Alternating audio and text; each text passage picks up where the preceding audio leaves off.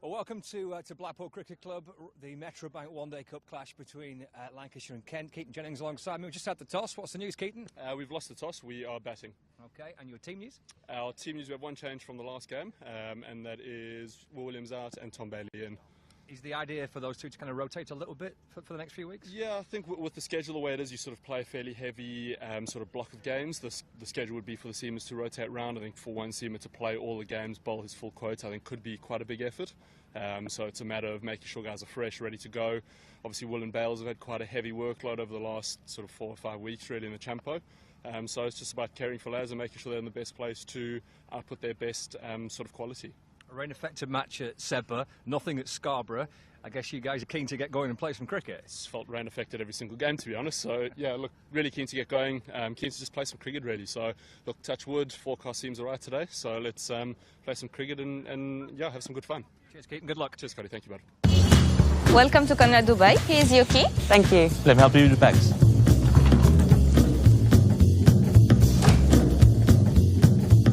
Nice room. How's that?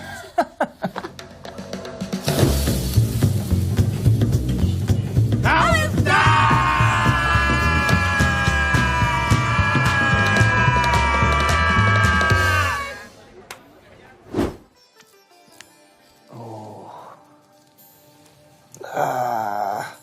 Oh. How's that? This is a call for hungry dreamers and hard-working self-believers. Success is down to more than just luck and talent. It's striving to be the best, breaking the boundaries and never giving up. Are you ready to become your best self? Are you ready to unlock your greatness? So what are you waiting for? This is Education Evolved. This is UA 92.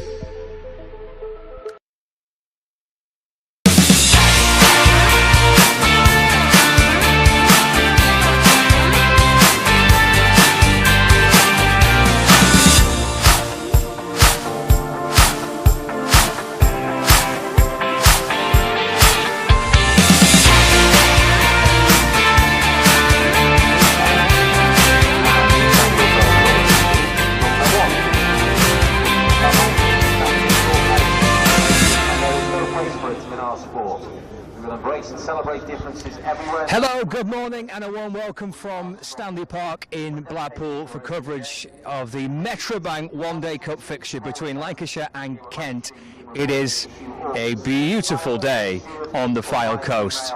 And thankfully, after 2 rain-affected games, Lancashire are going to play a full match, having been at Sebba School for the opening group game, which was badly affected by the rain against Essex, and then the trip to Scarborough last week, in which not a single ball was bowled. But as we can see, beautiful sunshine, blue sky, and a very healthy crowd here at Stanley Park, which is excellent. School holidays, of course, as well, which also helps potentially bring a few extra into the ground. And as we've heard from Keaton Jennings at the toss, Kent have won that, and they're going to have a ball first. The Kent players are just kind of gathering at the edge of the boundary rope. The Lancashire players are just waiting on their dressing room at the moment. We'll see the 2 opening batters. They've made one change, just to remind you of that team news. There is no Will Williams, Tom Bailey coming in for Lancashire for this fixture.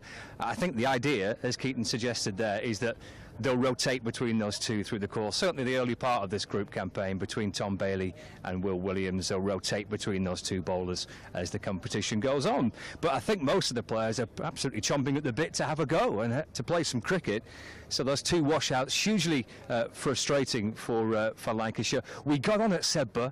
We kind of had, a thick end of 40 overs, something like that, but the rain around, in the end, it was just a bit of a disappointing rain-affected game. And then all the way across to Scarborough for the second match, and not a single ball bowled. So I reckon that a lot of these lads are pretty eager to get out there and have a go and try and play some cricket against a Kent side who've made a pretty solid start to their group stage as well. And they welcome back Daniel Bell-Drummond. Might just be able to see Daniel Bell-Drummond there, squad number 23. That's a big boost for Kent is that he's been released from the 100 to play in this competition. So a big boost for Kent to have Daniel Bell-Drummond back available for this fixture. Lancashire's team is relatively settled. They've kind of got a relatively modest squad of players for this competition, which they will use through the course of the campaign, a mixture of some kind of senior players and younger players as well. And I think for a lot of these guys that have not got a 100 contract, this represents a really good opportunity to play some one-day cricket and try and see if they can win a trophy, of course. And of course these two sides got all the way to the final last year. Kent, the winners at Trent Bridge, beating Lancashire in the final, so they are the defending champions of this competition. The players are heading out, our two umpires leading them out to the middle. Kent bowling first, and we'll see actually the arrival of the two Lancashire opening batters in the next few moments as well. Keaton Jennings and George Bell just heading out towards the middle. So yeah, the two teams that reached the final of this competition last season, Kent going on to beat Lancashire in that final. So Lancashire hoping to maybe get their revenge today, led out by their captain Keaton Jennings and George Bell heading out to the middle. This commentary live on Lancs TV and on the BBC Sport website and the app as well. Ben Watts from BBC Radio Kent is alongside me for the duration of this game. I'm going to head back to the commentary box and join Ben. We're just a few moments away from the start of play.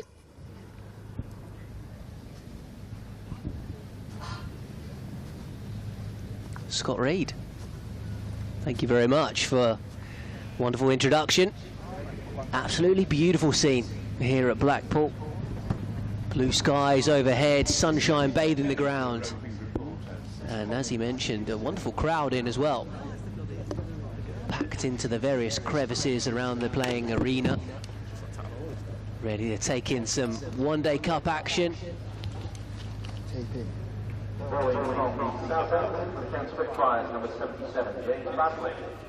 Looks like James Bazley is going to get the action underway then, the Australian, with the ball for Kent. The Spitfires winning the toss and choosing to field first, which I think a few of their supporters slightly worried about, seeing as that was what they did at Beckenham, and Leicestershire almost put 400 on the board and won by about 250 runs as Kent were absolutely skittled for 116. So they'll be hoping for better fortunes with the ball today. It's George Bell and Keaton Jennings opening the batting for Lancashire, running through the full Kent team in a moment. As Scott has mentioned, Daniel Bell-Drummond out there, which is great to see. And Bazley running in. Oh, an early inside edge into the front pad from Bell, and a good start from the Australian. Morning, Ben. Morning. Oh, it's a terrific crowd here at Stanley Park, which is great. Weather's terrific as well. Hopefully set for a good few hours. Lancashire just keen to get out there and try and play. They've had a pretty frustrating start to the competition this year, with rain at Sebba and rain in Scarborough. Yeah, I think the phrase is summer's arrived, hasn't it? Yeah, happy days. Since the kids broke up, this is probably the nicest day we've had. It's Bazley bowls. A little bit back of length this one to Bell. Plays it out towards backward of point and a dot ball. Yes, it's hard to judge really for Lancashire. It's in terms of what they're about as a one-day side this year. They've got one or two players who are making their kind of way in the first team. They were handed debuts in the game against Essex, with a little sprinkling of senior players. I think that's probably replicated across most counties, isn't it, for this competition this year. Bazley to Bell. Thick edge, wide of second slip, down towards third man. Might go all the way for four. Stewart can't stop it. So the opening boundary of the game. And Bell underway with a four. Thick edge, wide of second slip. Yeah, two slips in place early on for Kent. Positive shot by Bell. Lancashire up and running with that boundary. Bell being given the chance to bat at the top. It's kind of a new role for him, featuring mainly in Lancashire's middle order since he came into the side, kind of middle part of last year, but opportunity at the top alongside his captain. Yeah, I think that's one of the great things about this competition. It is opportunities for young players. This one defended away, out into the covers. Kenny got Finch behind the stumps. Compton and leaning, the two slip fielders. Jazz Singh making his list day debut down in front of us at fine leg. Stewart mentioned out at third man. Kadri at point. Blake at cover. Joey Everson at mid-off. Daniel Bell-Drummond on the leg side. That'll leave Matt Quinn at mid-on. I do wonder if maybe there's just a little bit of moisture in the surface, whether it might get better bat on as the day goes on with the sun baking this wicket. We'll have to wait and see. Baisley bowling again. Bell defending out into the offside. You went out for the toss, Scott. Yeah. What was the pitch looking like? Yeah, that's a fair point. I think as the day goes on with the forecast as warm and dry as it is, I think there's a possibility it might get potentially a little easier to bat on. You might want to be batting last. The idea of knowing what you're chasing. It will be a good pitch here, Ben. Plays well. It's a good pitch for batting. Can be a bit of a, as Graham Onions put it the other day, it can be a bit of a bowler's graveyard at Stanley Park. Sounds like Beckenham. Sounds like Beckenham. Here comes Baisley. There's Bell looking to cut this one into the offside. With that in mind, Kent are going to have to bowl better than they did in their defeat to Leicestershire, and, well, certainly bat a lot better, because that was a little bit farcical to get bowled out for 116 on a pitch where your opponents have got 380, albeit there was some rain at the interval, which maybe did just spice things up a little bit in terms of the pitch. But Kent got that win at Scarborough. Again, that was a rain-affected fixture. And a late wicket for James Baisley effectively turned the tide, and the Yorkshire score dipped below the DLS par score. And Kent managing to win that game. So quite a dramatic start to their one-day cup title defence. Grant Stewart is going to open the bowling from the other end. Yeah, we've got the north and south ends, which I'm sure took a long time to think about. That's very creative. Yeah, I think so. Which one's north and which one's south? We're at the north. Oh, okay. Yeah. The sunny south on the far side. Well, I mean, get in touch with us on social media if you've got any better ideas for possible names of ends. Is Stewart in and bowls. It's worked out towards mid-wicket, where it's scooped up by Ben Compton, and there is no run. You've got the north and south ends of the ground here at Stanley Park. I suppose you could have the southern end on the far side. There is the pavilion not quite behind the bowler's arm, but this is the pavilion end of the of this ground. But yeah, north and south is Stewart sets off again. Jennings on strike, in and bowls. It's worked away to mid-wicket. Yeah, we're underway on time. Beautiful day, actually, which is great. Lancashire's one-day cup competition has been frustrated by the weather this year, with washouts in Sedbergh and at Scarborough, but the forecast is good for Blackpool on the Fylde coast. Lancashire are batting first. Kent won the toss, but Lancashire into bat. They've made one change from the team that last featured against Essex, with Tom Bailey coming in for Will Williams. We're in the second over of the match, and Lancashire 5 without loss.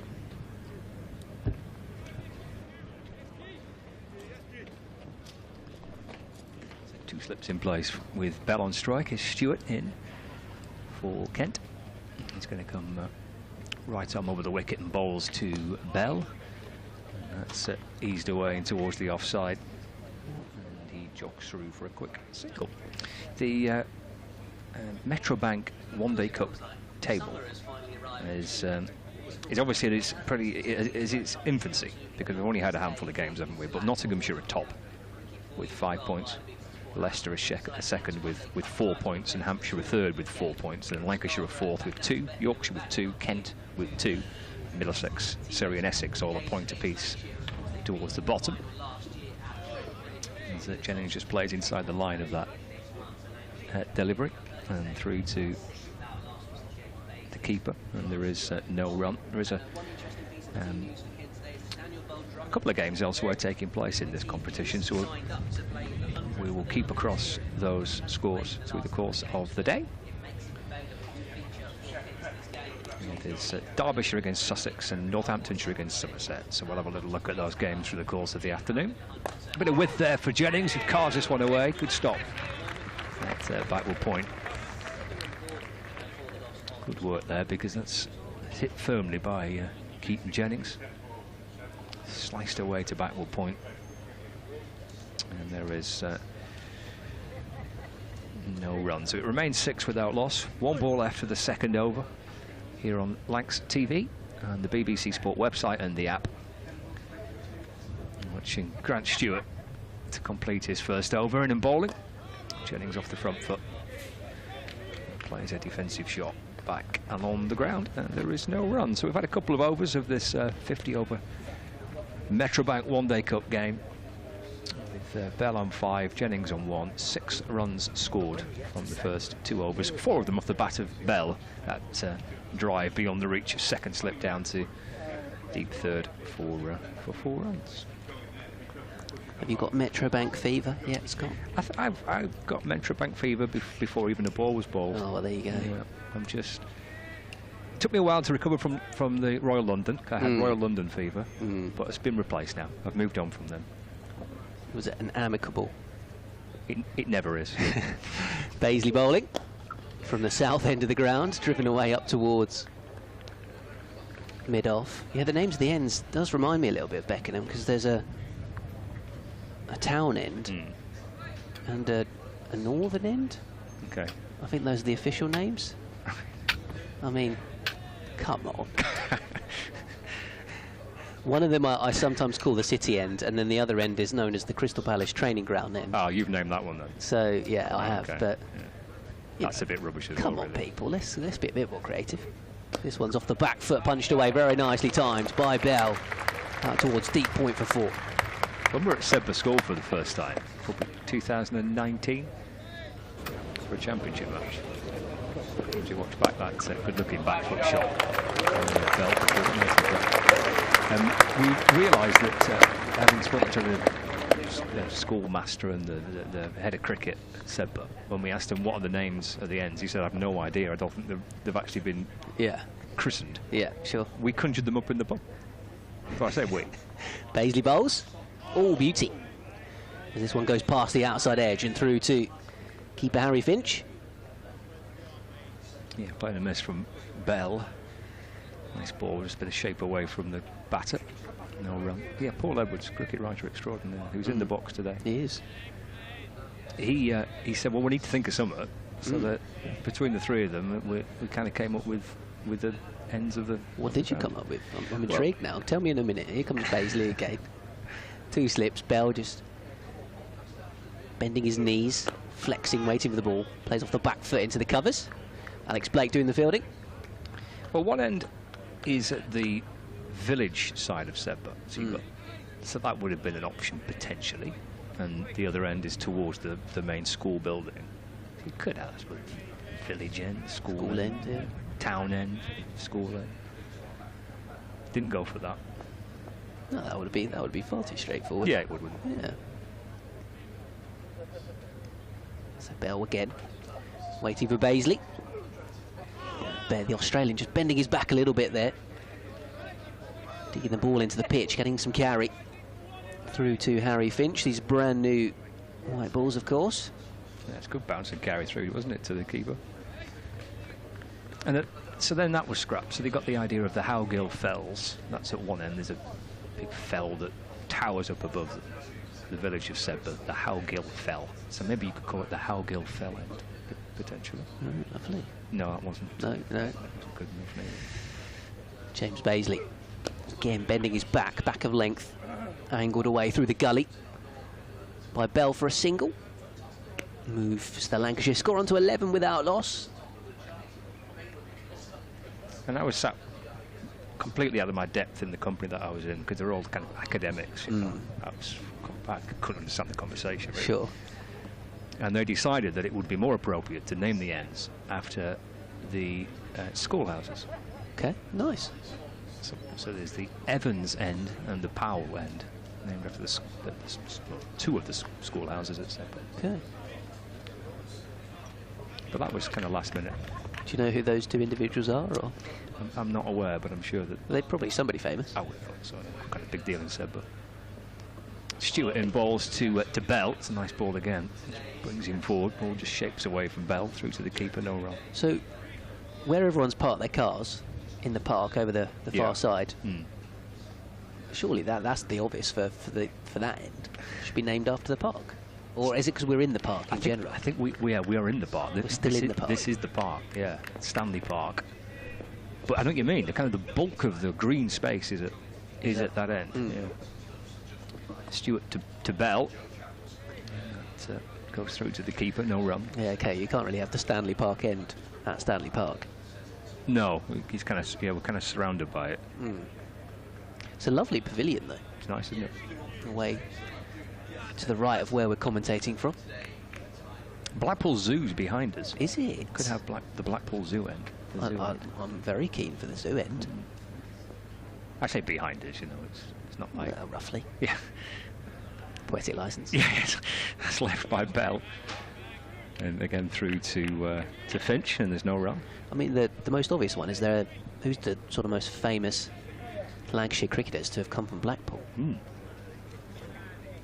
Well, I mean, Stephen Croft would be right up there with top of that list, I would have thought. There we go. Stephen Croft, he needs to have an end somewhere. Shouldn't he? Yeah. He needs to have something named after him. But if Jimmy can have his end Absolutely. at headquarters. Stewart to Bell, hammered away for 4. Nailed it through the covers, did George Bell. Moves into double figures with that. Handsome looking drive all along the ground, through the gap. And 4 more to Bell. So we've got the Stephen Croft end and the zoo end. I like it. That's far more interesting than North and South. I could start this from Bell. Clearly come out with some intent. Bit of freedom. Bit of licence to go play a few shots, make use of the power play restrictions. It's up to 14. It's Stewart to Bell. That's left and taken by the keeper, and there's no run. So 15 without loss, with 2 balls left of the... Sorry, 1 ball left of this over. Have we sorted out our ends? I don't think we have. Are we? Do you know which end we're doing? I've kind of started with this one, I think, now, or at least I'm into this over. I'll do the north end. You do the south. Yeah, sounds good. Sounds all right. Yeah. There's 1 ball left of this 4th over. It's Stewart in and balls. And that beats Bell through to the keeper. And there's no run. So we've had 4 overs here at Stanley Park in Blackpool. And Lancashire are 15 without loss. I mentioned there are other games taking place today, including the game between Derbyshire and Sussex. This is taking place at the county ground in Derby. And Sussex are batting first, and they're 23 without loss, with Tom Clark and Tom Haynes batting for Sussex. So 23 without loss in the 4th over of that fixture in Derbyshire. Now, I don't want to reveal any trade secrets or anything, Scott, but are you happy if I sort of unmask the smokescreen a little bit? Because you were doing an update a minute ago, and it was fantastic to watch. The various pieces of technology you've got on the go today. So, I hope you don't mind. I can digress if needs be. No, it's you say whatever you want. So Jennings on strike. Just the 1 slip for him. Baisley beats the outside edge, and nice delivery once again. So Scott, as we know, is a man of many talents, and previously has started off his commentaries from the middle, on top of the roller. Top of the roller. Did you do it? Was that here? It might be. I think it was. Yeah, I think that was here. Yeah. So you started over by the little scoreboard today. I thought somebody could have given you some sunglasses. That's a bit bright. You were sort of looking into the sunshine. Yeah, it was. Trying to do a piece to camera without any. 2 slips now after that delivery. Driven back down the ground up towards mid-on by Keaton Jennings. So yeah, so Scott started off his commentary over on the far side of the ground, wandered around. Excellent use of the sort of roving reporter mic. And then for your update, I looked around and while I was doing mine, and realised you got your phone wedged in underneath your big headphones that you do the commentary on, and we're doing your update on your phone. As this one is defended away by Jennings, just using his feet to get down the pitch slightly.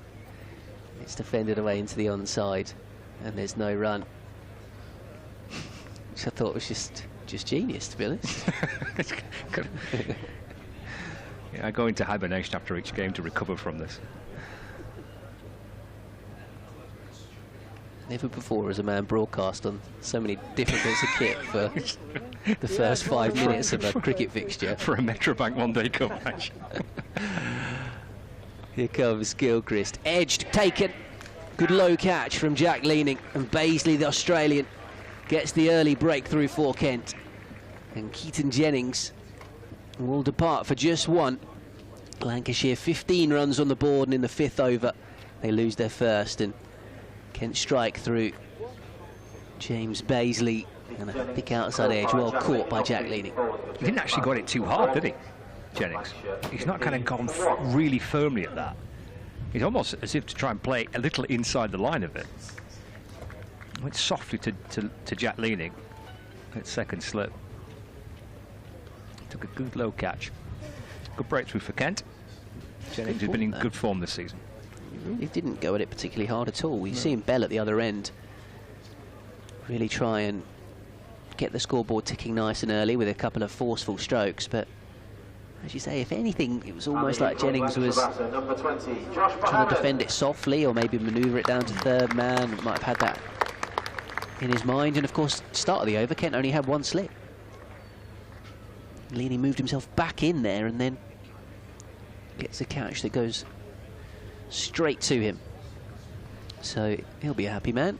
Yep. Jack Leaning, having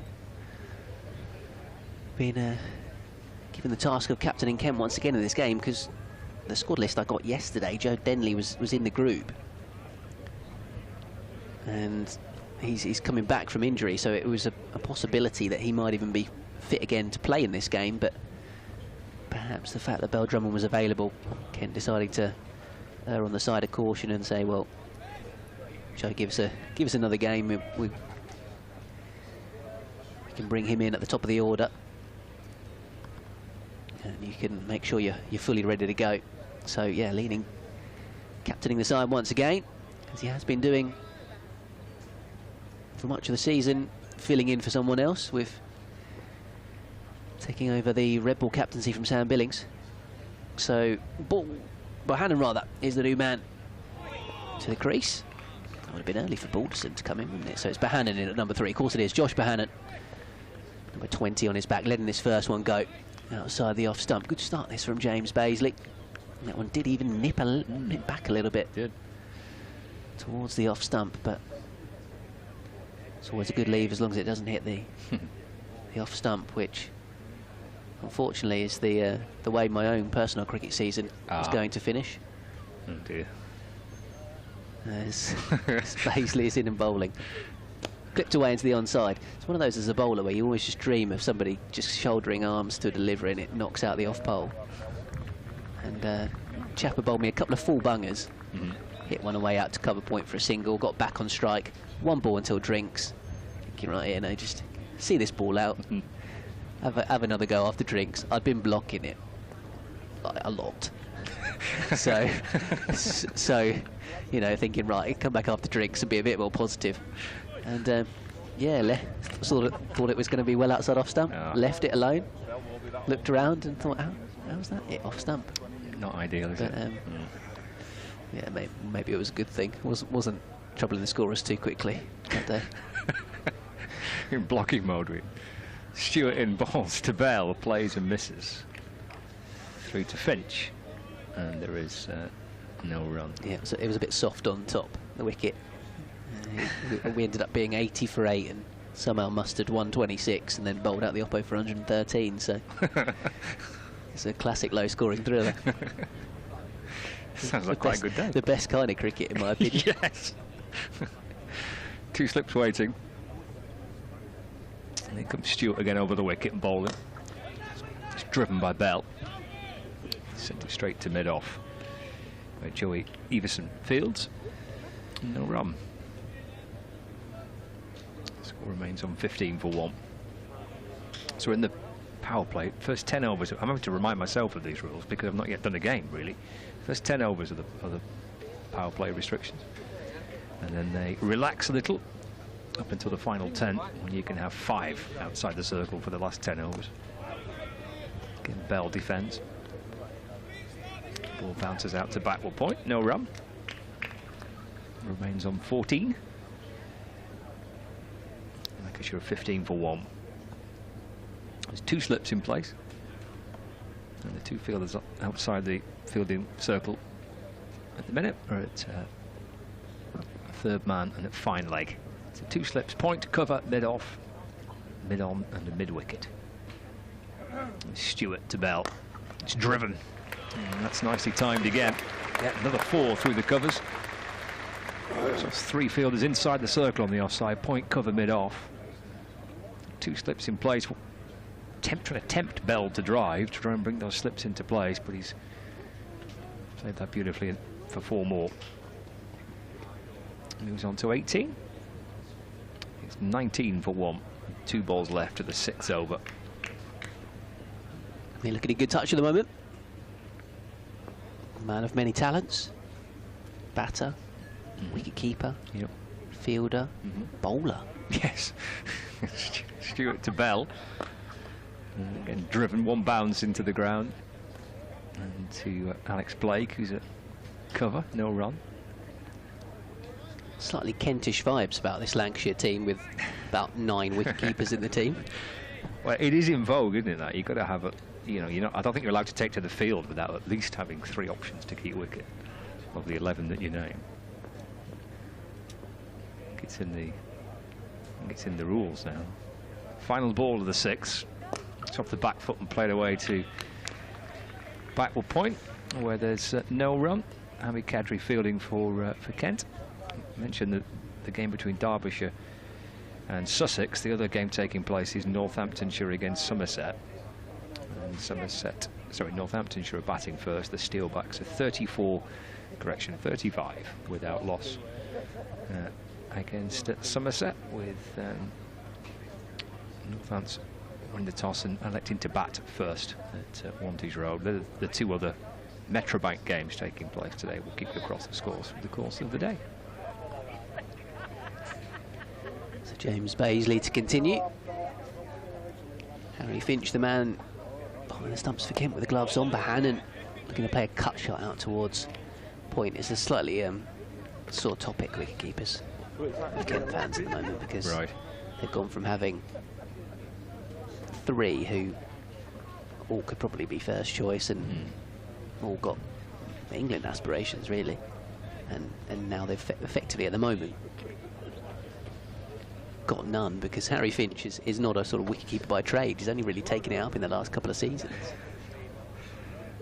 As Bazley is in, cut away by Bohannon out towards cover point.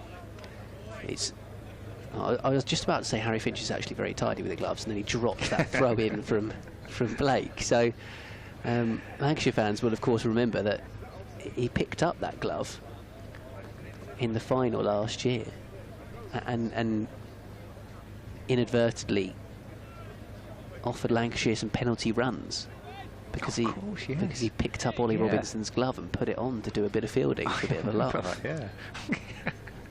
Bazley bowls. That's a beauty once again from the Australian. He's found a really good length so far on this track.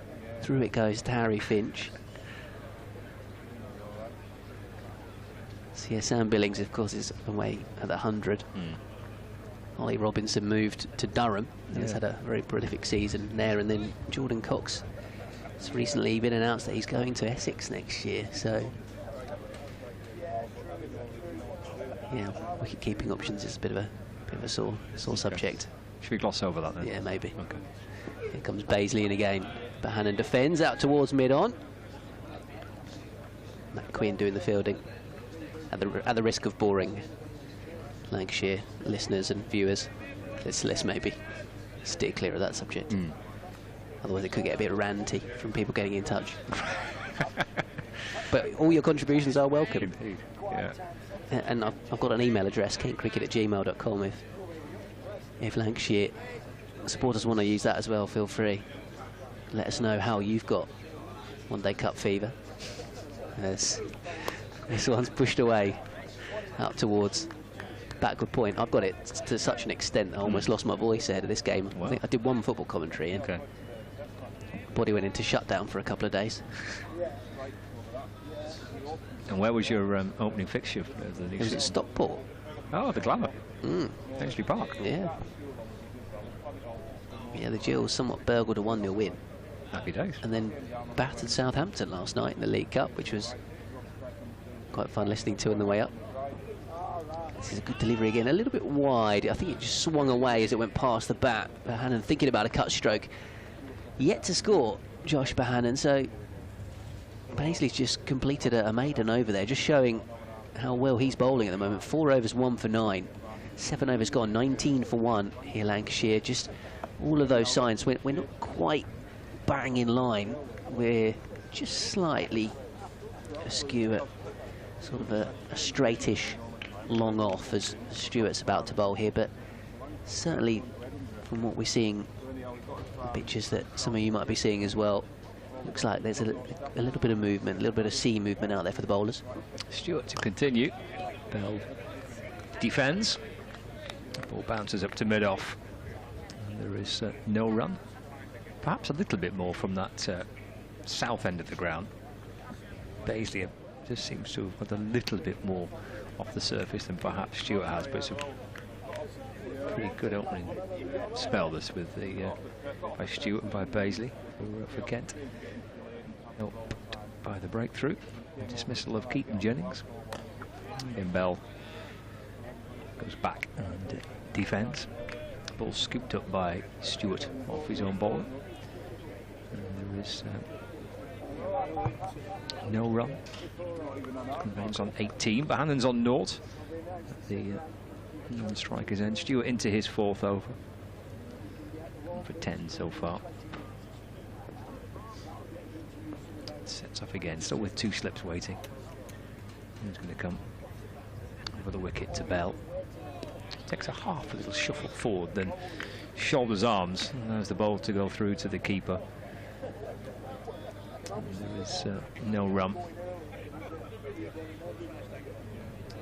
to still got the 2 slips in place there, Kent.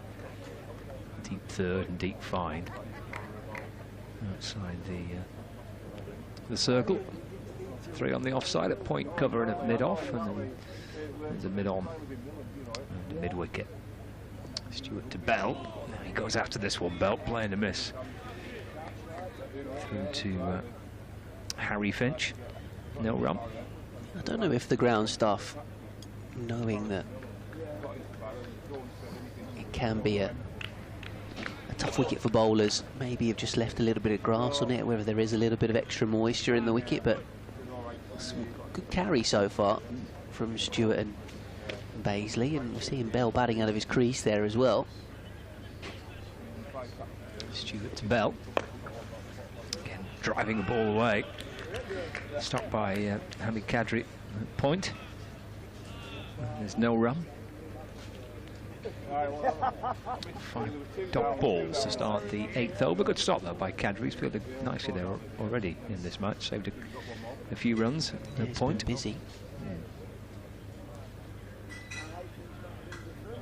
It's a final ball of the 8th over. Here comes Stewart to Bell. And he drives to the left of mid-off this time. And Joey Everson having to go maybe 6 or 7 yards to his left to field the ball, and they get through for a single. So Bell actually keeps the strike. It is the end of the over. So 8 overs gone, 20 for 1. Bell has 19. Bohannon on 0. Scott Reed and Ben Watts with you here on the BBC Sport website and the app, and we're on Lancs TV as well from our commentary marquee at Stanley Park in Blackpool. If you see me on commentator cam looking at my phone, I'm either sending a tweet and updating the scores, or I'm trying to look at the time to make sure I don't miss an update. I'll just get caught up in the game and forget I'm supposed to talk to BBC Radio Kent. This one's defended away out towards point by Bell for a single, so I might just let you carry on, Scott, and I'll listen out. That's all right. It's called Metrobank fever, is that? That's what it is. It's got wrapped up in the game. It affects us all through the course of August. Bohannon's on strike with Bell taking a single off that first ball of the over. This is over number 9 for Lancashire. Paisley from the south end of the ground. Sets off again past the umpire, in and bowls. Bohannon goes back and defends, and there's no run. Neil Mallender and Steve O'Shaughnessy are our 2 umpires today. And by the looks of it, we've got O'Shaughnessy at the far end and Mallender at this near end. Actually, for those watching on Lancashire TV, you can just see Neil Mallender at the back of the screen there, just behind Josh Bohannon, who waits for Bazley, who sets off again and bowls. And driven for Bohannon's first runs, probably 4 of them. It's a quick outfield and relatively short boundaries. No, he just got there in the nick of time. Nice work. And Bohannon comes back for 2. Probably thought he timed that well enough for 4, but nicely flicked back just in time. Good piece of work by Alex Blake. Saving a couple of runs for his side. Actually, they've run 3. Just bringing Bell back on strike. Bohannon off the mark with that 3. So 24 for 1. As Bell waits for Bazley. And drives straight down the ground. Lovely shot. It's 4 runs for Bell. Lovely on drive by George Bell. It's his 5th boundary this innings. Oh, that's a lovely shot. Held the pole as well. Moves on to 24. A step or 2 down the pitch towards the bowler. Struck it beautifully with his perfect straight bat. Gets 4 runs for it. So 28 for 1 now. Bazley to Bell. And that's dabbed down to 3rd. Grant Stewart fields. And Bell moves on to 25. So 29 for 1. 1 ball left of the 9th over. So just the 2 bowlers used so far. This is Bazley's 5th. And Grant Stewart's bowled 4 overs for 11. So Bohannon back on strike. Final ball of the over, been the most profitable so far for the bowling of Bazley so far this morning. Bohannon looking to try and add to it here, but tried it straight to Joey Everson, who's at mid-off. And there is no run, so it's the end of the 9th over. 29 for 1. Bell has 25. Bohannon on 3. The 1 wicket to fall is the captain Keaton Jennings. It's caught by Jack, leading off James Bazley for 1. Decent crowd in today here at in the park in Blackpool. I hope that the forecast has been pretty solid, hasn't it, for a while.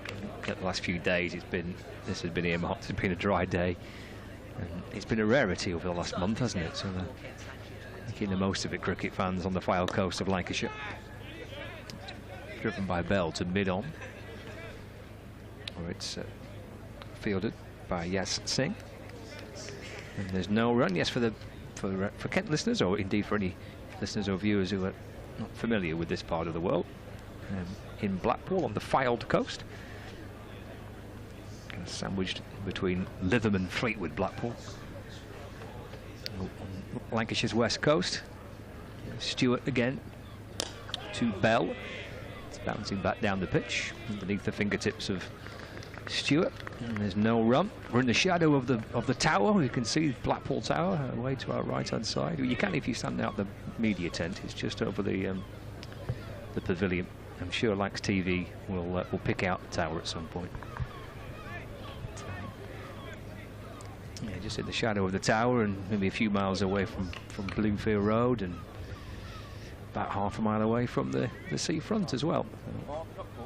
Nice place to watch a bit of cricket. Stewart is in again. Balls. It's defended by Bell. Played out towards Blake, who's at extra cover. Probably my first visit to Blackpool actually since a couple of prior trips to Bloomfield Road. Okay.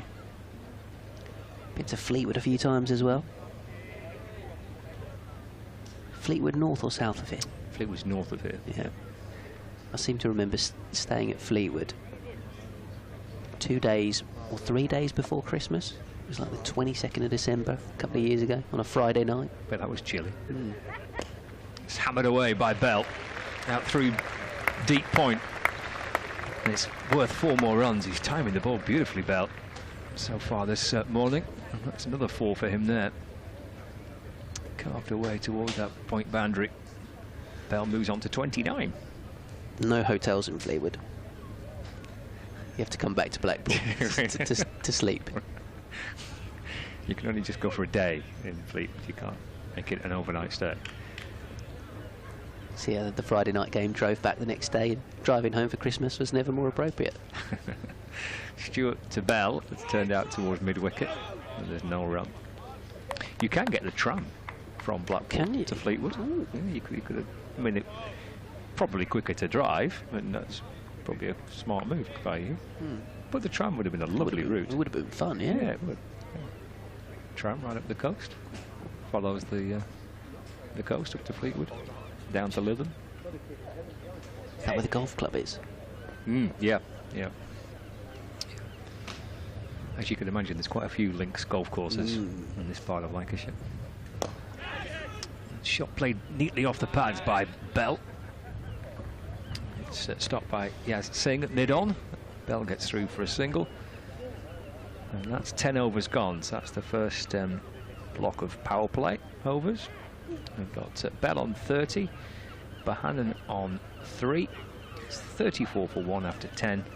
And for viewers on Lancs TV, there is the glorious sight of Blackpool Tower. All ready for next year's Strictly Dancing. I think they've been announcing some of the contestants this week, actually. Have they? Okay. Are you on the list? No. 2 left feet. One of those things when you become a father, you can legitimately own dad dancing, and that's me. I was doing dad dancing before my son was born, but I went to a wedding a few months ago and somebody pointed out that I can really own the dad dancing thing now. You've been dad dancing since you were a boy? Yeah, pretty much. So yeah, you won't catch me on Strictly anytime soon. I'll take him to the dance floor at Blackpool.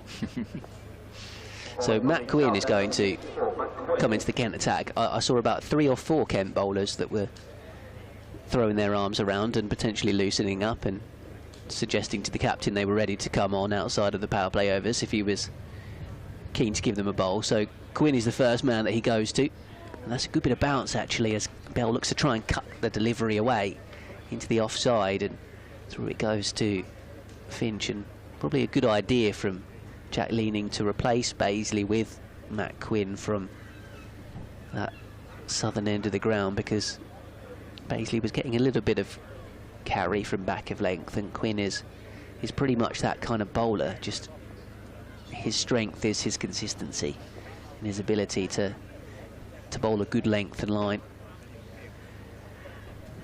He's in once again, squares up Bell a touch.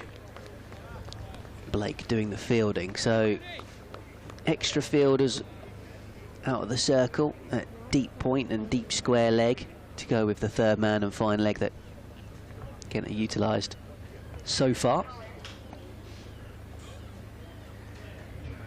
Lancashire 34 on the board, and Bell has scored 30 of them from 42 deliveries so far. He's the man facing up to Matt Quinn here. Full delivery, driven back past the bowler. Over-pitched by the Auckland-born seamer. And away it goes to the boundary, so 4 more for Bell. He's strong down the ground, isn't he, Bell? Second straight drive he's hit this morning.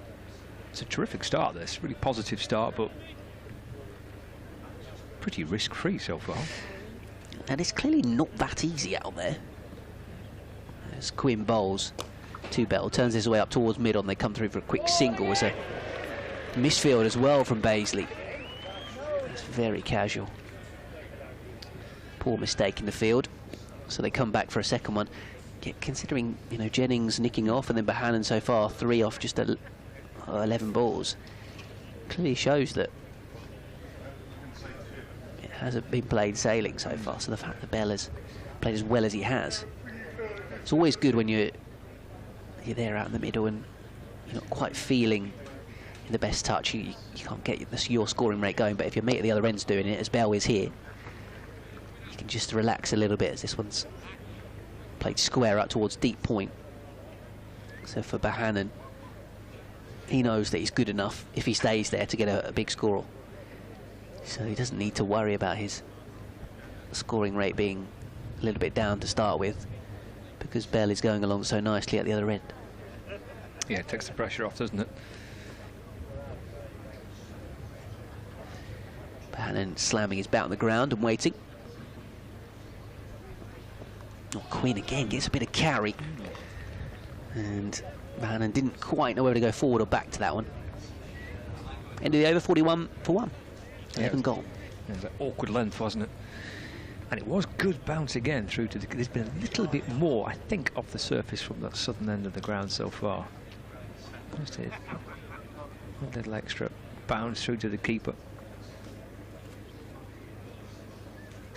Solid start, though, by Lancs. 41 for 1 after 11.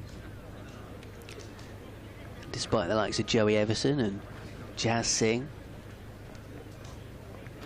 doing some warming up and threatening to come into the attack, Jack Leaning's going to stick with Grant Stewart here. 6th over. Just changing the field around slightly. Having Bell Drummond out there is good as well. He's a wonderful deputy. He's quiet but unassuming, but he's got a fantastic cricket brain and real calming presence out on the field, so he'll be giving Jack Leaning lots of good ideas too. Stewart in to Bell. Little hesitation. They do take a single in the end as he just chops the ball down to the backward point, gully region. Through they go for 1. Bell moves on to 38, 42 for 1. Yeah, so this is as a result of the slightly relaxed agreement between the 100 and the counties that if you're not playing, then you can be released back to your county. So Daniel Bell Drummond didn't feature in the opening couple of 100 matches, so he's able to play now for Kent, which I think was one of the issues that some directors of cricket were a little bit frustrated with the first 2 years of the 100, that players that were away with these different teams and not featuring. It's Bohannon off the back foot defending away to the offside, no run. It just doesn't really make sense for Jack Leaning as an example. He got in the COVID year roped in as a COVID replacement into a squad, but then didn't play, and then he missed a one-day cup game, and then from some good T20 Blast performances in 2021 he got a gig last year and then was on the bench for the whole month. Stewart to Bohannon hopping back and playing it back down the pitch. Stewart fields off his own bowling, no run.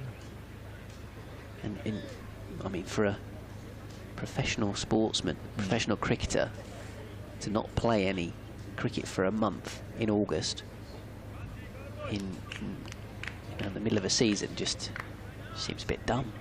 Yeah, especially if they're fit and ready to go. So yeah, I think it's a good initiative. Stewart to Bohannon, just trying to manoeuvre it away to the offside. Alex Blake fields at cover, no run. Yeah, I noticed this year, for example, Rory Burns is playing for Surrey in the One Day Cup. I don't think he played for Surrey in the One Day Cup last year. Wasn't picked up in the 100 and had a month off, and this year he quite enjoyed it, really, even though he went away with his family for a bit, but obviously making himself available for Surrey's One Day Cup campaign just so we can play some cricket this month. It's a good ball by Stewart. Bohannon just dropped his hands, allows it to go through to Finch, and there's no run. So yeah, it does seem a little bit more sensible to have a better kind of working relationship for the players that are not playing, or at least at the minute not playing in the 100, to be able to come back to the counties and play some cricket. Final ball of the 12th over. Bohannon waiting for Stewart. He's sent down 6 on the spin from the north end. In to complete the over. Bowls a foolish ball which is driven by Bohannon. And Blake fields at cover. There is no run.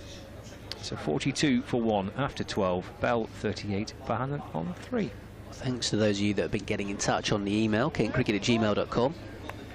Been neglecting it for the last 20 minutes, but I'll get to some of your contributions. John Andrew getting in touch about the possible end names. He was saying, well, the zoo's actually east of the ground and mid-wicket, it's not really the south end. We sort of did say that there was a bit of poetic license anyway. But he was saying you could name it the High Ropes End, as a High Rope Park. Okay. Which is due south of the ground. I mean, it's not particularly sexy. High Ropes End. But this is why I quite liked the zoo end. This one's down towards Third Man. It's a bit more exotic, isn't it? He also says the north end should be called, and I mean, I like the idea, but this is a bit of a tongue twister, the Edward VIII postbox end, after one of the few post boxes bearing that title. The aforementioned post box is situated on the roundabout on West Park Drive to the north of the ground. An Edward VIII post box. I mean, you may do reply again, John, and fill us in a little bit more on said post box. This one's driven back towards the bowler. Good stop by Quinn and his follow through. Shy at the stumps, the bowler's end. Bohannon gets through for a single to move on to 4. 44 for 1 in the 13th. Bruce saying greetings from The Hague, trying to maintain Metro Cup fever from a sunny Netherlands while tracking the Under-19 World Cup qualifier between Netherlands and Scotland, as well as prepping for our key midweek T20 game this evening versus the fantastically named Eureka CC. What a wonderful name indeed. There's Quinn bowls. Bell just plays this away into the offside. This is what I mean. You get Kent fans talking about wicketkeepers, and they reply with stuff like this. Obviously, as a Kent fan, it's been a dismal season thus far. Disappointment of losing Robinson and Cox in successive seasons certainly rubs the salt into it. Says, is there something not right behind the scenes? Will be a big ask to avoid the drop to Division 2. Only bright spot been this year is the blossoming of Mieye. As this one's cut away out towards backward point, and it slides through the fingers of Hamid Kadri, who whacks the grass in frustration that he's let that through for a run. And Mieye, of course, getting a wildcard gig for the 100, so I don't think he's actually played either for the Oval Invincibles just yet, but you'd have thought he's got the sort of game which is perfect for short format cricket. All the shots loves to try and score boundaries. But for his development, as Quinn is in and bowling, someone like George Bell, obviously a case in point right now. He's out there 40 not out. How good would it be for Mieye to be playing some 50 over cricket rather than being sat on the bench at the 100? I'm sure he's one that Kent are also probably tapping up and in discussions with it. You know, can we get Tawanda back for a game if you're not going to pick him? He had a good year, hasn't he? Yeah, he has. Second team runs kind of forced his way into the championship team, and first class maiden 100 as this one's driven back down the ground by Bell. Kent chasing after it. Baisley and Everson should get there, so they come back for 3. Moves the score on to 49 for 1. At the end of the 12th, Howard Chambers getting in touch saying, regards from a sunny Crete. Great to have some commentary on cricket rather than the sound of raindrops. On the naming of ends, let's hope... Should you have read this before you started? Oh, I probably should have done. He's making a gag about young George Bell. Classic. Oh dear. Thanks anyway, Howard. I like the Stephen Croft end. Anyway, Richard's getting in touch saying, how many people were covering this game? It looks like there's loads of people in your tent. Well, I mean, didn't realise it was being policed, how many people were in the media tent. It's interesting that umpire Mallender is again on duty. Must have been pleased to get out of Yorkshire. It was at Scarborough when one of the locals kicked off. Don't worry about umpire Mallender, he's a character. He won't. That's water off a duck's back. Right, it looks like Joey Everson's going to have a bowl. It's actually clouded over somewhat here as well, which is slightly disappointing. Grant Stewart 6-over spell for 17. The first bowling change from the north end of the ground with Bell on 43 is Everson to Bell. And that's a single worked out to the leg side. To the right of Bell Drummond at mid-wicket, who just catch up with the ball. Bell moves on to 44, and that brings up the 50 for Lancashire. At the start of the 14th over, 50 for 1. I wonder if George Bell's ever scored 44 out of a team's 50.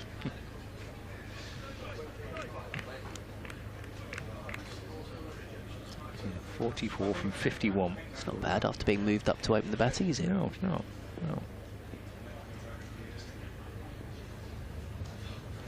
One slip in place as Everson is in and bowling to Bohannon.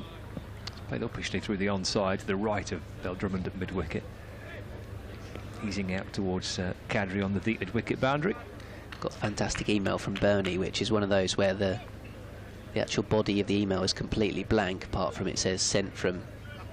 mail on Android.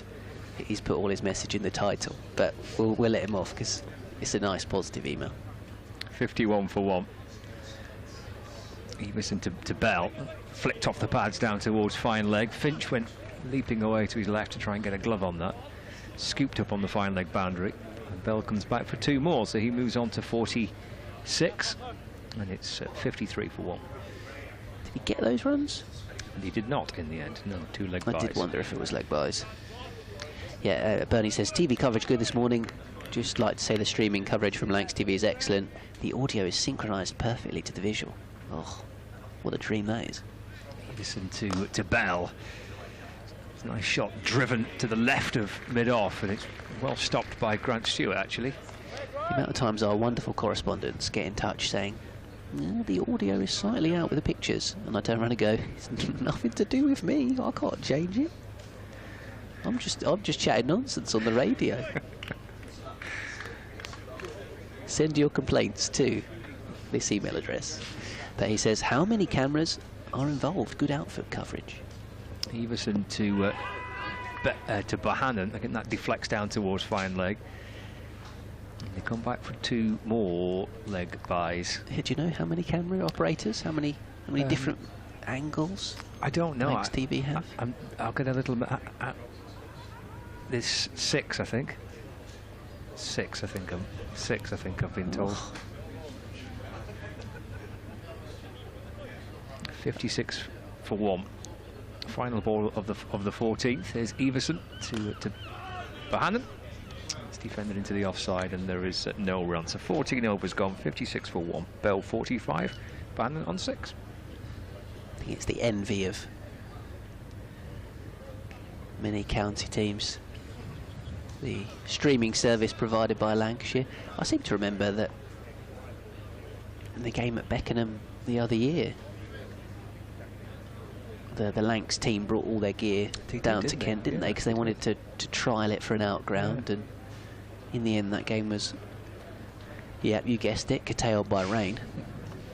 Yeah, it was Lancs TV on tour, that wasn't it? Yeah, it was. But yes, you can get the visual pictures of this game if you'd like to, or of course you can listen via the BBC Sport app and website. Those listeners and viewers getting in touch, kencricket@gmail.com. You can also get in touch on Twitter or X or whatever it's called these days as Quinn Bowles. I don't really like calling it X, it's still Twitter to me. I've kind of not got over it yet. You can post us instead of tweet us. No, yeah, anyway, I've not got over it yet. At Scott Reed 16, at Ben Watt Sport, at BBC Kent Sport. You know the addresses. But yeah. I like to colour coordinate my apps as well on my phone, and I had to, had to rearrange them all because of wonderfully the rebranding. Big fan of that. Gwyn bowls, it's smashed away. Behind square on the offside. Kadri with some nice work in the deep to rein it in from the boundary. And they come back for 2, so Bell within a stroke now of moving to a half century. 55 balls.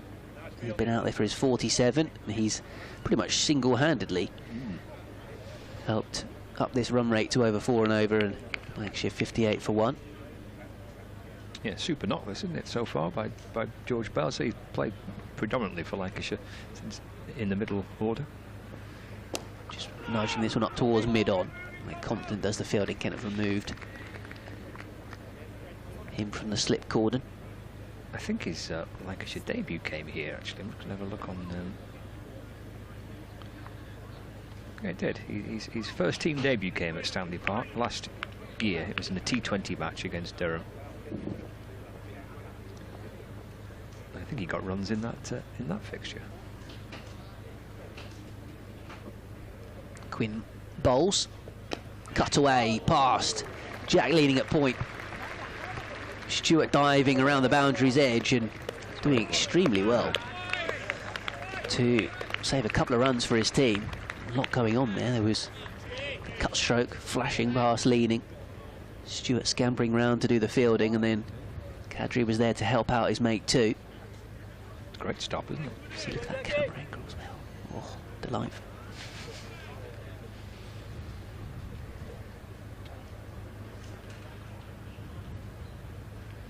So Bell, 49 now for him. Drives through the cover to his 50. Single out to deep cover. 58 balls in George Bell's half century. Super knock. Just his 3rd List A game, this. It's his first List A 50. A couple of 50s in first-class cricket for Lancashire, but his first in List A format. It's batted very nicely indeed. Bohannon now facing up to Quinn, defends away into the offside 7 boundaries. All along the ground for George Bell. Lancashire 62 for 1. Yeah, he's driven through the covers, hasn't he? He's driven the ball straight, a couple of late cuts. Yeah, he's found runs all around the pitch as George Bell. And this knock of 50 from, it's now 58 deliveries. Looking at Bell's wagon wheel and where the runs have come. All the boundaries as Everson continues to Bohannon, who drives up towards mid-off, underarm throw towards the stumps by Stewart. Oh, that's a quick pick-up and throw by Stewart, trying to run Bohannon out. He did get through for a quick single. Push up to mid-off, they went through. Bell wasn't entirely convinced, but Bohannon was okay. Nice work though by Stewart. Everson to Bell. It's defended to mid-on, and there is no run. Yes, he's had 1-4 through a straight mid-on, 1 through straight mid-off, and an extra cover back will point 3rd man, where Bell's boundaries have come from. Yeah, square on the offside and straight in particular played well. Everson to Bell just leans into it and calmly pushes the ball out to Alex Blake in extra cover. And there's no run. And the Lancashire media boys just come into the tent with a lot of paper bags full of lunch. A bit early for that, lads. It's only 12 o'clock. I think this is the pre-lunch. There we go, 15 overs. It's a long time until the interval. I think there's something else at the interval. Oh, really? Yeah, don't worry about that. Oh, wow. Yeah. Hammered off the back foot by Bell out towards deep point. Last time we were here, it was Here's the Lancashire hot pot. Oh. Big tray of hot pot with a big thick crust on top. Oh wow! Yeah. I must say, while we're talking food, the pre-match food at Edgeley Park at the weekend at Stockport was stunning. Oh, Everson to Bohannon. He drives down the ground, but for no run. I wasn't expecting to say that. I know, right? Vegetarians look away now, but there was this massive piece of lightly breadcrumbed chicken with some kind of hot pot potato sort of. As Everson comes into Bohannon, he's trying to cut the ball, but a play and a miss. Taken by the keeper. End of the over, 64 for 1 after 16. That sort of hash browny texture. Okay, nice. Yeah, it was with a few vegetables and mushrooms, and yeah, it was great. It set the bar very high for the start of the football season. The only way is downhill from Yeah, now. well, it really is, unfortunately. Unless someone's going to start putting on 3-course meals. I think Coventry do fish and chips, or used to. That's about the only one that's come close to that. So, yeah. That and T20 finals day, where every time you turn around in the box, there's more food that's been brought into the. It's a complete food fest, that, isn't it? Finals day. Right, we've had 16 overs. 64 for 1. Bell, 51 of those. Decent start from Joey Everson, just going for 5 from a couple of overs. I'm going to do that thing again where I'll let you carry on, Scott. It's got a BBC Radio Kent update very shortly. I wonder if we can get you on your phone doing your update on the camera. This one's clipped away into the onside by Bell. Gets 1, gets 2. They should come back for 3. Yeah, might see a few run threes today.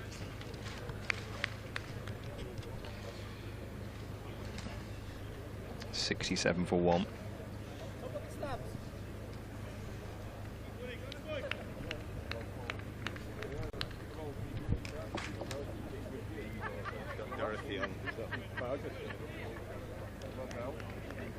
Brings Bohannon on strike.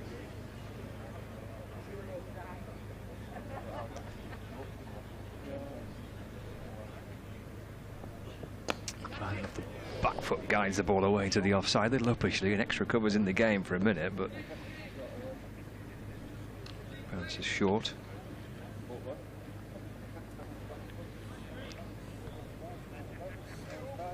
Score remains on 67 for 1. Savannah on 8. He's faced 27 balls. Bell on 54. Into the 17th over. Here comes Quinn. It's gone high by Bohannon off the back foot. Gets it up and over mid-off. Singh does catch up with the ball for a minute. If Bohannon was a little uncertain as to whether or not he'd chip that straight up in the air and straight to Jazz Singh at mid-off, but got it up and over the Kent man. Comes back for 2 more. Moves on to 10. 69 for 1. 3 balls remaining of the 17th over. Bohannon moves into double figures with that. Here comes Quinn again. Oh, he's skipping across the stumps, trying to scoop the ball, but makes no contact on that. Taken by Finch.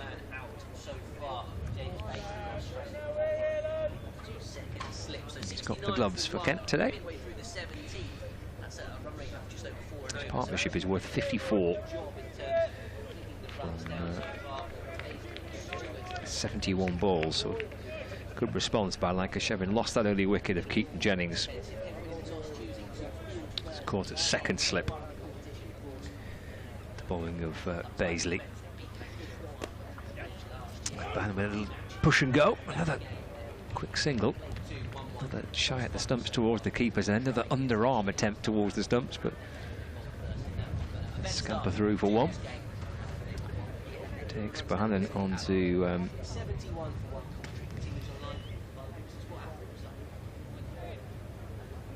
Goes through for a single, so he moves on to 11. Bell moves on to 54, 71 for 1 with 2 balls remaining of the 17th. Quinn for Kent. The defending one-day cup champions, of course. Ball short to Bell, who just drops these hands, allows that one to go through. And taken by Finch. And again, there is no run. Bell 54 from 63.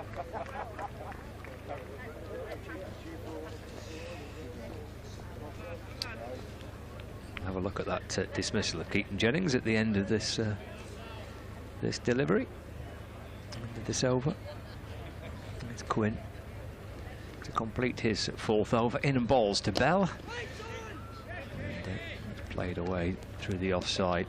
And that's the end of the 17th over. So 71 for 1. 56-run partnership between Bell and Bohannon. Wicket to fall so far today. Keaton Jennings, the edge to Jack Leaning at 2nd slip. Wicket for Baisley. It's the only one to fall so far, and these two have put together a little half-century partnership for this 2nd wicket. 71 for 1 after 17. If you're at Stanley Park in Blackpool with Lancs TV and the BBC Sport website and the app. Few more of your emails, which I'll get to in a moment. Thanks for getting in touch on kentcricket@gmail.com as Everson bowls a full delivery on off stump. Probably more on stump rather than the previously described. It's played up towards Jazz Singh. They come through for a single. Bohannon going a little bit links golf in the previous over with that shot over the top. That's a bit, yeah. Very much plugged. Please replace your divots. I've got a few emails to get to. I'll keep those off in a moment as Everson bowls to Bell, cramping him for room slightly there. Stephen getting in touch on the end names here at Blackpool. Says one should be named after Stephen Croft. He says the other, Richard Gleeson. Enjoying the live YouTube coverage down here in Devon.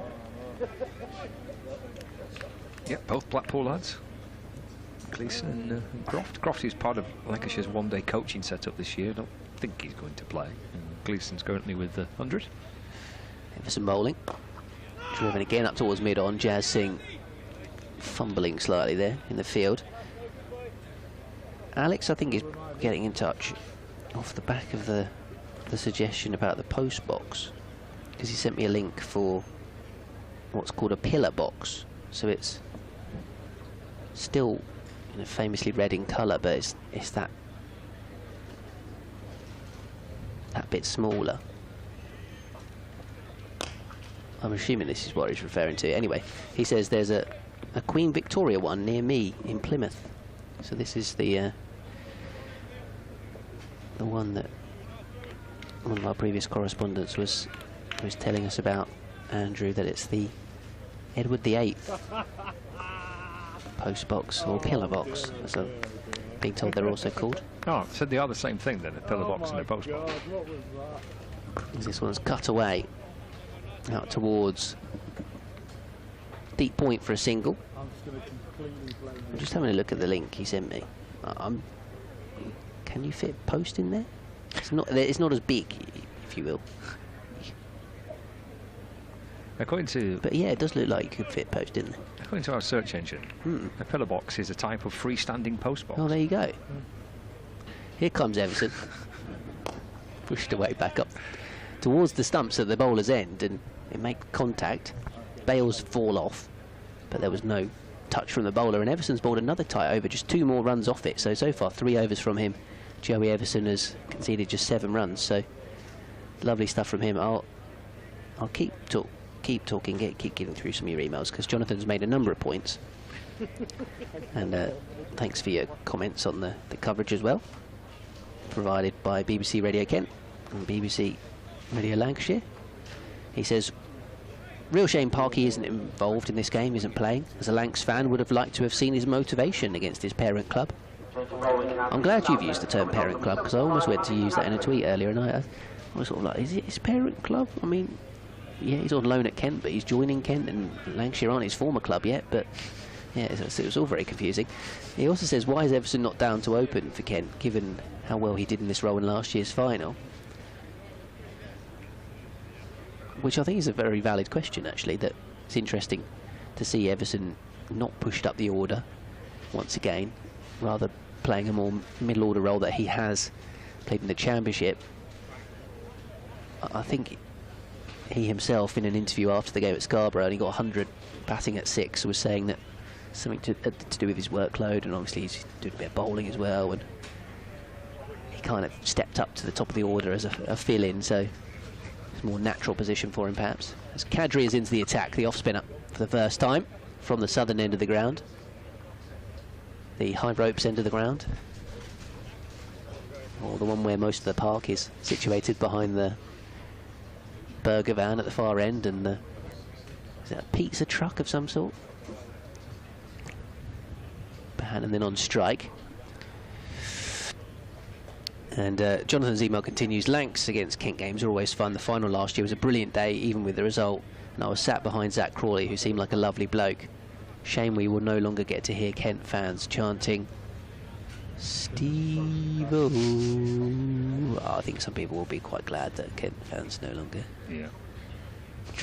drone in your ears. Chance of Steve-o as this one's clipped away out towards deep point. Where's he playing now? So he's playing for St Lawrence and Highland Court. Okay. As well as playing some Cornwall Big... Is it called the Cornwall Big Bash? I don't know what it's called. There's a Cornwall T20 competition that he's been playing in. This one's tossed up and clipped away up towards long on. But yeah, I think he's leading the Kent Premier League for hundreds this year, and has been bowling 10 overs, 4 for nothing as well, most games. So yeah, if you want to look up his stats on play cricket for the season, he's still got it. As Kadri bowls, and this one's clipped up towards mid-on, and well, maybe somebody would... I think there'd be plenty of fans who would suggest that somebody could have done a lot worse than to sign him up for the One Day Cup. He'd have been keen for sure. As Kadri bowls, and this one down the ground from Bohannon into the spectators on the top of the mound at the southern end of the ground. Mid-on was up in the circle, so minimal risk anyway, and he's bopped it over the top, and his personal tally looking a lot more respectable now. 19 for him, 82 for 1 Lancashire. Been the right mess of that guy's paper though, isn't it? Guy's newspapers scattered to all parts. Oh dear. Took the catch but dropped the paper. Turned the way into the onside for a single. Was it a broadsheet paper? I don't think it was, no. There's always just difficulty with folding the bits of the paper out anyway with those, and then you got even the other ones have inserts that fall out. I think he's a Kent fan, isn't he? That's a Kent badge, isn't it? No, yeah, it is. Is there? Oh, it's a Kent baseball cap and polo shirt. Oh no, his paper's ripped up. Oh dear. Oh, he literally has taken a page out. Yeah. He was doing the crookwork on that page as well. Yeah. Just about to complete it, and the cricket ball comes and ruins it all for him. That was very rude. All very pleasant though. Yeah. Everson to continue. Bohannon on strike. And that's worked off the back foot to backward square leg for 1 run. Moves to 21. 84 for 1. I've just searched for the Cornwall Big Bash. Oh yeah. And there he is, isn't he? Back row of the picture. Yes. 2 teams are there, with their pink and blue shirts on, and the great man's there on the back row. Cornwall Big Bash cricket. What's not to love? It's Greeny Moore.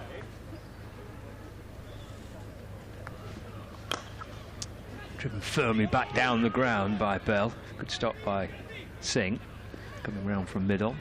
Yeah, decent tumbling stop from Jazz Singh. So who else played in it? There's a few names there, isn't there? Well, on the headline it says Pro Cricketers Peter Trigo and Darren Stevens, joined by Auckland Aces skipper and New Zealand A player Robbie O'Donnell for this year's Big Bash.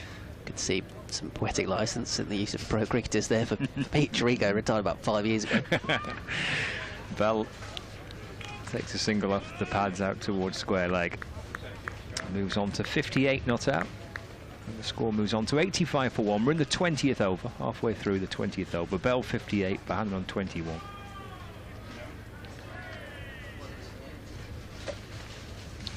Joy Everson into his 4th over.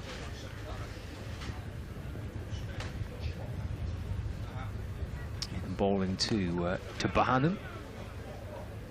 Pushed away into the offside, and there is no run. Steve getting in touch just to talk a little bit more about Kent's defeat at Beckenham at the weekend. I mentioned how normally it's a bowler's graveyard there and a batsman's paradise. It's a bit of a road, and Lancashire put 380 on the board, and somehow Kent were bowled out for 116. He was saying, not sure what happened on Sunday, looked like a different pitch or ball. Leicester didn't play a miss against the Seamers in 50 overs. Kent played a miss 8 times in the first 2 or 3. It's gone high back over Everson's head by Bohannon. Big beefy looking shot for 6 runs. Handsome looking shot by Bohannon. Clearing the sight screen over the TV gantry, heading in towards the car park. Bohannon swings through that and adds 6 to his total. It takes Lancashire on to 91 for 1, and Bohannon moves on to 27. I mean, you've seen a lot more of Josh Bohannon than I have, Scott, but so far it's been a slightly odd innings from him. Final ball of the over. He defends off the back foot and punches the bat in frustration as He's got 2 6s and no 4s so far. And normally he plays so well through the covers and through point, and you'd have expected him to have driven a couple of boundaries away square of the wicket to get himself up and running. But he was quite scratchy to start with. And then he's hit both Everson and Kadri straight over the top for 6. And those are his only boundaries. So yeah, just a slightly uncharacteristic Josh Bohannon knock so far. Yes, perhaps not quite his fluent best, is it, so far? Maybe that last shot that was kind of clubbed back over the bowler's head, maybe just trying to swing himself into a bit of form and to a bit of rhythm here. He's in good form this season, Bohannon, no? Enjoyed a good couple of months in the Championship, but I think I mentioned before, Lancashire have not barely played really in the one-day cup. First 2 matches were badly affected by the weather, so his first proper bat this for a few weeks. Some fresh gloves or something being brought out. Kadri ready to continue. So that 6 is slightly dented what were otherwise very good figures for Joey Everson so far. Bell is on the back foot, nudging away into the onside. Taking his score on to 59. Lancashire score to 92 for 1 in the 21st over of this one-day cup fixture here. BBC Radio Kent, BBC Radio Lancashire on the BBC Sport website and app, and on Lancs TV. As Kadri bowls. Bohannon nudging this one into the onside. Matthew getting in touch, asking if we could give a birthday shout out to someone. And I'm feeling in a good mood, so we're going to do it. This one is clipped away up towards mid-on for a single. It says, would you be so kind as to say a very happy birthday to Bex Coleman, who turns 25 today. She's a founding member of the Denley Meme team on Twitter, and also the Metronomes Cricket Club, who are a charity side who raise funds and awareness for autism. This one's turned away for a single by Bell. It says, many thanks from Sal and everyone at Metronomes. You know, she's very active on the old social media, Bex, and she's a big Joe Denley fan, so with that in mind, more than happy to say happy birthday to you. The Denley Meme team on social media is a good, fantastic bunch. Okay. There's Kadri bowls, and it's driven back in his direction, dot ball. Do they have their own kind of Twitter handle then? It's more of a hashtag. Right. There's like just a group of them that love doing these funny graphics.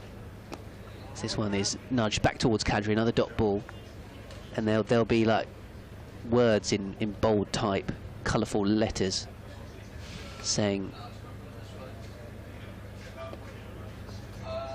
you know,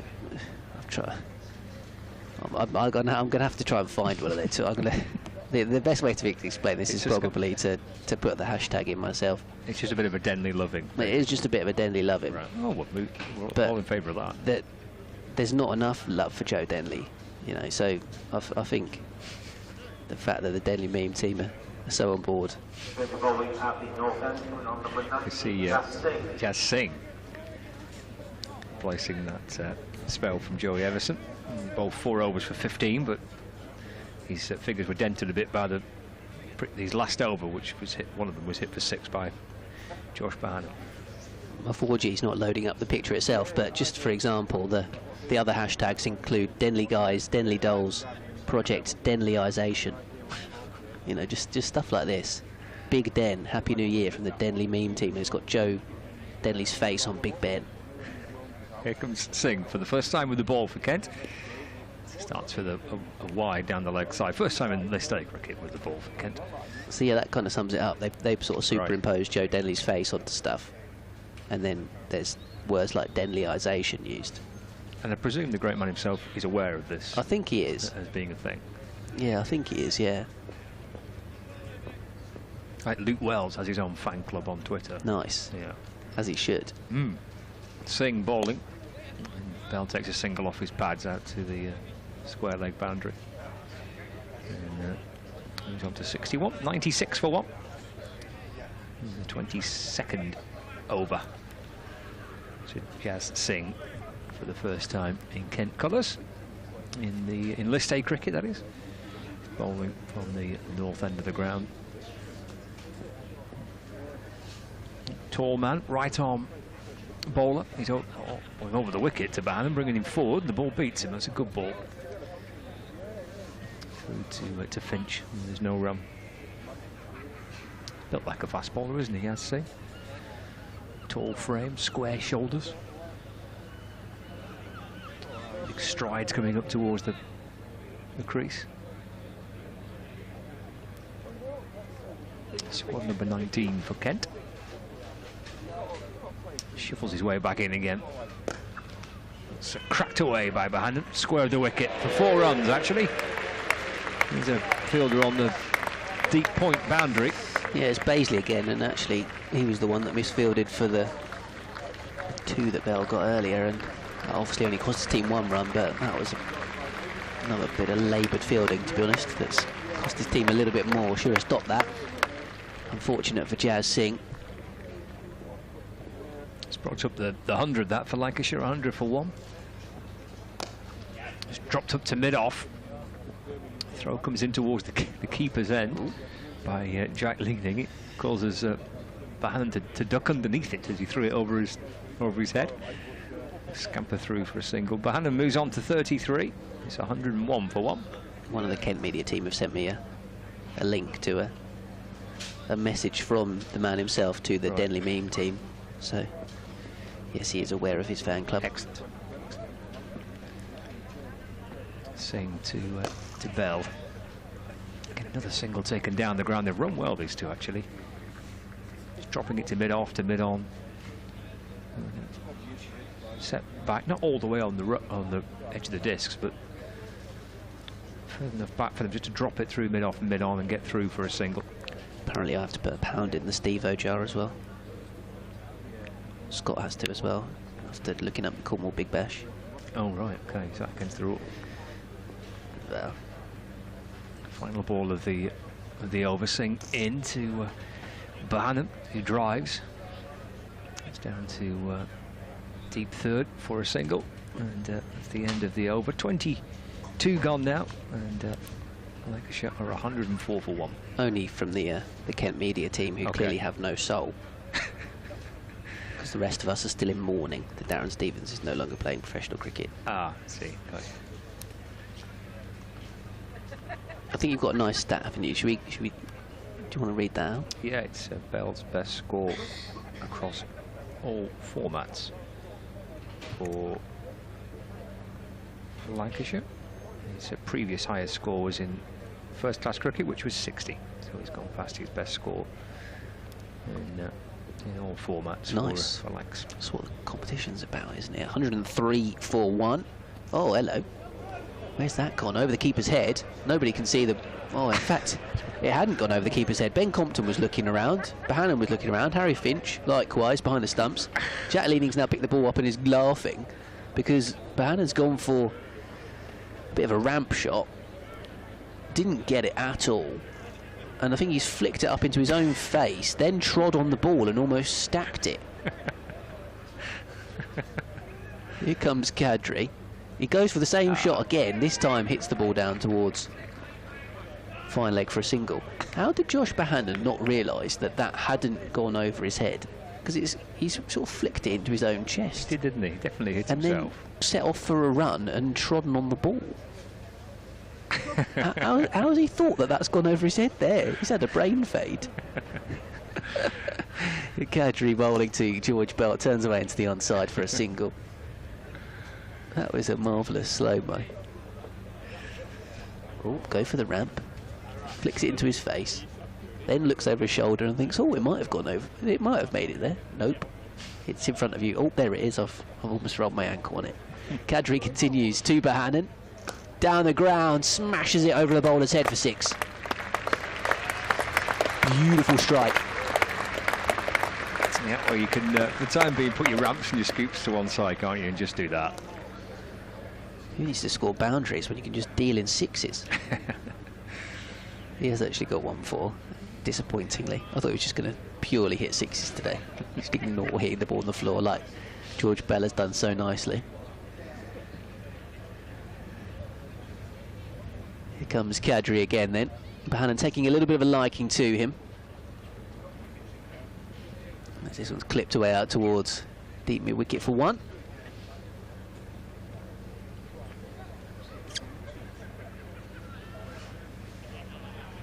Partnership 12 for 1. Partnership between these two is not far off 100 now, is it? 19. Yeah, 15 for 1 was the 7. The first wicket went down. Flatter delivery from Kadri, pushed away into the offside. Yeah, you'd have said that Kent did pretty well in the first, I don't know, 15 overs or so, keeping the run rate down inside the power play. It was just over 3, went up to 4 when the fielding restrictions were eased, and then now it's not far off 5 runs and over. Jazz Singh about to continue. Just, I believe he is just 19 years of age, Jazz Singh, or the number on the back of his shirt. Might be 20. Let me double check. Yeah, he's 20 now. Plays his club cricket for Bexley. Saw him actually in Kent's last county championship game prior to this competition. He's into Bohannon. He's 42 no doubt. Bohannon swings and misses through to Finch. No run. And I think he'll sort of agree with me here in that so far what we've seen him at first team level is that he's very raw and a little bit inconsistent. So sometimes he struggles to kind of land the ball in the same spot and build up pressure in that way you would like to in a sort of red ball game. Into Bohannon, carved out through the offside. Just for a single this time, on the big point boundary. But you're talking about those sort of raw attributes that he has, and his height, and his strong boy, and he does bowl wicket-taking deliveries. The couple of balls in his, or a couple of wickets in his 4th in the first innings that he took were absolute jaffers. He got Ben Slater out when he was on 100 and set, bang one in that nipped away and it nicked him off. So he's got good ingredients, just learning his trade. Into Bell. Drives to Jack Leaning at mid-off, no run. He's taken a 5-fer in the second team this year, a 6-fer in the second team. So, I mean, this is the perfect competition, isn't it? To is, yeah. Give him an opportunity, and none for 10 so far, midway through his second over. 15 first-class wickets from his 6 matches, and as Ben mentioned, they're a 4-fer, 4 for 51. His best figures. It's cut by Bell. Stopped by Anderson at backward point, and there's no run. 113 for 1 in the 24th over. These two edging towards the century partnership. 98 they've added so far for the second wicket. Here comes Singh to Bell. Oh, well, it beats Bell, comes back in. It's taken by Finch, who's going away to his left-hand side. It's left Bell down on one knee. I think that's beat him on the inside edge. He's got that ball to come back, I think, there, Singh to Bell.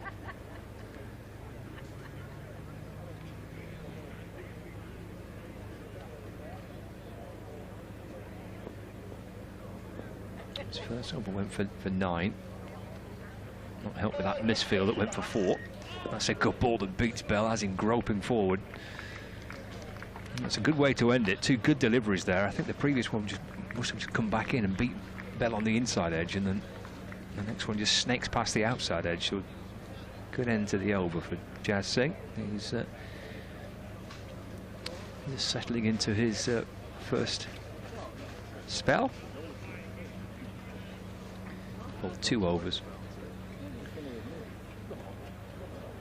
63 to Bell, 43 to Bohannon. Elsewhere in the Metrobank One Day Cup today, there's games involving Derbyshire and Sussex, and Northamptonshire and Somerset. And Sussex are 129 for 1 in the 25th over of their match. Derby, Tom Haynes 64 not out. Northamptonshire 154 for 1 after 24 overs against Somerset. With Prithvi Show on 88 not out. So this is over number 25. The off spin of Hamid Kadri to continue from the south end of the ground. And Bohannon plays it back to Kadri, who fields off his own bowling. And there is no run. He's got himself a deep point fielder. Long on, long off. It's worked up towards mid-on for a single. Takes him to 44. Score moves on to 114 for 1.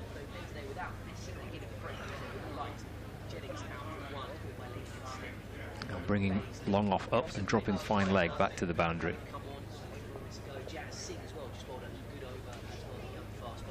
Kadri to Bell. And Bell works this through mid-on for a single. And that's going to be the century partnership. Very nicely battered. Century partnership, exactly 100. These two put on. They came together with a score at 15 for 1. And it's now 115 for 1. And just works this with a little bottom hand, open the face of the bat, squirts it away to backward point, and through he goes for a single. Takes him to 46. And it's now 116 for 1.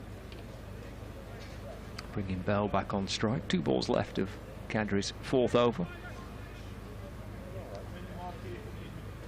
Just a little change to the field. There's a short mid-wicket, and long on just moves maybe 15 yards away to the right, more towards kind of deep mid-wicket. There's Kadri. He's in and bowls to Bell. It's worked out towards square leg. And Bell goes on to 65. Stopped by Quinn. 117 for 1. Final ball of the 25th over, so pretty much at the halfway stage for Lancashire. They've lost 1 wicket. A century partnership put together here by Bell and Bohannon. Kadri to Bohannon. He drives into the onside. Good tumbling stop by Alex Blake. End of the over. 4 runs coming off it. So the halfway mark for Lancashire. And they are 117 for 1. Bell on 65 and Bohannon on 45. Couple more your emails. KentCricket@gmail.com. Andrew's listening in from Devon says, He's a lifelong Kent supporter, being born in Deal, but he has very happy memories of visiting Stanley Park with a couple of Lancashire friends, Fred and Steve, who are on the ground today. Says he also remembers seeing England ladies against New Zealand on this ground. Says the young Bell chap looks very impressive. Kent need a wicket, which is fair point. Just seeing the man trying to get it at the moment.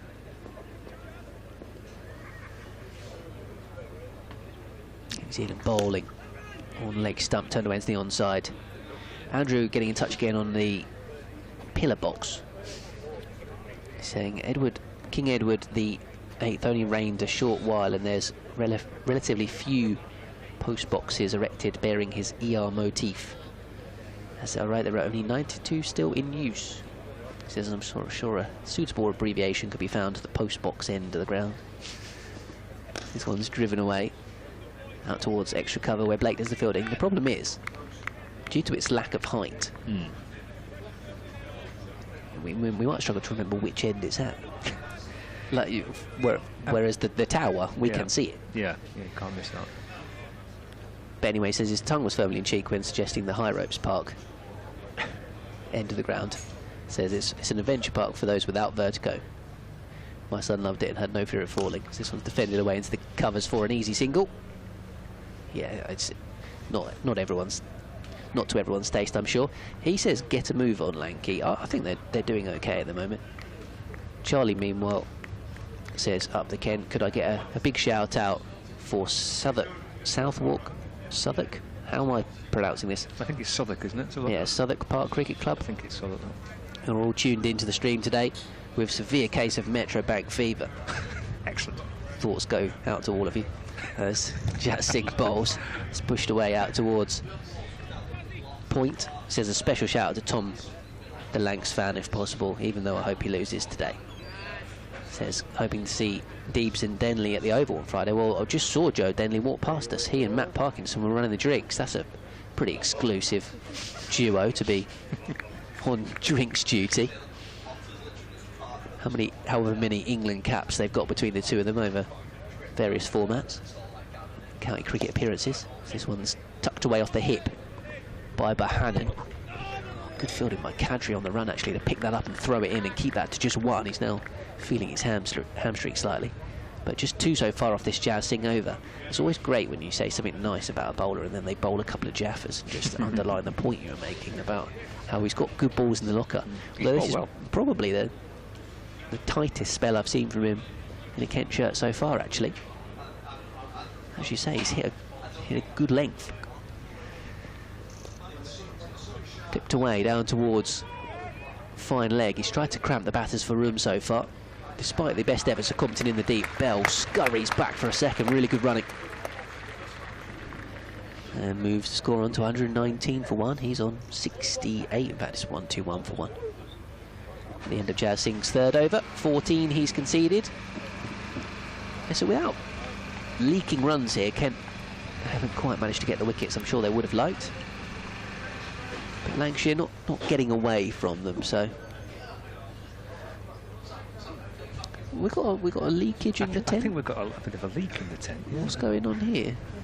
Quite sure what's going on. I don't know where the nearest loos are, but that's slightly worrying, isn't it? Yeah. So it's just two gentlemen away to our right, and they're the only ones sitting over a puddle.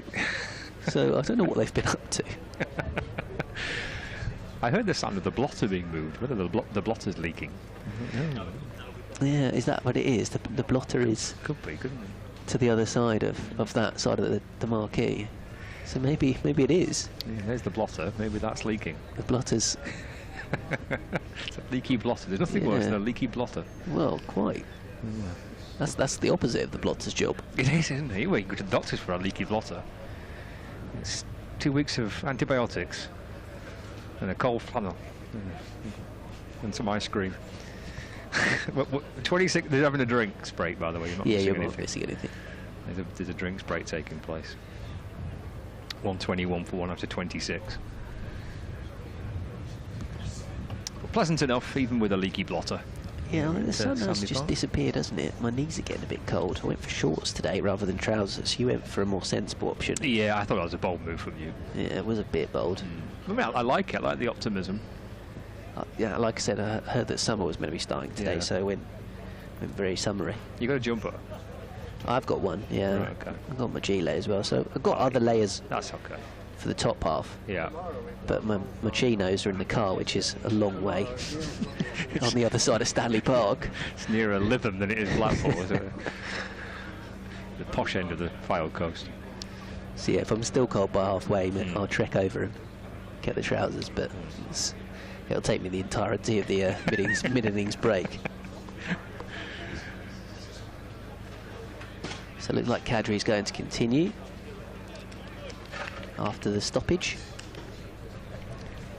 Any particular reason why we took drinks at 26 overs rather than 25? Maybe they forgot it at 25. It's a bit random. Well, I see Denley and Parkinson, they don't do this very often. They're not very prompt. Kadri to Bohannon. It's worked off the back foot, just in front of square on the leg side. Yeah, they probably have done it a few times in the England shirts. Maybe even together. Possibly. Well, Matt spent quite a lot of the winter of the other year just carrying drinks around, didn't he? He got very, very good at it. Became a specialist skill. Yeah, absolutely.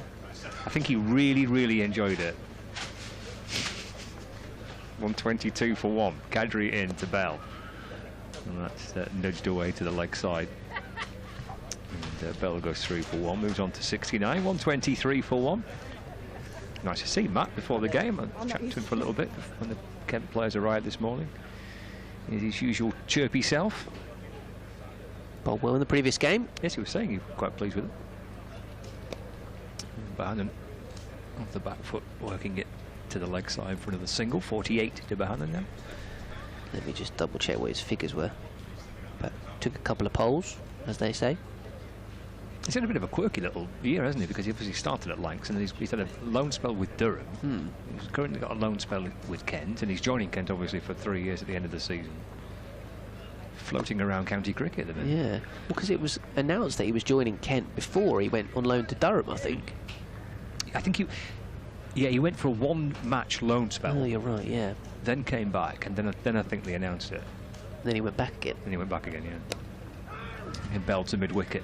Again, there's no run. Because at the time of him signing, it was said that he wouldn't be coming this season down to Kent because it was going to be a wholesale move in terms of geography for him. Kadri to complete his 5th over, bowls. Bell comes down the pitch, works it through mid-on. And keeps the strike, moves on to 70, 125 for 1, 27 overs gone. But I don't think I'm feeling any secrets in that he said to my colleague Matt Cole at the end of the game on Sunday that there's a possibility that he might even play a couple of games for Kent in the Championship before the end of the season's out. Kent have got 3 games to go, the last one being against Lancashire at Canterbury. So possibility he could play against Notts and Somerset if a loan agreement was reached. That's not been concluded, or certainly not publicly yet. But he was saying that to us the other day. I hope on the record, seeing as I've just said it. There's just 6 bowls. As this one pushed away out towards backward point. I suppose if not, he could go to Durham again, couldn't he, and try and get Durham promoted. I don't think he's going to play for Lancashire again. I don't think there's too much doubt that Durham are going to get promoted, looking at that table. They've absolutely romped it.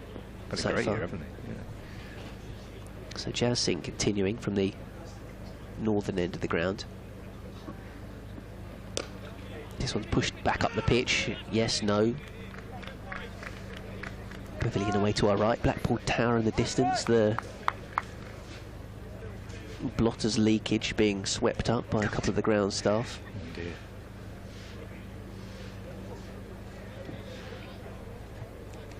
Did you come into Blackpool and have a leaky blotter? It's not ideal, is it? No, it's not what you want. A little bit overcast at the moment as Jazz Singh is in and bowling. Driven up towards mid-on, they're going to come through for a single. Grant Stewart throwing at the stumps. Doesn't make contact, and they get safely through for Bell's 71st run of this knock now. Bohannon a couple away from a half-century, 126 for 1 in the 28th. There's one thing we should be keeping an eye on today. I heard this driving across this morning. There's a 4-foot pelican gone missing from Blackpool Zoo. And this 4-foot pelican has a wingspan of 5 feet. Singh bowls. Driven again up towards mid-on. They come through again for a single. Stewart again misses the stumps. But good running between the wickets. So it escaped from Blackpool Zoo, this 4-foot pelican, and it's been spotted in different parts of Blackpool on the Fylde coast, and it's been described as a docile creature, but don't approach it. So that's one for the Lancs TV operators. If you can see a 4-foot pelican flying around. Singh bowls, defended away by Bell. Just 2 runs off the ever so far, 1 ball to come. And then we'll let Blackpool Zoo know that we've found it, but at the minute it's still on the loose. Well, that's amazing. Don't approach it if you see it, but it is a docile creature. It's 4 foot. It's a big pelican. I'm assuming. Gee. Yeah. 5-foot wingspan. I think we'll spot it if it. I think we will. It's knocking around. Oh, bowled him. Beauty from Jazz Singh, and deserved reward. 4 overs, 1 for 16 so far from the 20-year-old, the big man. And he's knocked over George Bell for 71, who gets a good hand from the home supporters here at Blackpool. 127 for 2 though. Kent finally get a breakthrough. Deserved that, hasn't he, Singh? Really good opening spell, this. Have a look at the replay of this dismissal from Singh to Bell. Well, maybe nip back a touch. I think he may have done. Bell just trying to swap the ball away. He just comes back in a little, flicks onto the top of the stumps. Excellent knock by Bell. Career best score that for Lancs, 71. I think reward for Jazz Singh. I think he's bowled nicely. Good start in Mid-day cricket for the young Kent bowler. Brings Dane Velas out to the middle to join Josh Bohannon. So I think it ends a partnership between Bell and Bohannon worth 112 of 140 balls, and Bell's figures in the end 71 from 97 balls with 7 fours. Career best score for Bell. So 127 for 2. Have a look at this Bell dismissal from Singh. Yeah, ball just coming back in. Oh, yes. Excellent delivery, really good ball from Jazz Singh. Picks up his first wicket. He's bowled 4 overs, but took 1 for 16. Let's see a bowling change. Kadri's 5-over spell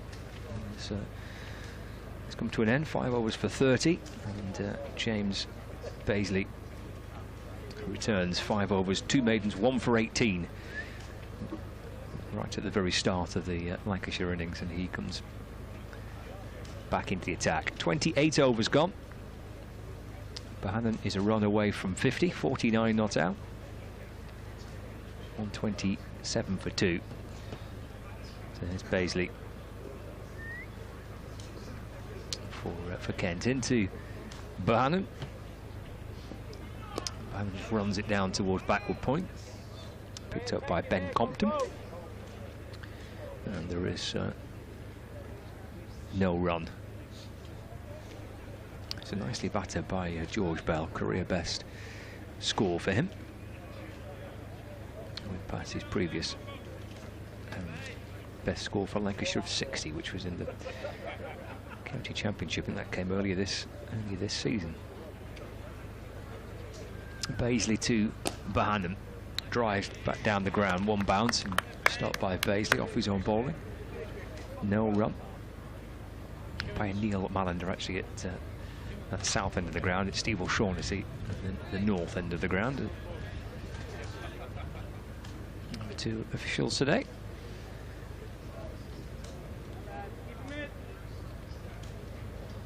Twirl of the bat from Bohannon. Bazley, little white towel hooked into the back of his trousers, comes striding back in, balls again. Bohannon works it to the leg side, just up to mid-on. And he wants to come back for 2, and he does run 2. Again, not picked up cleanly this time by Quinn. Allowing Bohannon to run for a second, and he reaches a 50. And it's come off 65 deliveries for his 51. With 1 4 and 3 6s. Lancashire move on to 129 for 2. Baisley to Bohannon. He's guided away to Blackpool Point, where Ben Compton fields, and there's no run.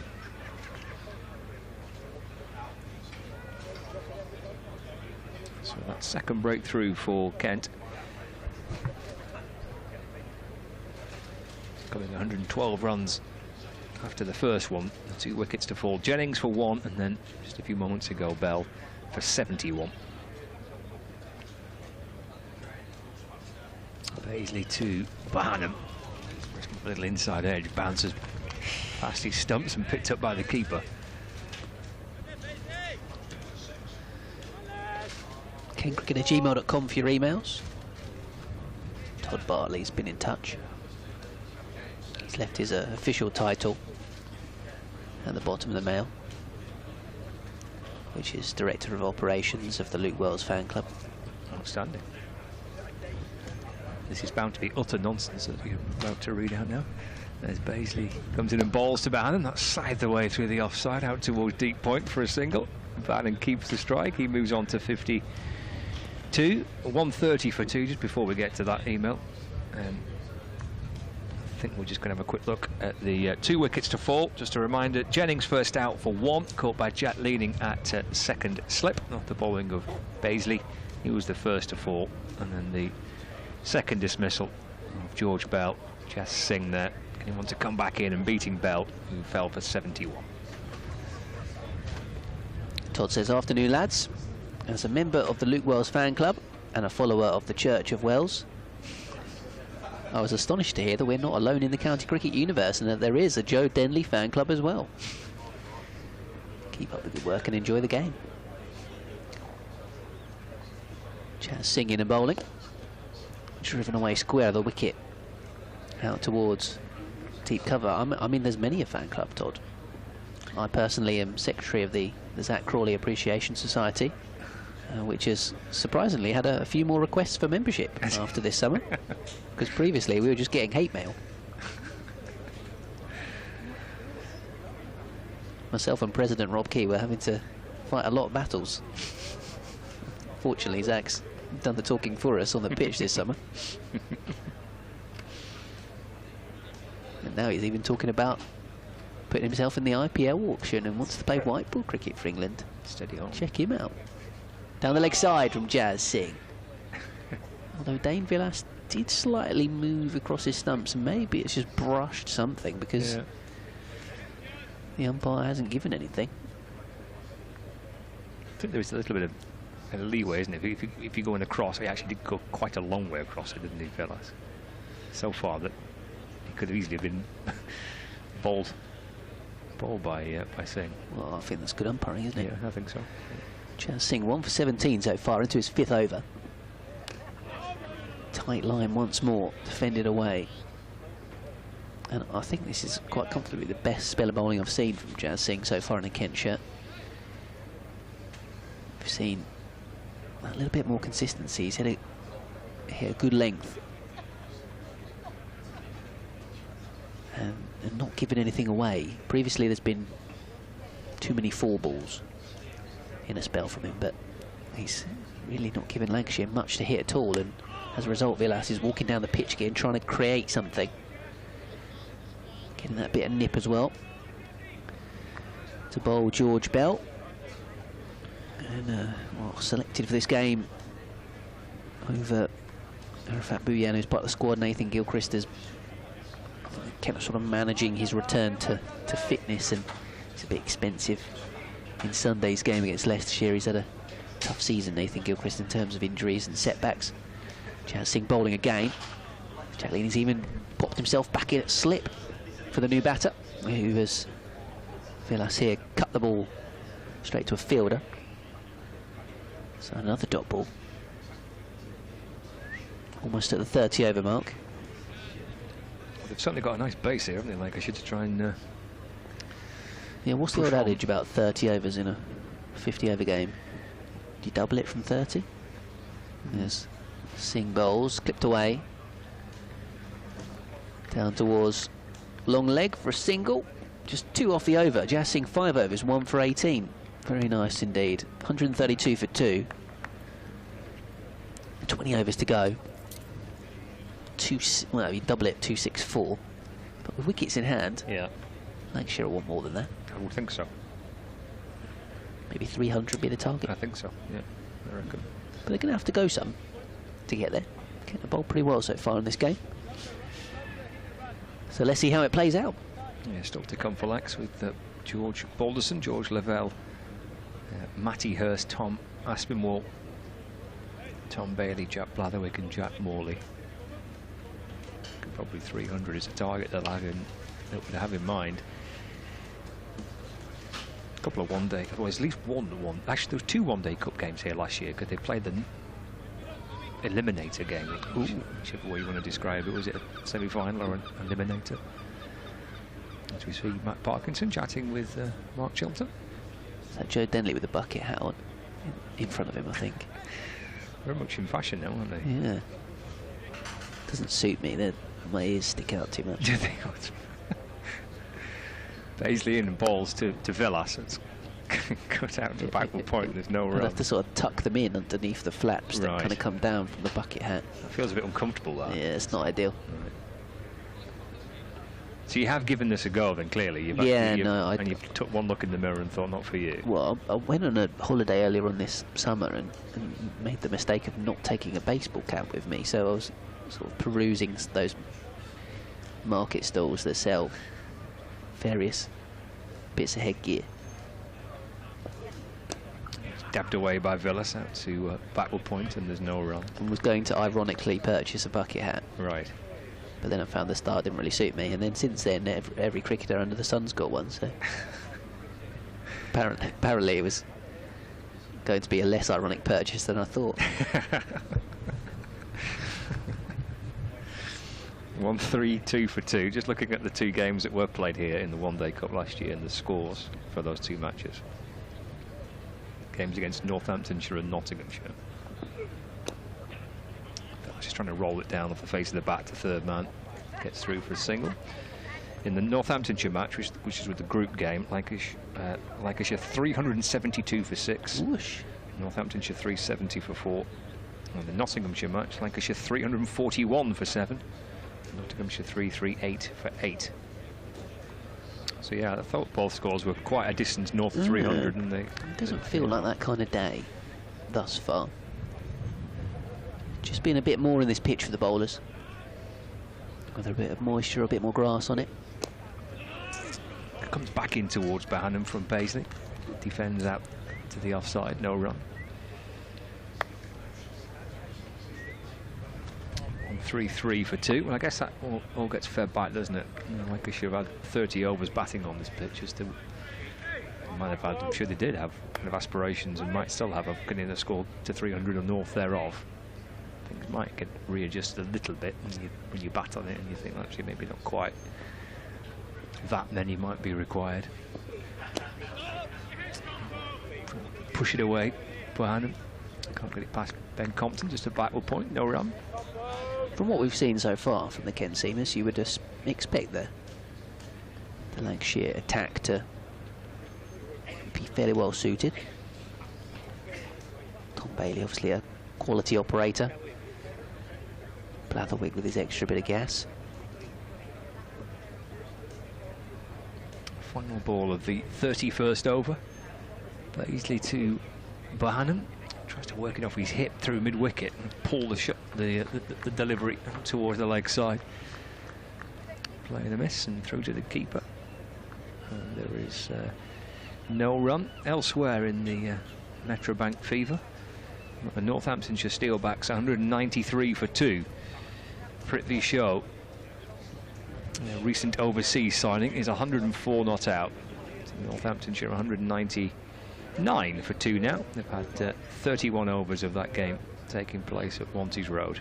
It's Northampton against Somerset in one of 2 other Metrobank One Day Cup games taking place today away from this one here at Blackpool. One of the symptoms appears to be everyone's got the same blue kits this season. Light blue, very much in vogue.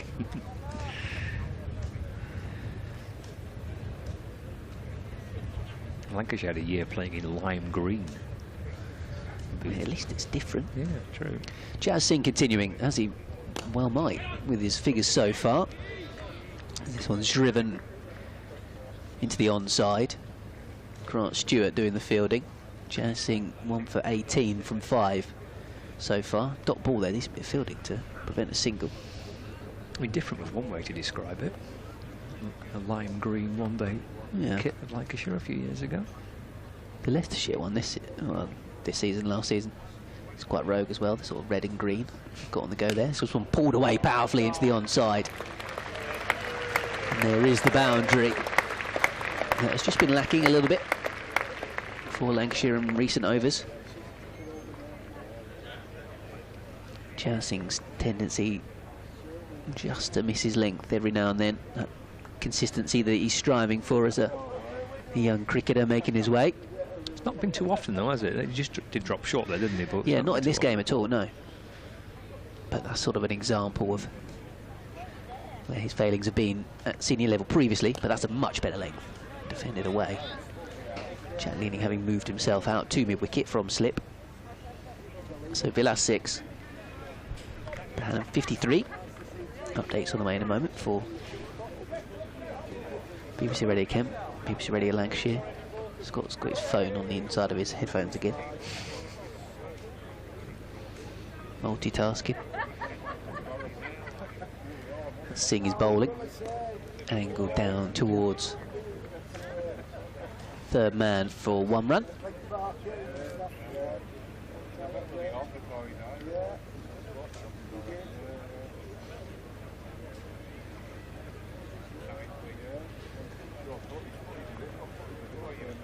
So 5 off the over so far, 2 to go. But Drummond having a conversation with Blake, mid-off and cover rather. Reunited in the Spitfires team, those two. This one's edged. Wide of keeper, but straighter than third man and away to the boundary, so another one. In the over, Bohannon joining in. Jazz Singh a bit unfortunate there, to be honest, to have leaked another boundary. Short ball that was pulled away, fair enough, but he was just trying to fiddle that down towards third man and ended up edging it rather than guiding it. And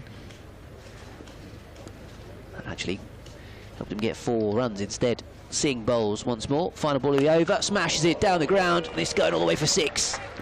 Bohannon again gets that shot out of the locker. All that pitching wedge out of the bag. Singh's figures 1 for 33, somewhat ruined by that profitable over for Lancashire.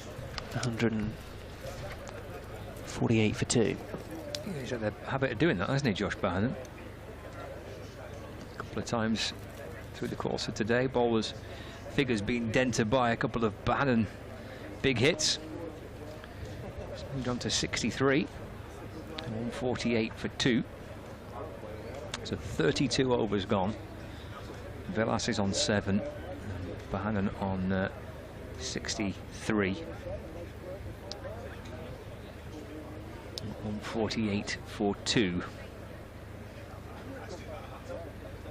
It's 148 for 2. Lancashire, 32 overs gone. Dane Villas unbeaten on 7 and Josh Bohannon on 63. The 2 wickets to fall as Villas drives his next delivery away through the offside for 2 more runs for Lancashire. Keaton Jennings first out for 1, and then George Bell, career best score for him. He made 71 before being bowled by Jazz Singh. So Lancashire 150 for 2 in the 33rd over.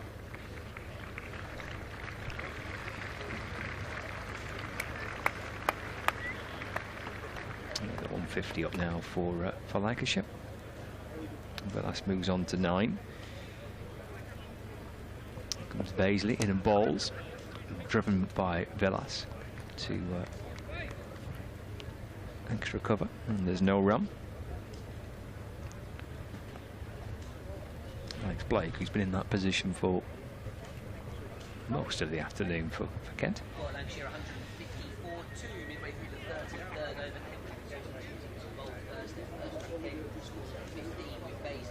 Third over of the spell for James Baisley, having returned to the attack from the south end. Oh, a little extra bounce there from Baisley. Looked like Villas was shaping just to lean back and let the ball deflect off the face of his horizontal bat down to kind of third man. But just dropped his hands there at the last moment. Maybe just that little extra bit of bounce. I think Ben mentioned maybe there was a little bit more in this pitch than perhaps we've seen in previous one-day games here, when scores of kind of 350, 360 have been competitive.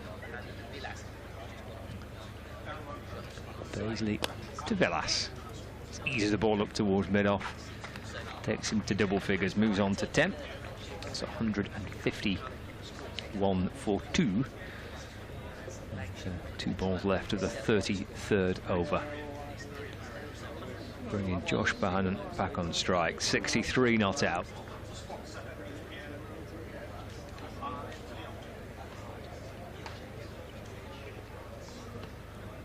Baisley 1 for 25. 2 overs left to bowl after this over. Ball's fallen off stump and it's driven by Bohannon. Straight to Blake again. It's good to see the director or the producer had you on commentary cam when you were doing that update, just to show everyone about your nifty piece of technology with the headphones and the phone being slotted in.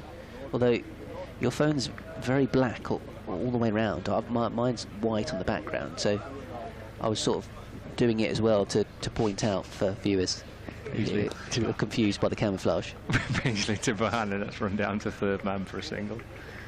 I wonder what you were doing. Just trying to be funny. I thought it worked, Ben. I thought it worked. Made me chuckle. After you now explained it to me. End of the 33rd over, 152 for 2. Bohannon 64, Villas he's on 10.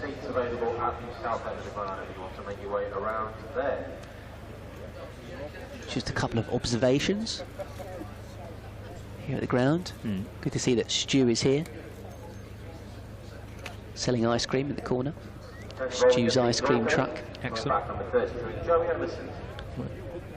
Is there a queue at Stu's ice cream truck? Is it pretty quiet? No, I think I'm assuming that the sort of marquee tent next to the ice cream truck's probably selling some sort of Lancashire merch or either beverages. I think that's could be the beer tent next to the ice cream van. Yeah. Beer tent makes sense. Here comes Everson then, coming back into the attack. Cut away out towards the cover for a single. They will only just run one. Also did notice there's a West Park kindergarten over the far side, sort of building with their playground kind of backs onto the boundary's edge on one side. Well, there doesn't appear to be an operation today. Certainly nobody playing outside. There's Everson bowls, cut away, down towards third man. Quinn may struggle to get to this. And he fails to cut off the boundary, so 4 more for Dane Villas. And the Lancashire score up to 157. 4-2, so just in the last few overs or so, a deliberate effort to try and up the run rate. There's also some fantastic advertising hoardings around the ground, I must say. We've got insurance brokers, we've got carpets, we've got a local pharmacy. I mean, everything you need, really. Got some lawyers and a hotel. Oh, perfect. That's a a eclectic mix, isn't it? And the bank. Sports breaks, and of course the bank. This one's driven away up towards wide mid-off. It's a very practical advertising board. Yeah, very much so. There's also one for the University Academy, which says "Unlock your greatness." That's the sort of thing you could put up on the changing room wall. Unlock your greatness. Everson bowls. Short ball, attempted pull shot, which Bohannon gets out towards mid-wicket for a run. Like an inspirational message for the team. Inspirational quotes to look at. Yeah. Unlock your greatness.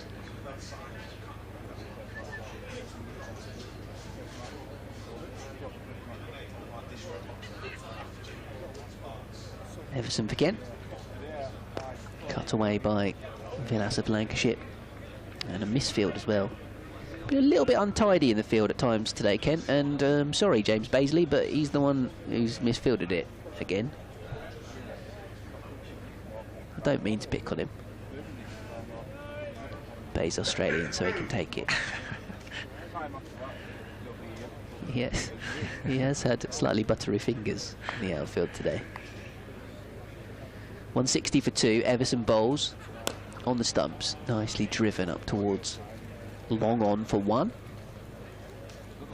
I don't know why I'm still wearing my sunglasses, it's clouded over again, hasn't it? I thought it was... It's a bit glary though, isn't it? Yeah, I thought it was going to improve slightly. Looked like it was threatening to brighten up, but actually it's just that little bit darker at the moment. When we first started, it was It was glorious. It really was nice. Lovely. We have now 34 overs. 161 for 2.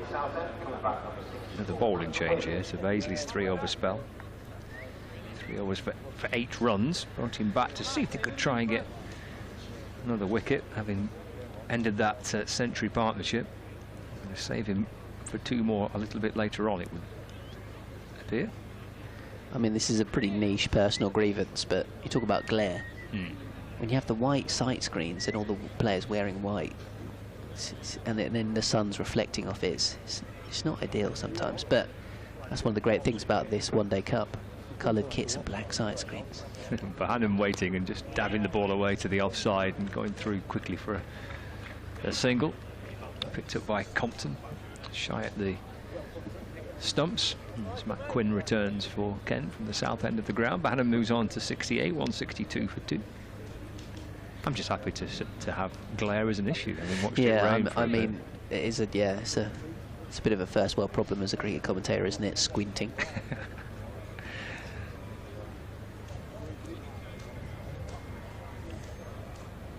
Quinn to Villas.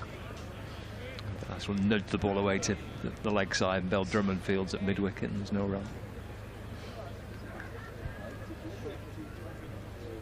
162 for 2. Villas coming into this game with potentially quite an important knock for him, because the only game that Lancashire played, well, they had 36 overs of a match against Essex, and he got 65 in a season where he's not had too much success with the bat.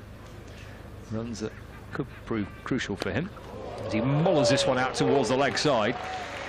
It's probably the first one out the ground, over the wall and into the trees, and bouncing out towards Stanley Park. 6 runs for Villas. Step back in the crease and hammers it out towards leg side boundary. 6 runs for Dame Villas. We saw quite a few balls lost over that boundary wall, both in the T20 game here and indeed the championship match here against Essex, when Dan Lawrence was teeing off for Essex. And that's the first one to clear the ground today, so a new box of balls required. Right, Villas moves to 22 now, 168 for 2. And here comes the box of balls. And it is a box today, isn't it? Often they get brought out in these containers that make you think they've got some nuclear codes or a cash prize in them. Like a steel case, isn't it? Yeah, whereas that actually is a branded box of cricket balls that, well, they probably came in the post in or whatever, rather than something that needs a 4-digit code to unlock. And a fingerprint. Yeah. And scan your retina before you can push the big red button and unlock the latest Red Bull that doesn't look like the one you just lost and gets Australians weeping. Did get everybody excited, though, didn't it? That was all quite fantastic, the clamour about the change of ball. Although I think they did have a point. But everyone was so suitably rattled by Bazball that we all just laughed at them instead. Here's Quinn to Villas. Villas drives square of the wicket, this time out to Kadri, comes up from the point boundary. Villas takes his total to 23, 169 for 2. was actually there on the final day of the Oval. Oh, nice. I was a lucky man. I think the last 2 times I've been to see England have been Alistair Cook's last appearance and Stuart Broad's last appearance, so I've done pretty well there. Picked a good day for it. Decent record, that. Yeah. So the next time I turn up to watch England, somebody be worrying that it might be their last game. Daniel Bell-Drummond was jogging to kind of backward point, so actually probably backward square leg actually, and now they've changed their mind. He's gone back up to mid-wicket, so mid-wicket, mid-on, mid-off, cover, backward point, third man, fine leg. Bohannon drives, beats the dive this time of Blake, who's been excellent for Kent in that position at cover. Comes back for 2 more. Josh Bohannon moves on to 70. It's now 171 for 2. We're in the 35th over, 1 ball left of it. Lancashire 171 for 2. Josh Bohannon moves on to 70 from 81. Got Matt Quinn bowling for Kent from the south end of the ground. Mop of the brow, and he comes again. For 10 so far in the over. Bohannon rocks back and pulls it out in front of square on the leg side for 4 more. So it's 14 from the over for Lancashire.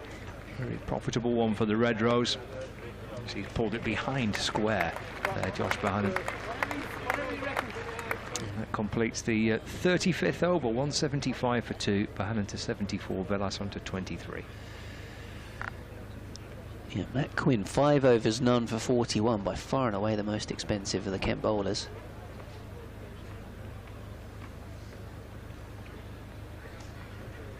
Nobody else going at more than 6s. McCadry, 5 overs, none for 30. Just Singh, 6 overs, 1 for 33. That 6th over of his was the one that was expensive.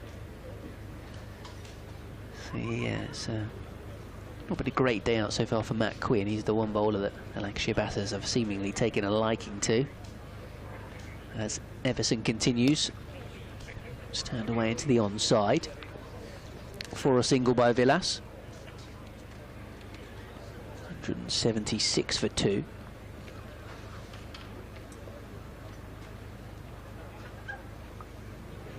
Great man himself, Joe Denley, walked past us a moment ago, carrying those drinks with aplomb.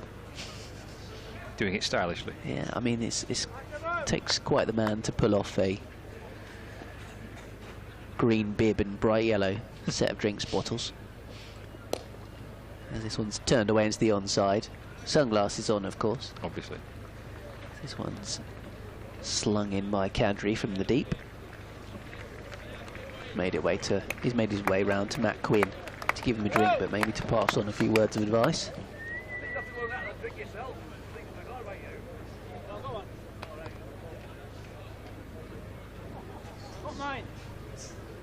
Everson to Villas, pulls it away into the onside, and I think all the way for 6, in fact.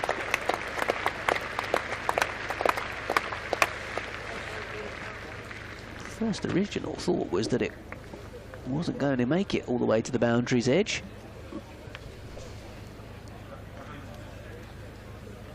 There's some lovely white fencing in front of that stand, and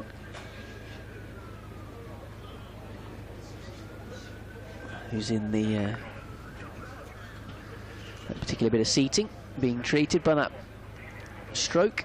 This one's pushed back towards the bowler, which stopped by Everson. Good reply, having been hit for 6 the ball before. With all these wickets in hand, though, Lancashire can basically treat this like a shortened T20 now, and look to try and really up the scoring rate. As Everson bowls once more, pushed away wider mid-off for a single.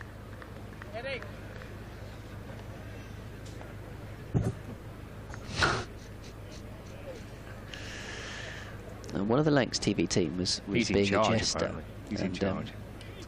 He was blocking Scott's view, only to then almost headbutt himself on the effects mic, which is the sound that you heard just then. So, if that's not karma, I don't know what is. Honestly, clown, absolute clown. Everson to Bohannon, 75 for him, 184 for 2. Clipped away leg side once more, this time up towards Stewart for an easy single. End of the over from Joey Everson. Yeah, that's his list day best as well for Josh Bohannon, having matched or equalled his previous best, which was against Kent last year in Canterbury, making 75. He's now gone past that, so 76 is a list day best score for Josh Bohannon.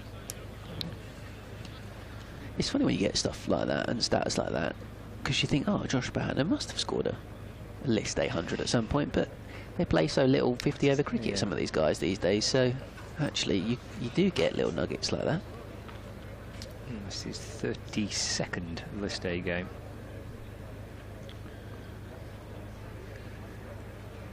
It's the 5th time he's got to 50 in list day cricket. The wickets to fall, Bell 71, Jennings for 1. There's still a bit to come there for Lancashire. Balderson and Lavelle due in next, and Hurst and Aspinwall to follow. 1 wicket for Singh, 1 for Baisley. But yeah, there's a very good platform here, isn't there, for Lancashire now, with so much batting still to come. 36 overs gone. A licence for these two.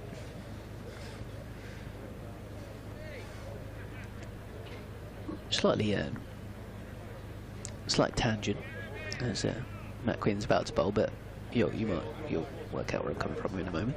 Okay, Quinn to start his 6th over, in and balls.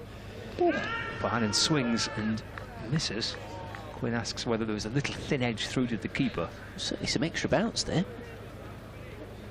As kind of signalled there by Josh Bohannon, wasn't it? In fact, Velas comes down and has a little look at the pitch. Watching back on the replay of this delivery. Yeah, it did, didn't it? Keeper off his feet there, taking the catch. I think I'm led to believe that Lancashire's top wicket taker in the competition last year is obviously no longer with them. Was released at the end of last season. Yeah, Liam Hurt. But did I see on something from the PCA about he's got a new career? Quinn balls to Bohannon's off the back foot. It's pulled away towards square leg for a single. There's something about him being trained up as a plumber or something. Okay, all right, yeah, which I thought was it's one of those, isn't it? When all these guys, obviously, people that are playing in this competition, they might be young lads trying to make their way in the game, or they're senior guys still trying to show that they can cut it at this level, and sometimes it's a bit of a lonely world when you stop playing county cricket. What you do, so yeah, I thought that was a bit of a good news story. See Liam moving on to his next chapter in his life. Quinn into Velas, who's in position to try and scoop it, which has been pushed wide by Quinn, but so far wide outside the off stump. It's been called a wide by umpire Neil Mallender. I mean, that feels slightly harsh. There's a bit, yeah. When a batter's jumping around his crease to try and ramp you, I think you should probably be entitled to chuck it a bit wide. 187 for 2. I didn't realise that about Liam Hurt, but that is quite... I believe that's true. I'll double check, but... I was pretty certain he'd not got a professional contract with another county, but wasn't sure what he was up to. It's hammered out through the offside by Villas. It's a good stop by Blake. He's hit that firmly. Blake has been terrific for Kent at the cover. He really has. He's been outstanding in that position. He saved a lot of runs there, and that was hit firmly by Villas. It was a good stop by Blake away to his left. Took a bit of pace off the ball. Didn't stop the single, but probably stopped the boundary. 188 for 2. Takes Villas on to 32. It brings Josh Bohannon back on strike. 77 not out. Matt Quinn halfway through his 6th over, having gone for 44 so far. Sets off again to Bohannon. Played up in the air, bouncing in front of Jack leaning at mid-off. No run. Yeah, so the PCA article was part of Futures Conference Stories Week. Former Lancashire seamer Liam Hurt is thriving in his new career just months after leaving the professional game, and is one of the latest success stories from the PCA Futures Conference. Okay. 2 balls left for Quinn as and just taps the bat and settles into his crease again. Waits for Quinn, who's in and bowling, which will him down to 3rd man.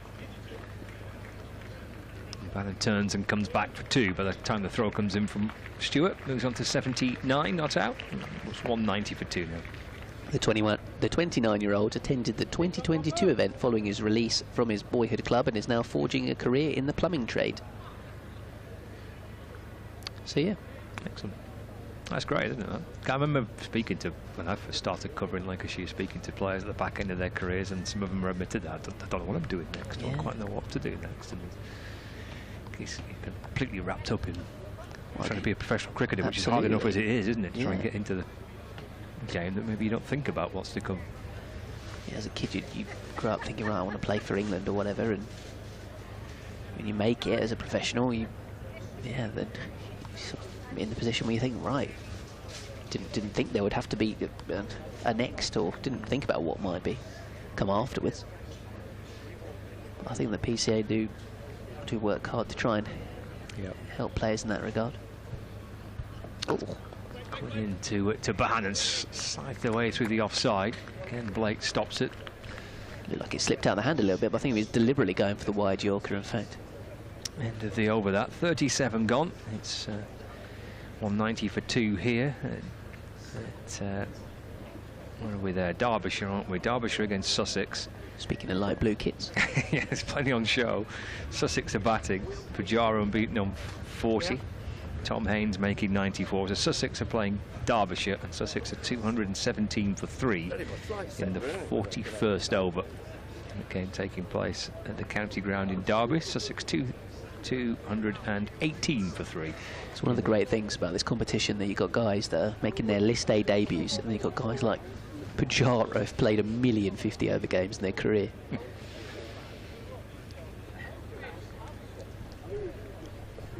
Sussex got to the back end of this competition last year. Did they make the semis, or they certainly made the knockout stage? Yeah, Lancashire beat them down at Brighton. Wheeked away into the onside by Villas. That was a little bit agricultural. Clear the front leg type stuff. But lower end of the bat into the leg side for 2. Yeah, they're sort of prime example, really, aren't they, of a team with some guys who are still trying to prolong their careers at the top level. Someone like Steve Finn, who's coming back from injury, and then all the young lads that they've got that are really threatening to blossom. Coles, Clark, Haynes, Orr, etc. Pulled away, leg side. Blake diving, but gets a hand on it. We need to just push the ball over the boundaries edge for another boundary then, so Lancashire starting to motor that a little bit more. Another Villas boundary. Yeah, now it's time, isn't it? Wickets in hand, 38th over of the match. Let's see a bit more of that, I think, from Villas and by Bohannon. Rate up to 5.25. He just strokes this away into the offside for a single. 200 just around the corner. Might just have to hand over to you here, Scott, for a BBC update for Radio Kent. 3 balls left of the 38th over. Lancashire edging towards 200. Josh Bohannon's on 79, not out. Emerson in and balls. It's a wide ball. Bohannon steps to the leg side. It's pushed a little further wide of off stump by the bowler. And there is no run.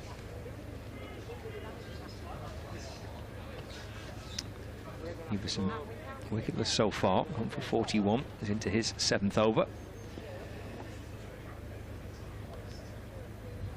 And to Bohannon. Just whip it away to the leg side. The ball deflects down to fine leg. Don't think there was bat on that.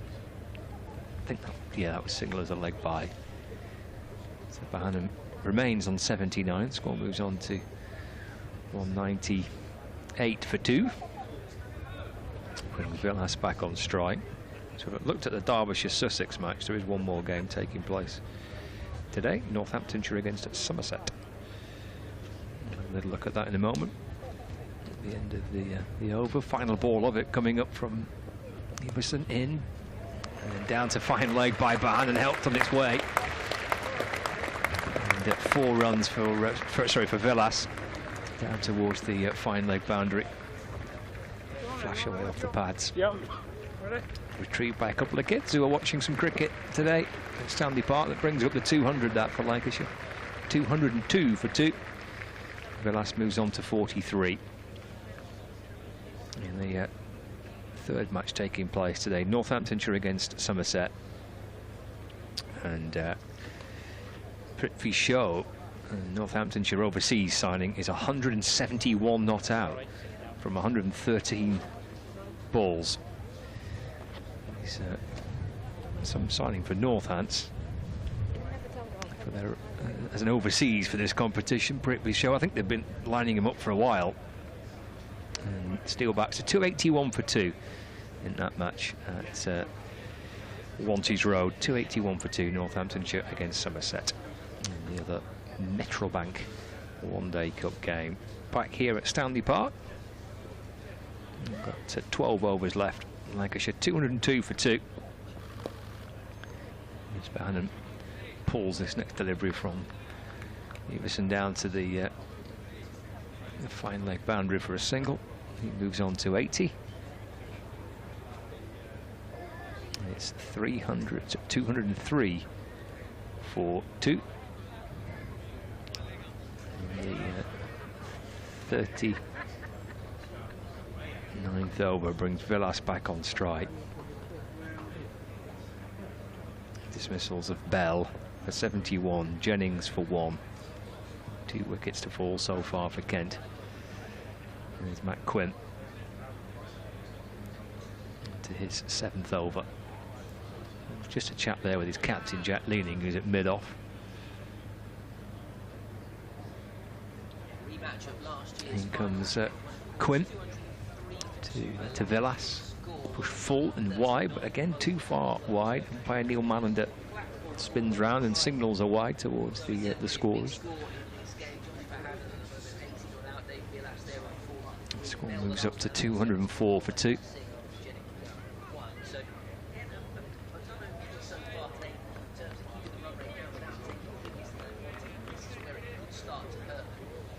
Seven away from making it successive 50s in one-day cricket this season for Lancashire. Dane Villas, 43 not out.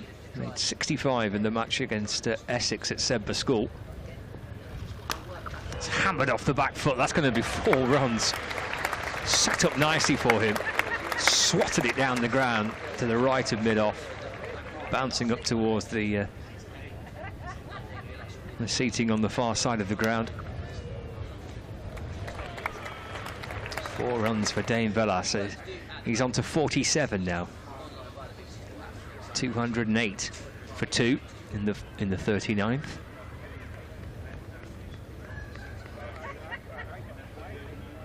Former skipper trying to get himself back into some form in this one-day competition this summer.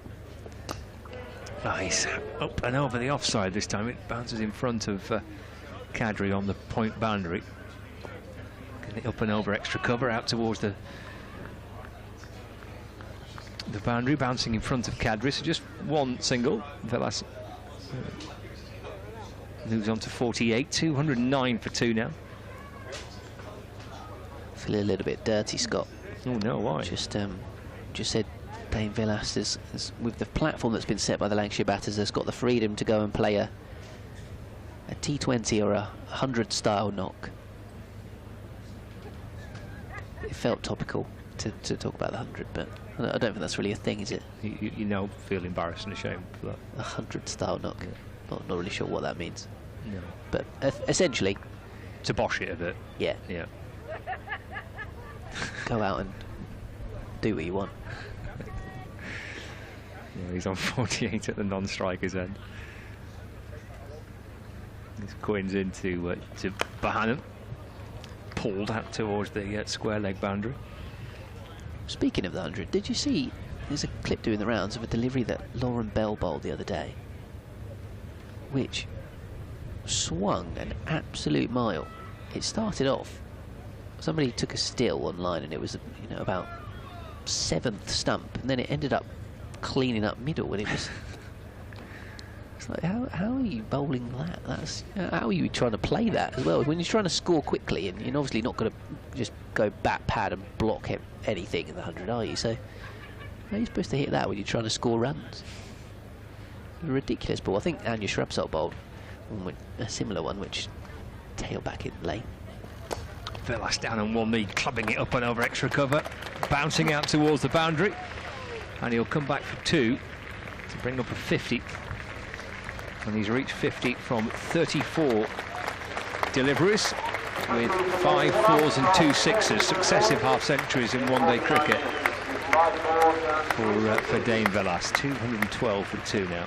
Yeah, this feels like a dangerous point in the game for Kent, because the run rate is just starting to get a little bit more out of their own control with the boundaries that Velas is hitting in this knock, and Bohannon's set. And there's a danger this could go one of 2 ways unless they can get some quick wickets. Quinn to Velas, improvising here and trying to manufacture a shot, down on one knee, just trying to scoop it over the shoulder. But he's reached 50 in this innings, Dane Velas, and in that over, clearing extra cover, down on one knee, out towards the boundary, coming back for 2, and reaching a half-century to join Josh Bohannon, who's 81 not out. Yeah, Kent need to make sure that they get a couple of wickets, and in the sense that with Lancashire trying to push on, there should be, in theory, more likelihood that there'll be a catching opportunity or 2, or there'll be a slightly loose shot. They're trying to be that bit more aggressive, the batters. If Kent can take a couple of wickets, they can maybe expose a slightly, well, less experienced middle order compared to these 2. But if they don't take any wickets, and Lancashire blaze a trail, so to speak, then the run rate could get really out of hand. So interesting that Jazz Singh is being brought on to bowl the final over of power play 2, because of course they'll get to move an extra man out after this over, which is in itself an interesting tactical situation, as Jazz Singh bowls. It's left alone outside the off stump because it's too wide. It means you sometimes see spinners bowling a bit more in the final 10 overs because they're allowed an extra man as protection in the deep, and you do sometimes see teams going hard at these overs towards the 40th because there's only 4 men on the rope. And it's felt like in the last couple of overs there's been a gap somewhere. Leading at the moment is at mid-off rather than at long-off, where I'm sure he'd prefer to be. This one is in his direction, and there's a single take, and then you've got fine leg and third man, for example, are up in the circle at the moment, when ideally you'd want one of those guys back, perhaps. So yeah, at the moment it's not necessarily the cover on the boundary's edge that the fielding team would like. Here's Jazz Singh once more. Vilas on strike, pulls hard into the onside. Blake is out in the deep, so he'll do the fielding. Just 1 run taken. Cadbury's only bowled 5 overs, hasn't he? Was a little bit expensive. Yeah, went for 30. In fact, he largely did okay, apart from Bohannon hitting him over the top for a few 6s. Yeah. Feels like there weren't too many other boundaries off him.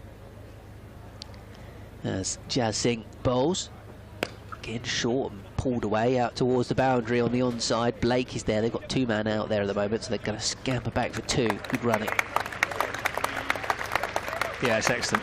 They're quick, these two, between the wickets. Both through the live wires. So yes, Stewart's got 4 left, and Bates's got 2 left.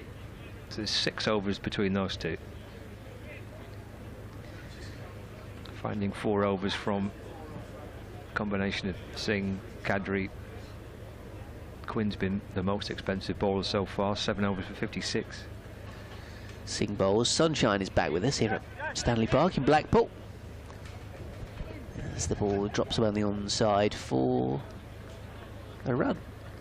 I wasn't sure if that was going to be leg byes. Bohannon 84 off 95, Vilas 51 off 36.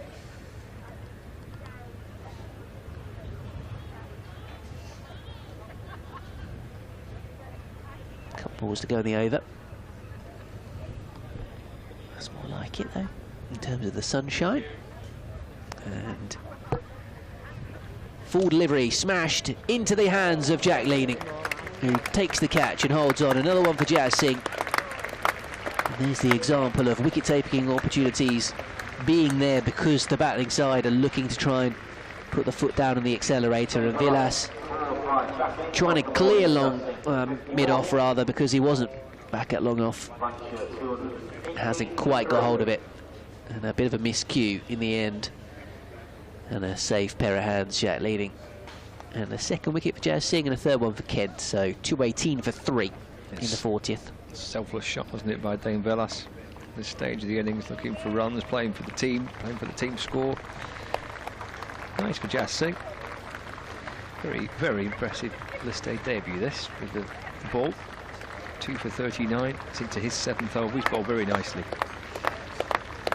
Just straight away got into a good rhythm, didn't he? Good line and length early on. He was a little unfortunate his first over. He considered a boundary off his first over, but there was a misfield. But even, that didn't kind of set him back. He's bowled very nicely for Kent. He's picked up a couple of wickets.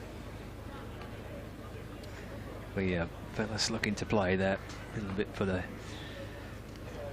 team. George Balderson coming out to join Josh Bohannon. 1 ball left of this over, and then 10 overs left for Lancashire. 218 for 3. How much did Vilas make in the end? He made 51 from 37 with 5 fours and 2 sixes. Slightly peculiar so far. 3 batters out for 171 and 51 then. Not that that means anything in particular. Just a little bit quirky. Yeah, just a little bit quirky.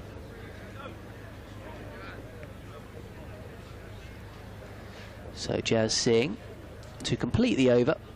Oh, that's not a bad start either. Balderson gets delivery that goes past his outside edge through to the wicket-keeper. So Jazz Singh 7 overs, 2 for 39.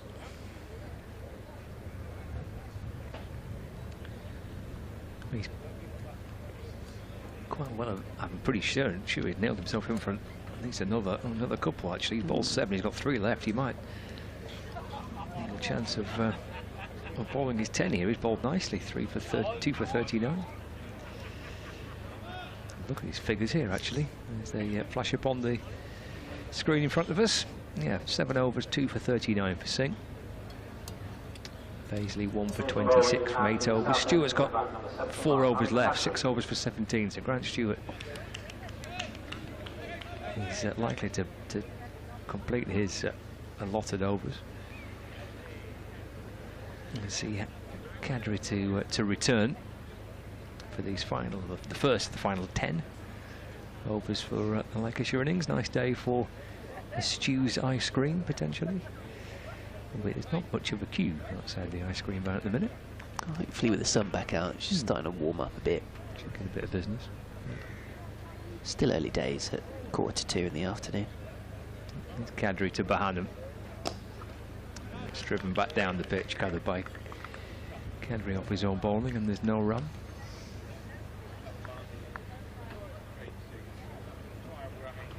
Into Bohannon again, a little flatter and quicker, and Bohannon able to force it off the back foot through mid-on for a single. Takes him to 86. Jack leaning coming up from the fully on the long-on boundary, kind of halfway back for Kent there to field. The score moves on to 219 for 3.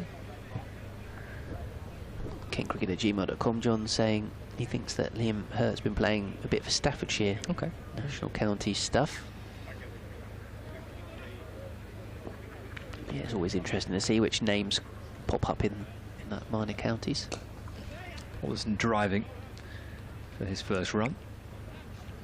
Just to the right of leaning at mid-off. He's going to cross the ground to complete the fielding. Alderson moves on to 1. And then leaning is jogging all the way back towards the boundary there. To be at the long-on boundary. With Bohannon back on strike. 224-3. Kadri to Bohannon. Little dance down the pitch and drives it through the offside. Takes him to 87 not out. 221 for 3. I quite like the range of seating that we have here at Stanley Park. Kadri's into Balderson. Handsome looking drive through mid-off for a single. Doubles his total, moves to 2. 222 for 3. Got the far end, the mound where spectators are sat on. Well, you could bring your own deck chair, but I think they're just chairs that have been put out. Kadri to Bohannon. That's turned out towards the leg side for 1. He moves on to 88. 2-2-3 for 3. 41 overs gone, so 9 remaining.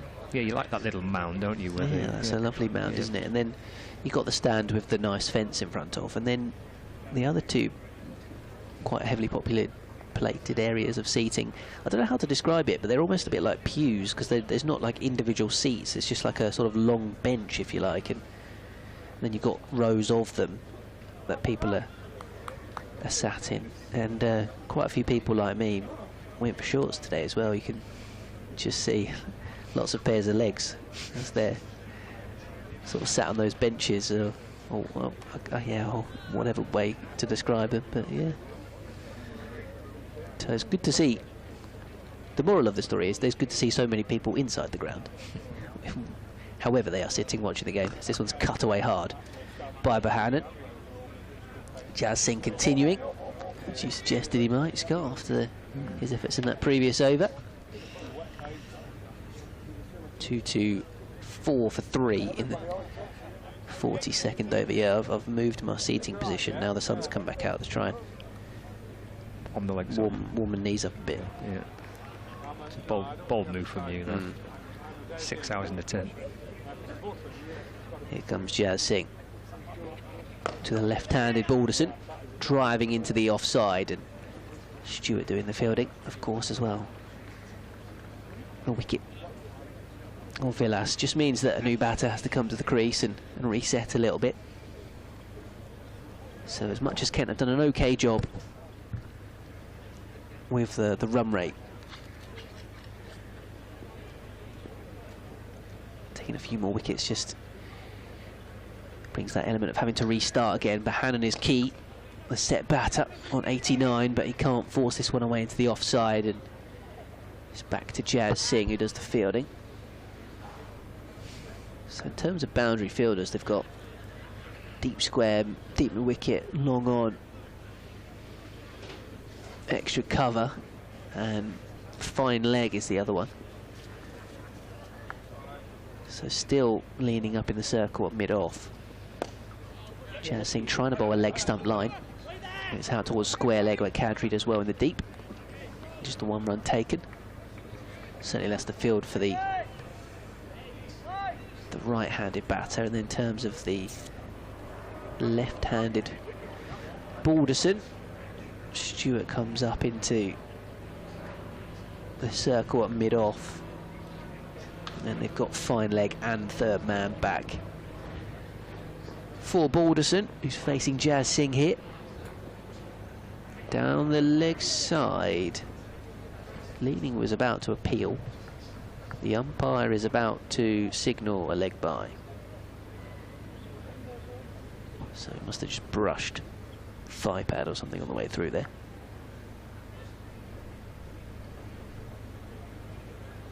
(227 for 3). KentCricket@gmail.com if you want to get in touch on the emails. Thanks to those of you that have been keeping us entertained. Alongside the cricket, of course, as Jazz Singh is pulled into the onside by Josh Bohannon for a single.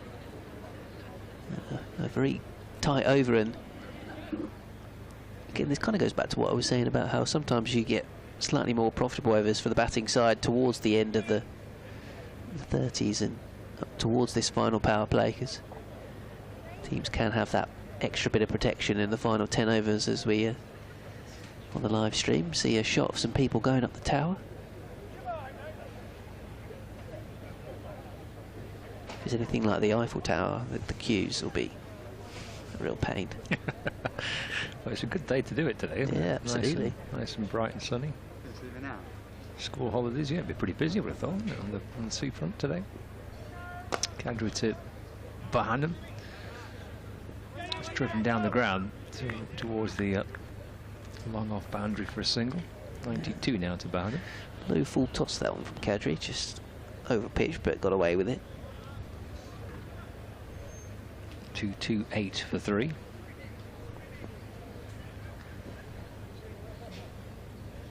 Brings Balderson back on strike. It's Kadri to George Balderson. He skips down the ground and hits a lovely shot up and over the Kent captain on the long off boundary. A gorgeous shot. It danced down the pitch. Lovely lofted drive. No doubt, sir. He almost ended up going down the bank there. Yeah, it's fraught with danger, that, isn't it? It's a lovely shot.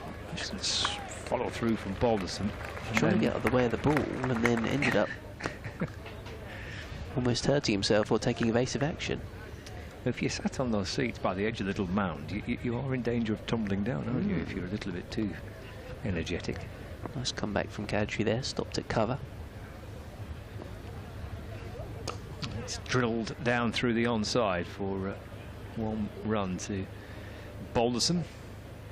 Moves on to 10 now, 236 for 3. Brings Bohannon back on strikes. He's 92 not out. With 2 balls left of the over. Kadri to Bohannon. It's playing a miss and through to the wicket keeper, Harry Finch. And there's no run.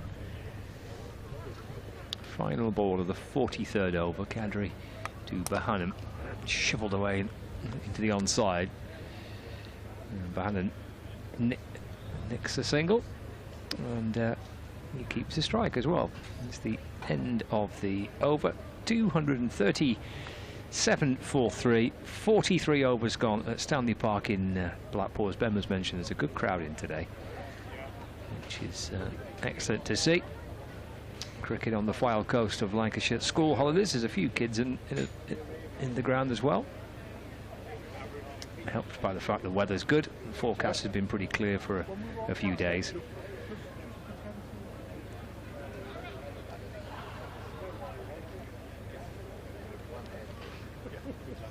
And plenty inside the ground enjoying the cricket and enjoying a few refreshments along the way. So Jazz Singh about to start another over, the 44th of the Lancashire innings. Bohannon playing this one square out towards deep cover, happy to just gently push his score towards a century now. Bohannon get to the milestone and then fully free the shackles, I'm sure will probably be his plan. So Singh's 9th over now, 2 for 44. Been a promising debut, I think, for Jazz Singh, and I doubt Jack Leaning will have gone into this game thinking he was going to use quite so many Jazz Singh overs, in truth, as this one's down the leg side and a wide will be signalled. Yeah, he's kind of bowled himself into the position of bowling in these final 10, hasn't he, now? Yeah, I wouldn't have thought it was necessarily part of the original plan. They've got enough seamers in the team for for Jazz to be almost used as a bit of an impact bowler or try and take you a wicket at some point, but yeah, he's bowled really well. He's again in here and a short ball to Balderson, which he tries to swing away and doesn't get bat on. Some of those deliveries dug into the pitch do seem to have just produced slightly variable bounce at times, and batters have struggled to judge it.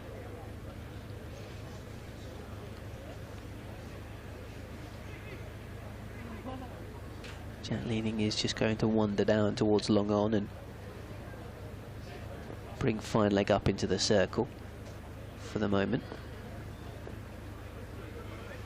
He's got some snazzy boots on. This is down the ground towards Leaning. A good decision from the skipper as he throws towards the bowler's end. They come back for two. Really good running, but a good decision by the skipper because he saved a couple of runs for his team with that change of field. Yeah, he's got, well, white boots, but they've got this massive heel on them, and the heel itself is very blue in colour. A little more like golf shoes or something. They look like absolutely enormous kicks, those boots. As Jazz Singh is swung away leg side by Balderson into the spectators all the way for 6.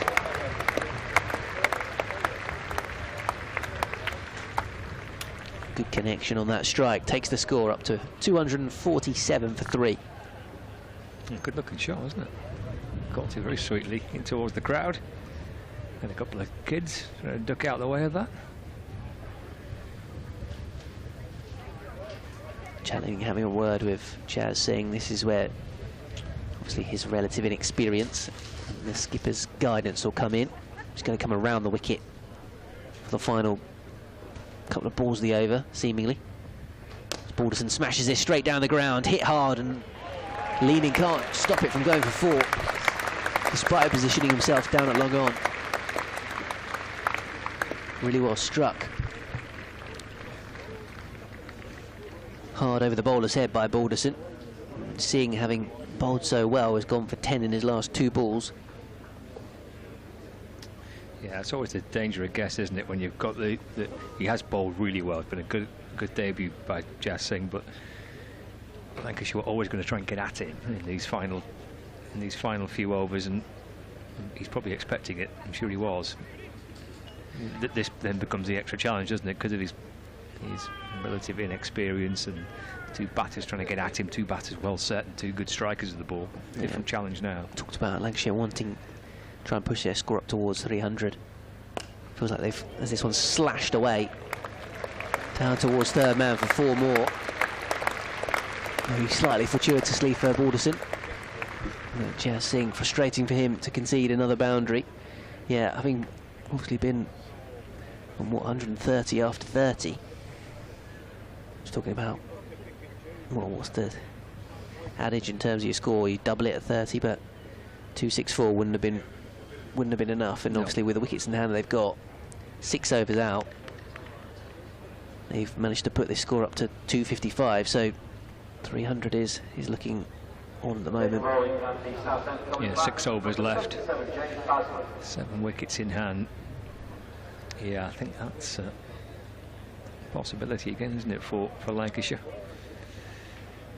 First moment here could be a List A maiden century. Josh Bohannon 6 away from that. 255 for 3. That last over from Jazz Singh with a wide, and then the 6 and 2 4s went for 18. We should be hoping for a couple more of those between now and the end of their innings.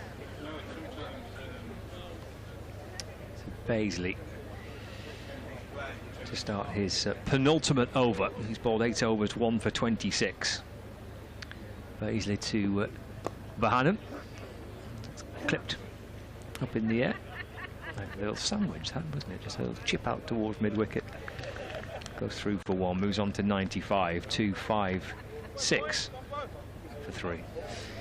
It's been interesting how Lancashire have built this innings, actually, because often you think of the way the teams go in, say, T20, and they go so hard in the power play and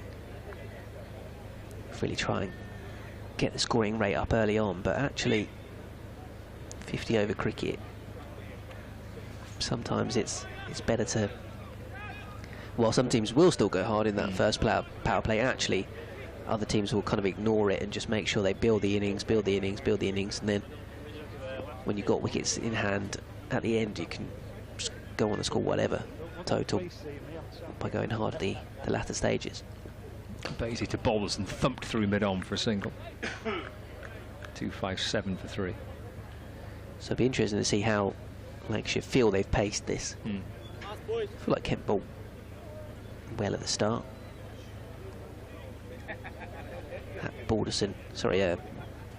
Bohannon and Villas partnership helping to really sort of up the rate after Bell started well, but didn't have a lot of support early doors. Baisley to Bohannon. Appeal for an LBW there. Ball deflects down towards short fine. No bat on it. That's been given as a leg bye. There's a low full toss. Oh, okay. Yeah.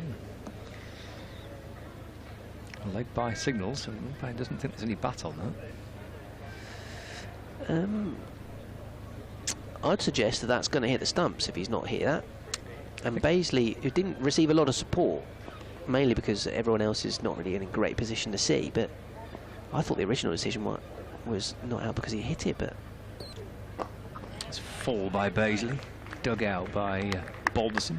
I mean, it's not very cricket to give an LBW for a low full toss, but seeing the slow-mo of that looked pretty good. I can see why Baisley was a little bit displeased that the LBW wasn't given. He got nothing from his teammates, did he? No, I don't think even Finch appealed behind the stumps.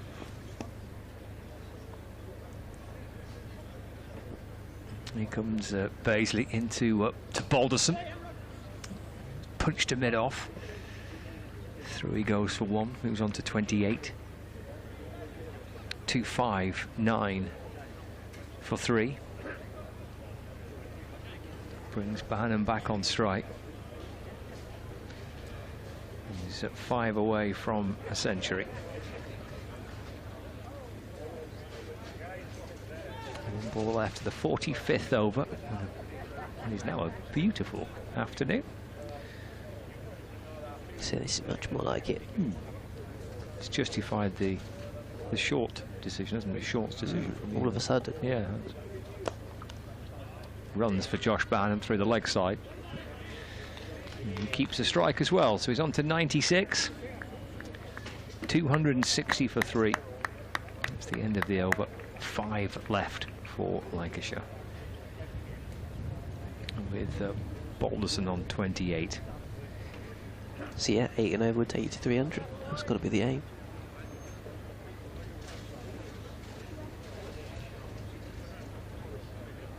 Looks like Quinn's going to come on here, interestingly. Not Grant Stewart. Yeah, he's got 4 left, hasn't he, Stewart? Yeah, well, Baisley's only got 1 left, so Leahy's got to find somebody from the southern end for an over.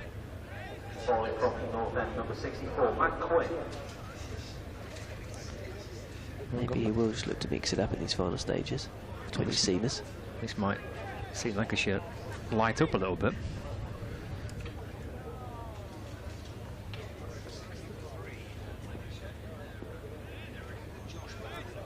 On 96 and George Balderson on 26. So Bohannon edging towards what would be his first one-day century for the Red Rose. 96 not out, Balderson on 28, 5 overs left, Lancashire 260 for 3.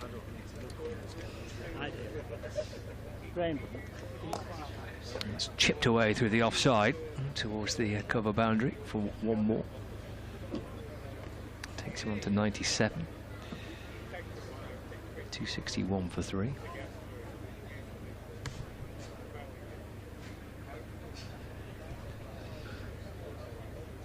Where are we off to here? Derbyshire, Sussex now. A little look at that game. 283 for 7, Sussex.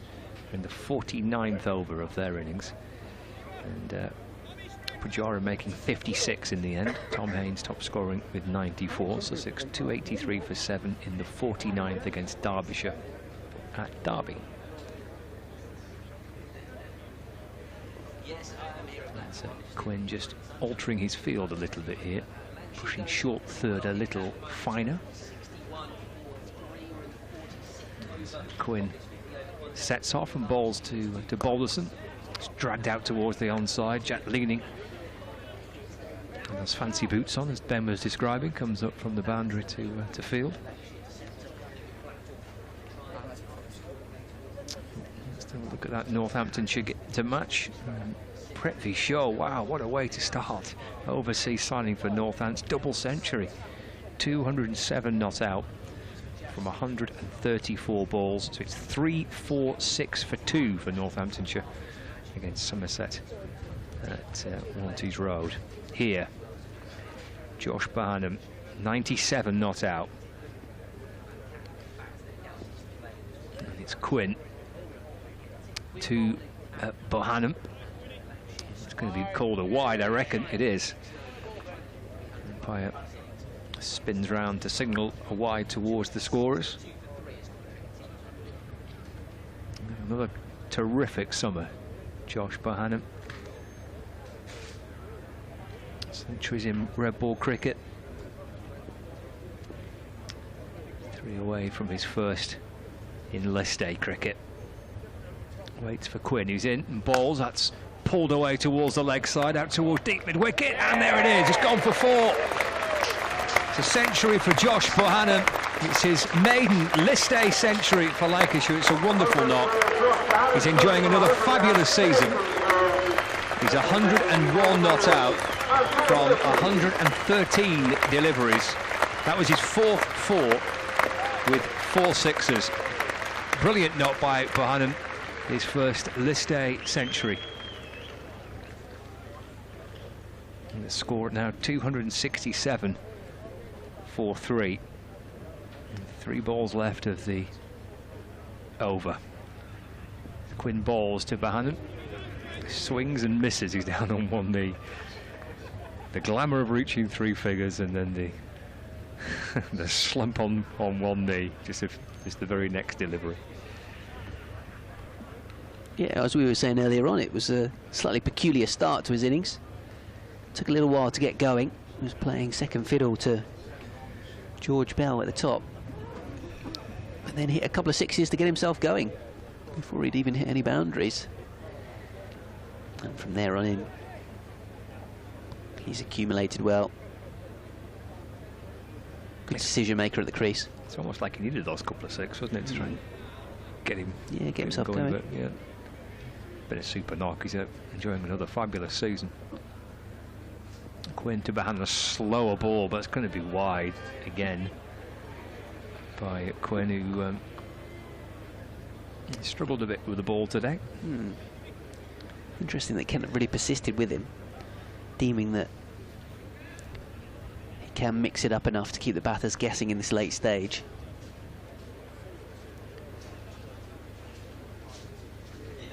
Umpires are having a chat about something.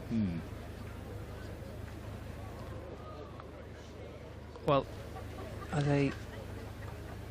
Let's just see if there's any particular signal from these 2 umpires. I'm just wondering, because where the ball actually landed, did it? It's kept as a wide. I wonder whether it's not landed on the pitch. Were they thinking no ball or wide? Yeah, maybe that was the discussion. And it's kept with the wide. And Bohannon down on one knee, up and over the offside, down toward deep backward point, not quite where he was aiming. He's picked up, and Bohannon comes back for 2 more.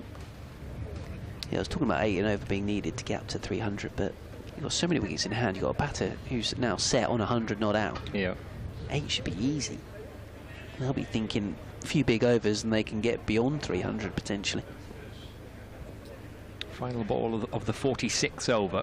270 for 3. It's Quinn to Bohannon. And he's going to shuffle back and run 2 more. It's good running.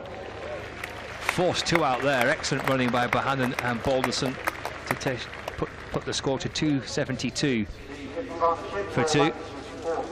There's Josh Bohannon in that over, reaching 3 figures in an innings which produced 4 fours and 4 sixes, working the ball around Stanley Park.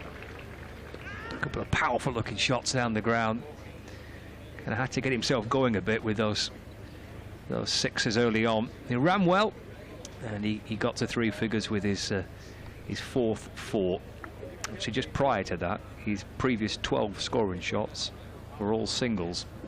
Well, he got there with a 4 to reach his first century in List A cricket. Yeah, just seeing that collection of shots on the live stream being played back, it's interesting how much moving forward and back he does in his crease. That clarity that he has as Bazley is bowling around the wicket to Balderson, tries to scoop it past the keeper, doesn't make contact on the ball. Going back to that decision making I was saying that he has, and seems to make good choices, whether to go forward or back, and quick feet as well to make those adjustments. Just such a sound player. Doesn't appear to have too many weaknesses to his game. Bazley, the Australian, around the wicket. Balderson blazing this away over the top of mid-off, who's up in the circle for 4. Enough men on the boundary everywhere at the moment. Third man and fine legger up in the circle, and then the boundary riders are quite square of the wicket.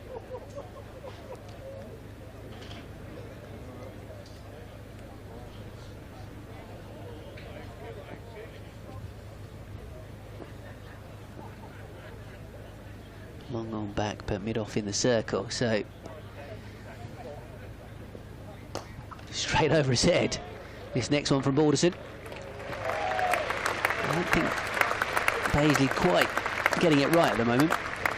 He's either got a bowl into the pads with long on mid-wicket and square leg back, or he's got a bowl wide of the off stump with deep point and deep cover out there, sort of full and wide outside the off stump. So yeah, I don't think he's quite finding the areas that he wants so far in this over. And in fact, the previous ball was a no ball as well. So 1 for 40 is figures, as this one goes down towards fine leg for 4 more.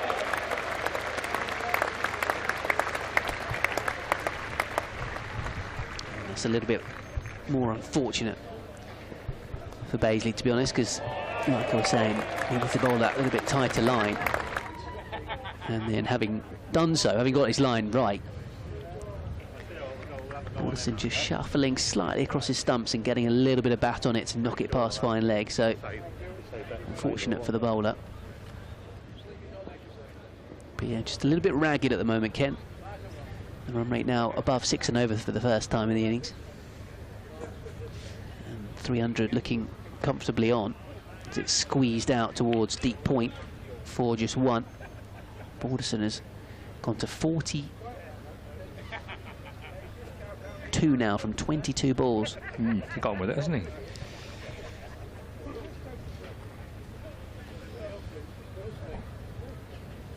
Well, you hope as the fielding team you get a wicket and you can keep the new batter quiet, but Balderson hasn't enabled them to do that at all, Ken. Yeah, 5 fours, 2 sixes in that 42 from 22. So Bazley with 2 more balls to finish up his spell this final over. Slightly denting his figures.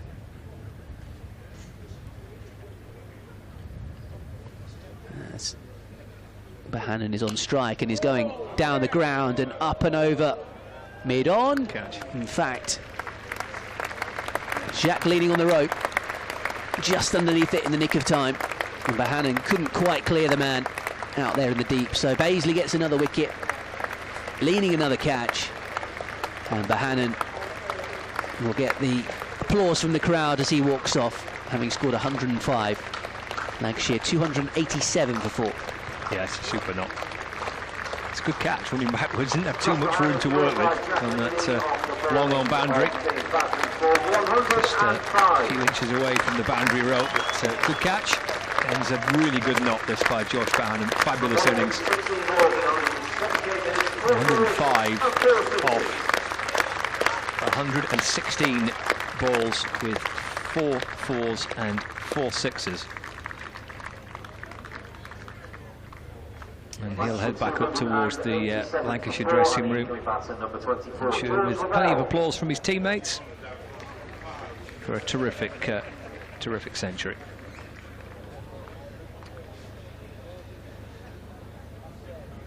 So it's 287 for 4. Second wicket for James Bazley. He's got 1 ball left to bowl in this match. And there will be 3 overs remaining. And George Lavelle is the new batter to join George Balderson. Might just, well, Kent will be hoping that just checks the scoring rate a little bit at the end of Bohannon, but Balderson's still going nicely on 42. Rate of over 6 and over at the minute.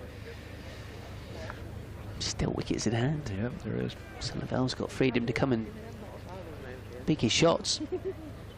Bazley to him. Cuts it square out towards deep cover for 1. End of the over, 3 left. Surely Stewart comes back into the attack now.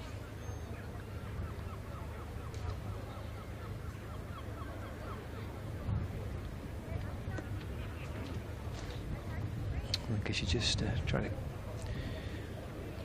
push that run rate up. Steadily kind of pushed it up, mainly through the course of their innings. 3 really solid partnerships there. Bell and Bohannon 112, Bohannon and Villas 91, Bohannon and Balderson 69. Quinn's been the most expensive of the bowlers, 8 overs for 68. Stewart's bowled 6 overs for 17, but it's not going to be Stewart.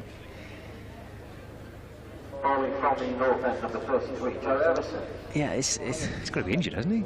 Well, it's very confusing, isn't it? As Joey Everson into the attack, balls it into the pads of Lavelle.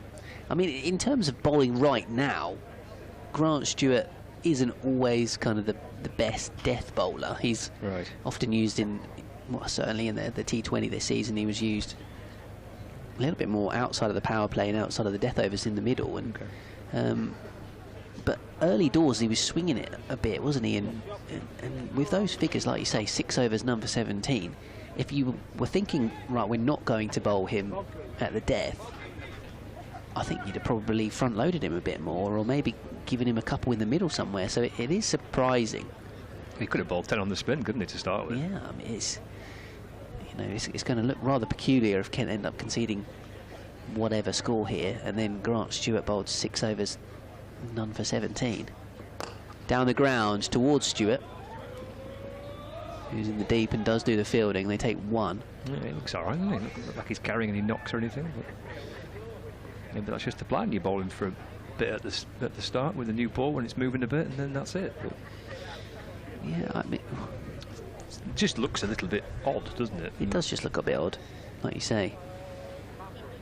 For his economy rate to be so good and to not have bowled at any other point apart from that 1 spell. Everson, Yorker length delivery. Good ball. Does have decent variations and a good Yorker. Joey Everson. That was a good Yorker, that wasn't it? They hit that for 6, right in the block hole. So yeah, Everson bowling right now, that's fair enough. But for example, the continued persistence with Matt Quinn, who's ended up with figures of 8 overs, none for 68. This one's into the leg side. He should go all the way from Balderson. What a cameo knock this is turning out to be. 49 from 24, and the Lancashire score on the brink of passing 300. as it's swung away leg side all the way for a boundary. He's such a lovely timer of the ball. When he plays red ball cricket, you know, he's such a classical batter, George Balderson. With that natural timing he's got, play shots like that. Everson to him. Digs out the Yorker to get 50 from just 25 balls. And the perfect knock for Lancashire in the circumstances which he arrived at the crease, building on the momentum that Dave Villas produced with his own half-century, and partnering Josh Bohannon so well. Just when Bohannon was eking up towards his 100 slowly, he was the one playing shots at the other end. Lavelle on strike for this final ball of the Everson over. Again he goes block Cole and manages to turn it away into the onside. Harry Finch has to scamper out from behind the stumps because everyone on the leg side is on the boundary, so they come back for 2. And that will bring up 300. 300 for 4, Lancashire, with still 2 more overs to go. Yeah, Lancashire going past their previous highest list A score against Kent, which was last year actually in that game at Canterbury. 295 for 9 was Lancashire's previous highest list A total against Kent.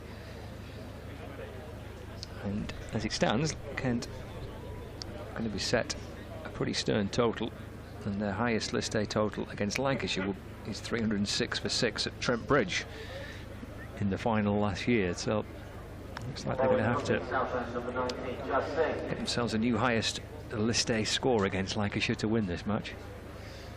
So said he had to find an over from this southern end. Jack Lean, the Kent skipper, and he's going with Jazz Singh. Yeah, Singh 9 overs, 2 for 61. Great opportunity though, isn't it, for the young guy on debut to send down the penultimate over. Balderson's on strike, goes high towards the leg side, out towards deep mid wickets. In the stand is that. And that's a big old hit for 6 for George Balderson. Got a mile back in towards that stand. Gorgeous looking follow through from Balderson's, little shuffle back in the crease and lashed away towards the mid wicket boundary for 6. Big call from Leaning to give this over to Singh. 306 for 4 into Balderson. Drilled down the ground, one bounce out towards long off for a single. With his inexperience in this format in particular, but has bowled well today, so maybe just a gut feeling for Leaning, or desire to give the young man that exposure. I guess that's part of this competition, isn't it? It's professional cricket, you want to win. Kent are the defending champions, but I suppose an element of it is that you want to put younger players into situations that they've not experienced before. He's got 4 balls left. Big test when your first ball of your final over is walloped away for 6. It's flashed out over towards the leg side by Lavelle. Towards the square leg boundary for a single, takes him to 5, 308 for 4. It's a 6 and then a single and then a single. 3 balls left today. Jazz Singh. He's got George Balderson on strike. It's a super knot this, 57 from 27. Left-hander waits for Singh, who's in and bowling. Slower ball. Nice, sent down towards the long off boundary. That's a good catch. Jack Leaning with the safe pair of hands. 3rd wicket for Singh. 2nd catch in as many overs for Leaning.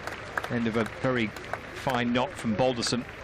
Going for that big hit, trying to clear long off. Leaning takes the catch, probably 4 or 5 yards in from the boundary. And Singh, having gone for 6 with his first ball, with his 4th, picks up a wicket of George Balderson, who has gone for 57 from 27 with 5 fours and 4 sixes. It's now 308 for 5. Balderson makes his way off, but he's done his bit. Half centuries for Balderson, for Villas. Centurion, Bohannon and the 71 by Bell, all contributing with a bat for Lancashire today. 3 wickets for Jazz Singh, 3 for 69 on debut in List A cricket. His debut for Kent. And now Matty Hurst is the new batter. 57, sorry, for Balderson there, was it? It was 57 off 27, 5 fours and 4 sixes.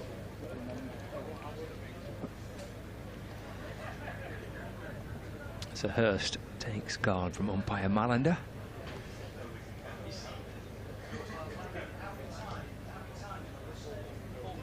Singh.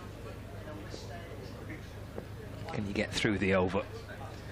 And then balls to Hurst. Oh, he's straight away skipping across the stumps and scooping it over his head, and it's 1 bounce and 4 runs. It's only his second List A game, this Matty Hurst. First ball of the match. There we go, in position to scoop it over the shoulder for 4. Kids these days. Yes, I think he's absolutely no fear. He's only 19. You know, 10 years ago, the only way you'd see someone play that shot first ball is if they drew it out of a hat. Final ball for Singh today. He'll step down the pitch and punched firmly back towards the bowler. Deflected. Actually off Singh. And Hurst goes through for 1, and he keeps the strike. That's the end of the over. 49 gone. Lancashire are 314 for 5. Actually, no, 313 for 5, sorry, after 49. Hurst on 5, and Lavelle on 5. So Joey Everson to finish up. So yeah, Grant Stewart is going to finish with figures of 6 for 19. As a reminder to spectators during the innings break to please keep up the outfield.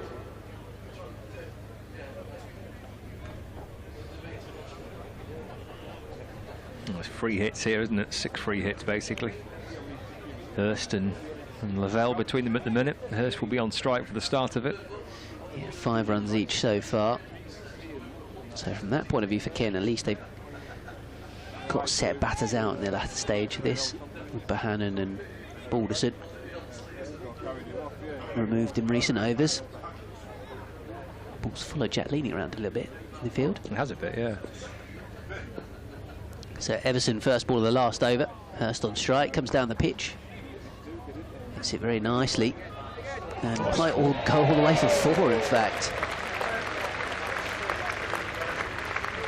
Oh, Stewart with the dive, but all he really did was just seem to kind of dig it out, or in fact he did just move down the pitch and hit it back past the bowler. Just didn't think it had the timing to take it all the way for 4, but on the contrary. So boundary first ball of the over. Everson to Hurst, goes through the covers this time, giving himself room. Compton out in the deep doing the fielding this time, so 2 more to the tally.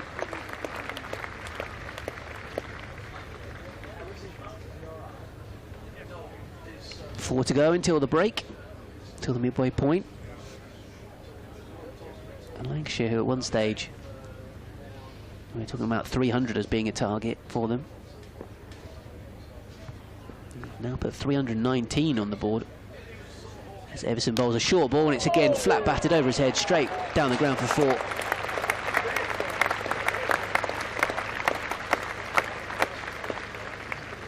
The bits that we've seen from Matty Hurst so far, I was at Cumbria for the warm-up match at Sedbergh School, a little bit in the Essex match. He can hit it. He put on a century partnership with Aspinall against Cumbria in the warm-up game, and the pair of them were clearing the ground quite regularly. He's a confident boy, isn't he? He is, yeah. 15 off 5. Quite the knock from him so far. I'll let you carry on, Scott. 3 balls to go. It's onto the pads of Hurst, I reckon. It's deflected down to, well, I say down to, it's actually just popped away up towards kind of mid-wicket, but stepped right across the stumps and give that as a leg by. He did. So 324 for 5. Everson He's got 2 balls remaining. 2 balls left for Lancashire in this innings. Lavelle faces, quite ready.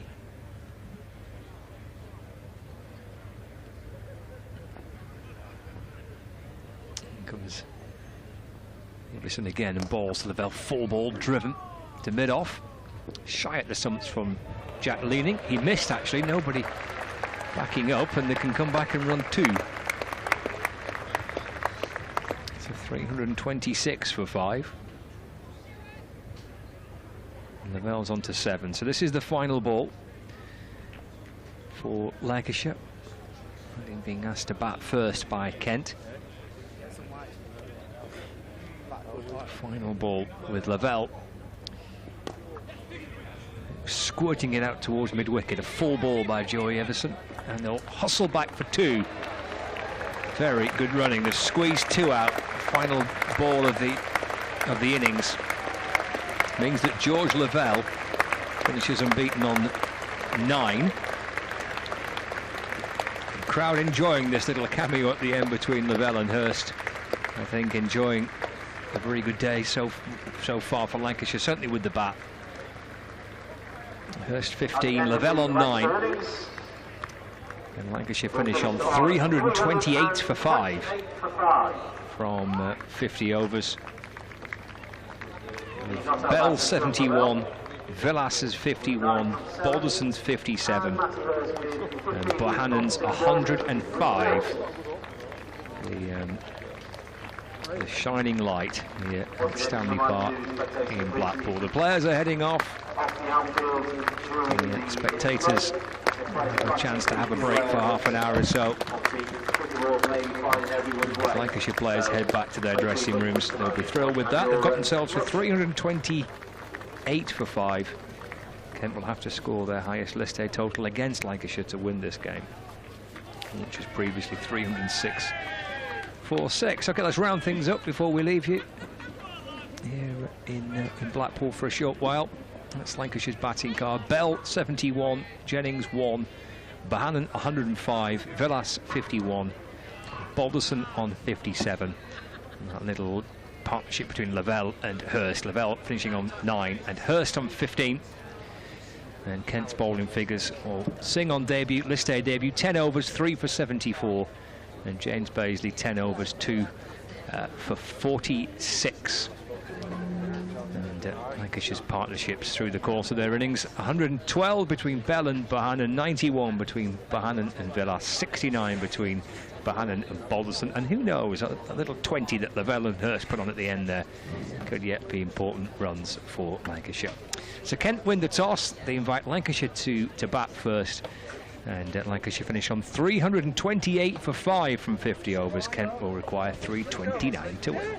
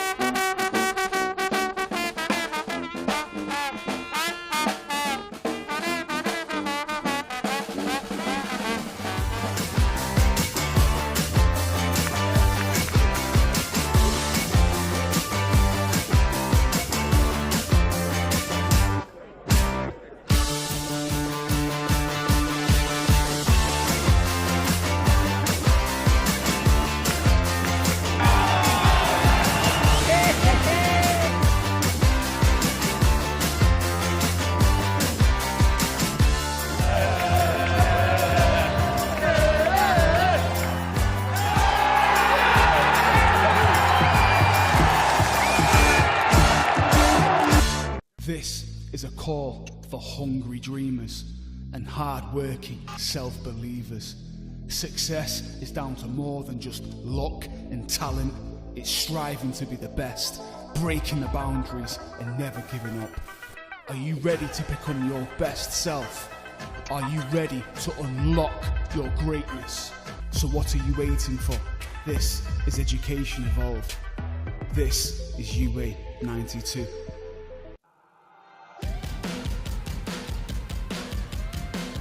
We're really excited here at Lancashire Cricket to be working with New Balance Team Sport. It's always good to have a fresh approach, and New Balance Team Sport is certainly bringing a fresh approach to everything we do.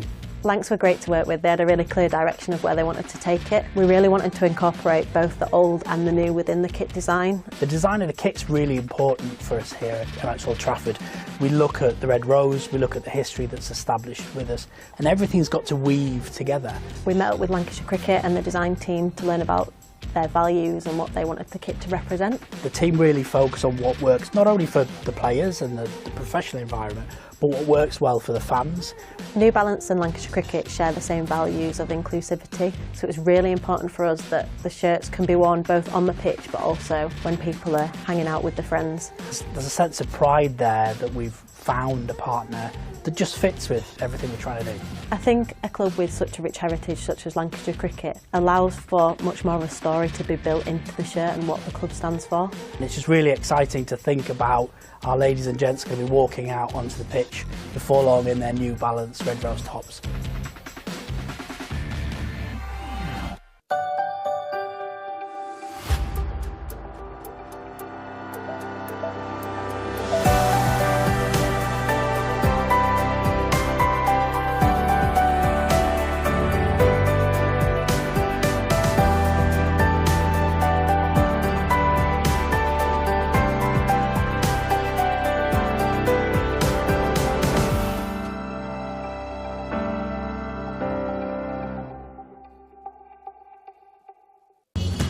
Welcome to Conrad Dubai. Here's your key. Thank you. Let me help you with the bags.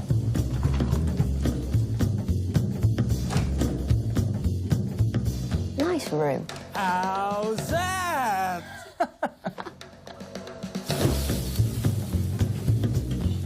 How's that?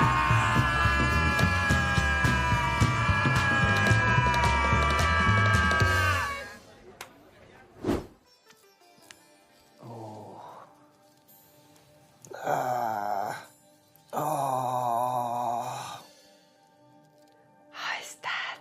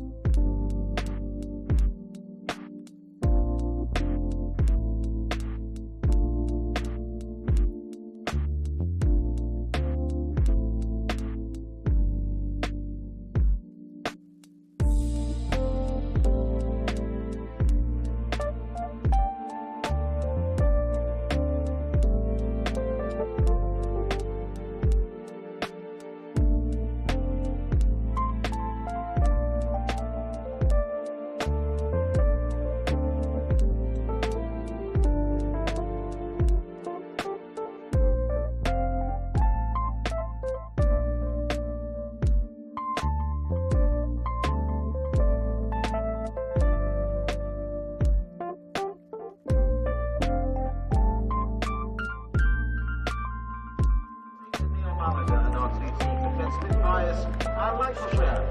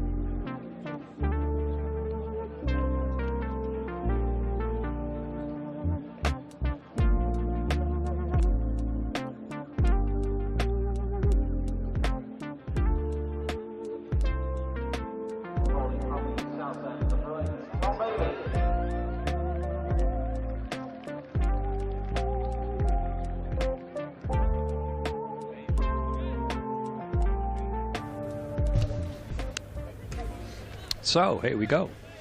Welcome back from, well, to Stanley Park in Blackpool for the start of the Kent reply with a target of 329 to win the match.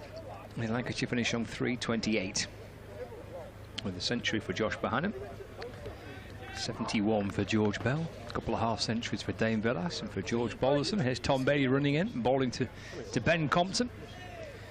It's a leaping catch by the keeper and a wide signal by the umpire for Bailey's first ball in one-day cricket this season. Yeah, 328 for 5 is what Lancashire finished on. 71 for George Bell, 105 for Josh Bohannon, 51 for Villas, 57 for George Balderson. As Bailey's in, angled across Compton. Through to Hurst, and there is no run. So a big target for Kent to chase, but they're boosted by the fact that Daniel Bell-Drummond is back with them, having been released, I think, from the London Spirit, but Ben will confirm that for me. I think he is a part of the London Spirit 100 setup. Defended by Compton to the onside for no run, but hasn't played, so he's been allowed to at least for the time being, will return to Kent and play some one-day cricket. So that is quite a sizable boost for Kent. The fabulous Daniel Bell-Drummond back amongst their lineup, and Ben Compton, another experienced batter who's had a pretty upward curve since making his debut for Kent, as he gets in behind and defends his next delivery into the offside no run. He's averaging 46 in List A cricket to go with his average of just under 50 in first class cricket. So two fine players to open the batting here for Kent, trying to get them off to a positive start with the bat, with this big target of 329 to chase. Bailey back into Compton. He just plays forward, the ball again angled across him into the gloves of Matty Hurst, and there's no run, just bringing Compton forward. The ball just snakes past the edge of the bat and through to Hurst. Left-hand, right-hand combination out in the middle. The left-hander Ben Compton, the right-hander Daniel Bell-Drummond. Two slips in place. Who were those two slip fielders? George Bell and Keaton Jennings are the two slip fielders next to the wicket keeper. As Bailey creeps his way back in again, balls to Compton, who's off the back foot, and that's pushed into the offside, and Kent are up and running. First run on the board. Compton just dropping it into the covers, going through for one as George Lavelle comes up to complete the fielding, and Kent move on to 2 without loss with 1 ball left of the first over. Scott Reed and Ben Watts with you through the course the next couple of hours for this Kent reply. Are you with us via either the BBC Sport website and the app, thanks to BBC Manchester, Lancashire and Kent, or watching us via the live stream pictures on Lancs TV?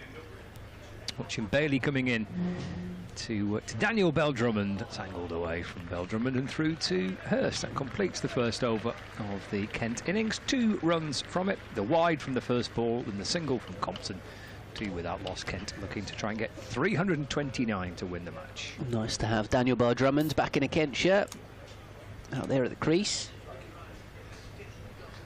trying to pick up where he left off, really, before a hamstring injury curtailed his Bowling from the north end, number 4, Jack Blatherwick. incredible streak of form prior to the 100.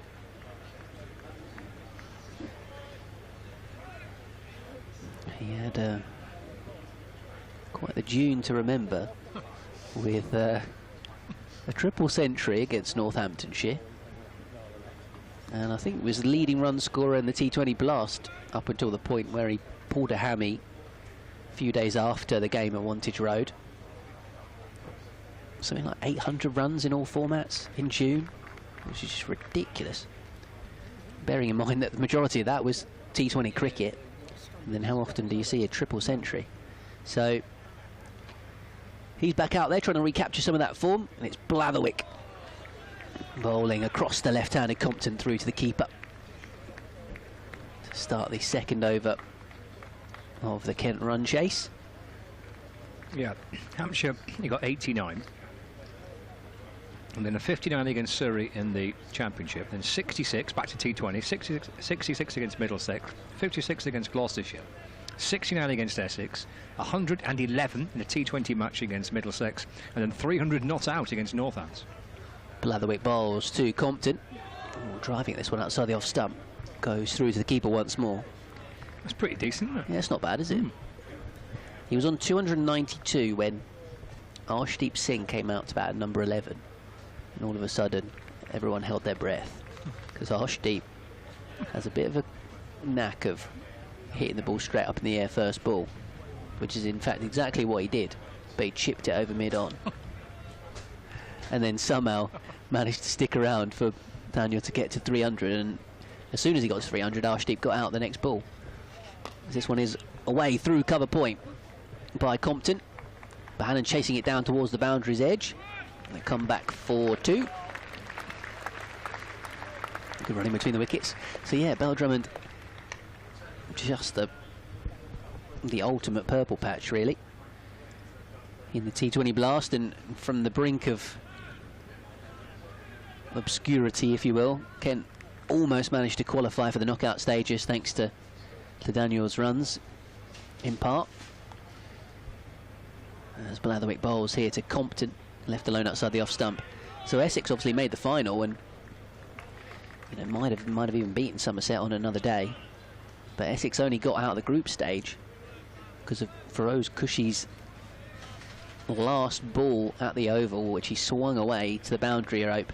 Chris Jordan caught it, tried to kind of flick it back over his head to save the boundary, but instead his momentum sort of carried him over the boundary's edge, and that shot from Cushy got Essex through. If Jordan had popped it up for a teammate to catch, Kent would have gone through instead, as this one is defended out in towards the point area. Kent then lost to Somerset later on that day. Again, a win for Kent in that final game would have taken them through in the T20. So yeah, they lost 5 out of their first 6 in the Blast until Drummond's form kind of really kicked in. So yeah, brilliant from Daniel to propel Kent in that, and then his 300 got them a rare county championship win against Northamptonshire. It's a big win though, isn't it, too? It would look like it anyway. Blatherwick bowls to Compton, edges it short of second slip. Awkward for Jennings.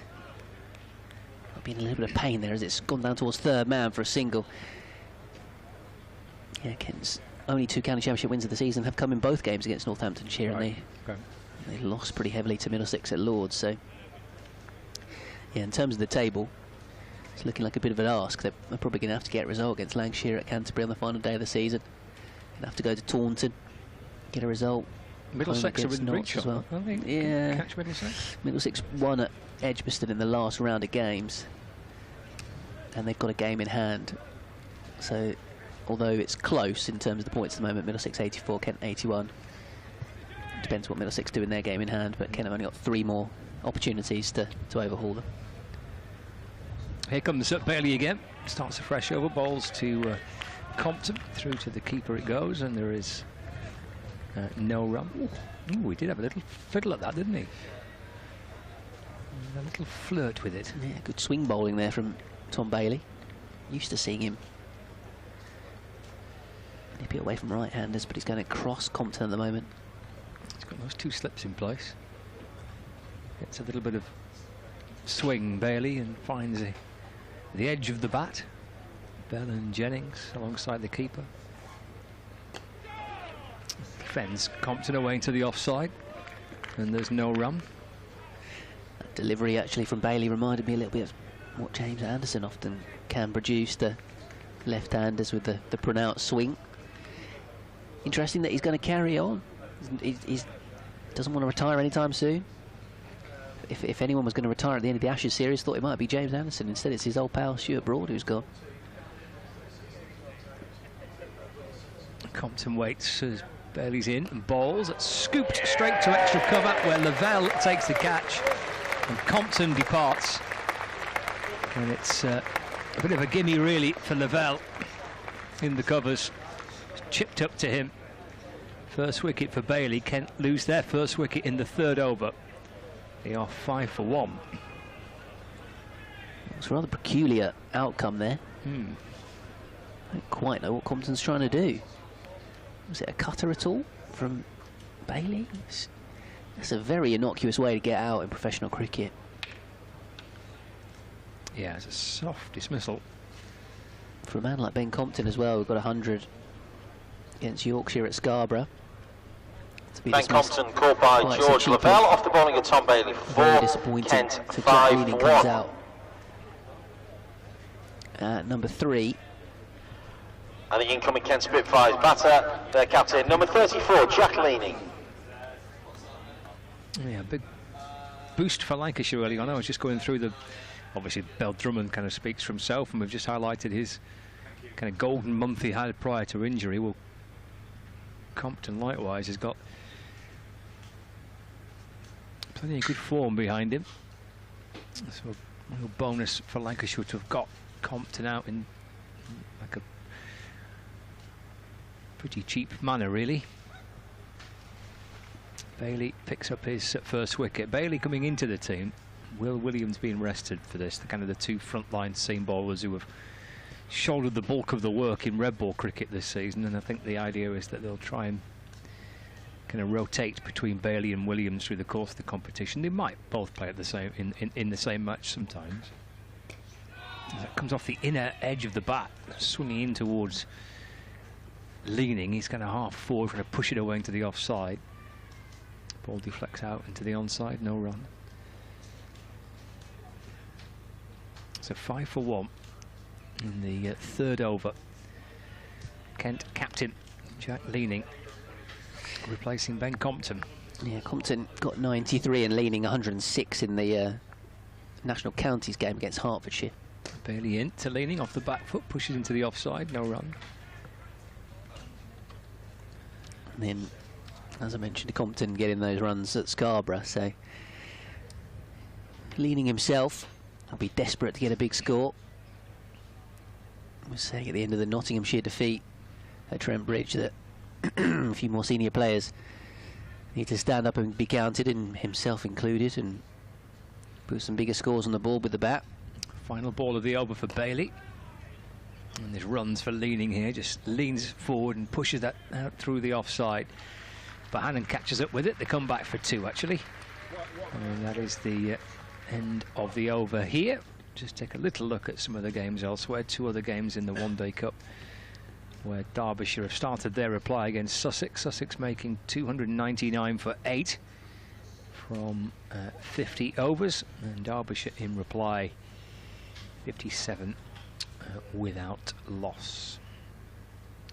And Northamptonshire against Somerset. Well, Northamptonshire finishing on 415 for 8, with Prithvi Show 244 from 153 balls. So 415 for 8. Northampton. Somerset just started their reply. So Blatherwick here to Bell Drummond. Down the leg side, clipped down towards long leg for a single. Say that again, how many did he get? 240? What? He got 244 from 153 balls. 28 fours, 11 sixes in 220 minutes. I mean, I must admit, when they announced that signing, I thought, oh, that's a scalp. He could be fun. I think he's going to play red ball cricket from as well, isn't he? Seemingly so. That is quite the knock to behold at Wantage Road. Assuming that's where they are. It is. It's some introduction, isn't it? Yeeks. I'm not sure if it's his debut or not, but... I think he might have played a couple. Okay. Blatherwick to leaning. Dug into the pitch and defended away.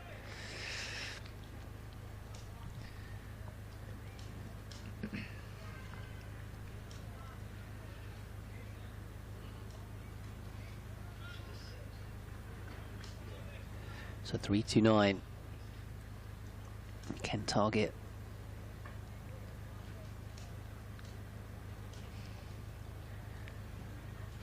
But that's a long way off at the moment. Can need to build an innings here. Build a partnership between these two after the loss of Compton, defended away by leaning into the offside.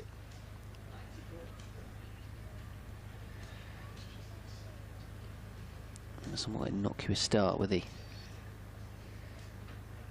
strange dismissal of Compton.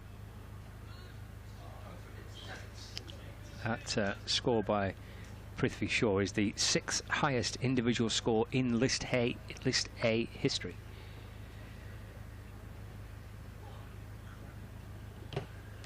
Leaning off the back foot out towards a tumbling cover point. Spot the wicketkeeper out of position in the covers. George Lavelle doing the work in there.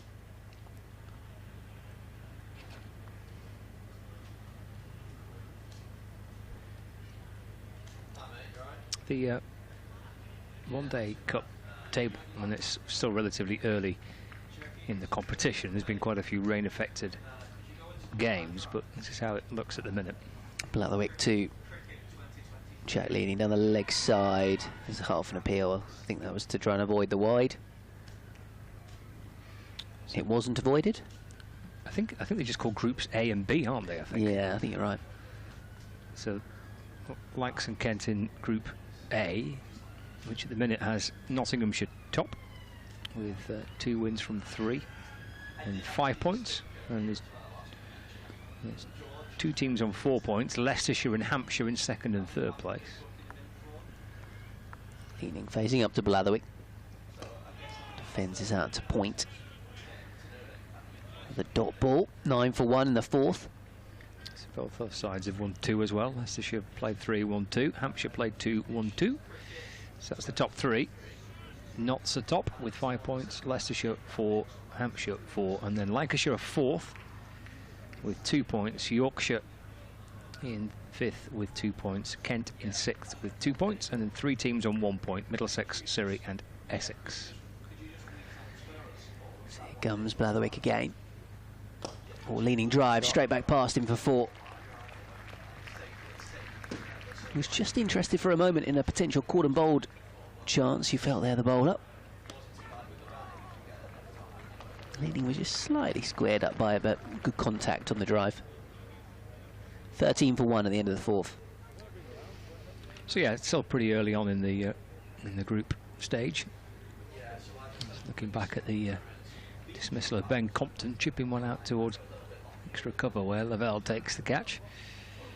Wicket to fall with 4 overs gone. 13 for 1, Bell Drummond 1 and leaning on 6. And it's the same setup as last year, isn't it? If you finish top of the group, you go directly through to the semi-final. And then 2nd and 3rd play each other in a eliminator type thing. That's worked away to mid-wicket, and there is no run.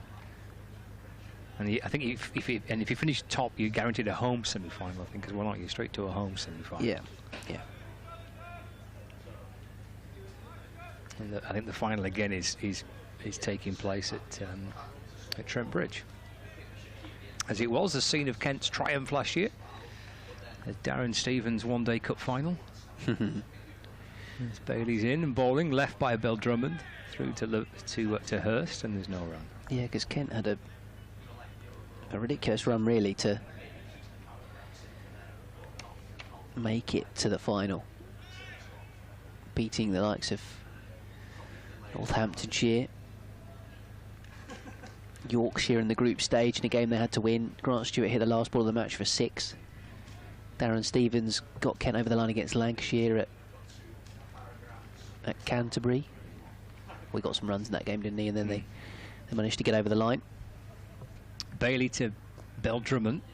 It's weaved away down to third man, playing it away from his body, but he controlled the shot and safely guided down to third man with Velas Fields. Bell-Drummond moves to 2, 14 for 1. Yeah, so effectively those final couple of games, they were already playing must-win cricket, knockout cricket. Went to Grace Road and beat Leicestershire. Went to the Aegeus and to Southampton and beat Hampshire. And Stevens really did get them the victory in that one before the final.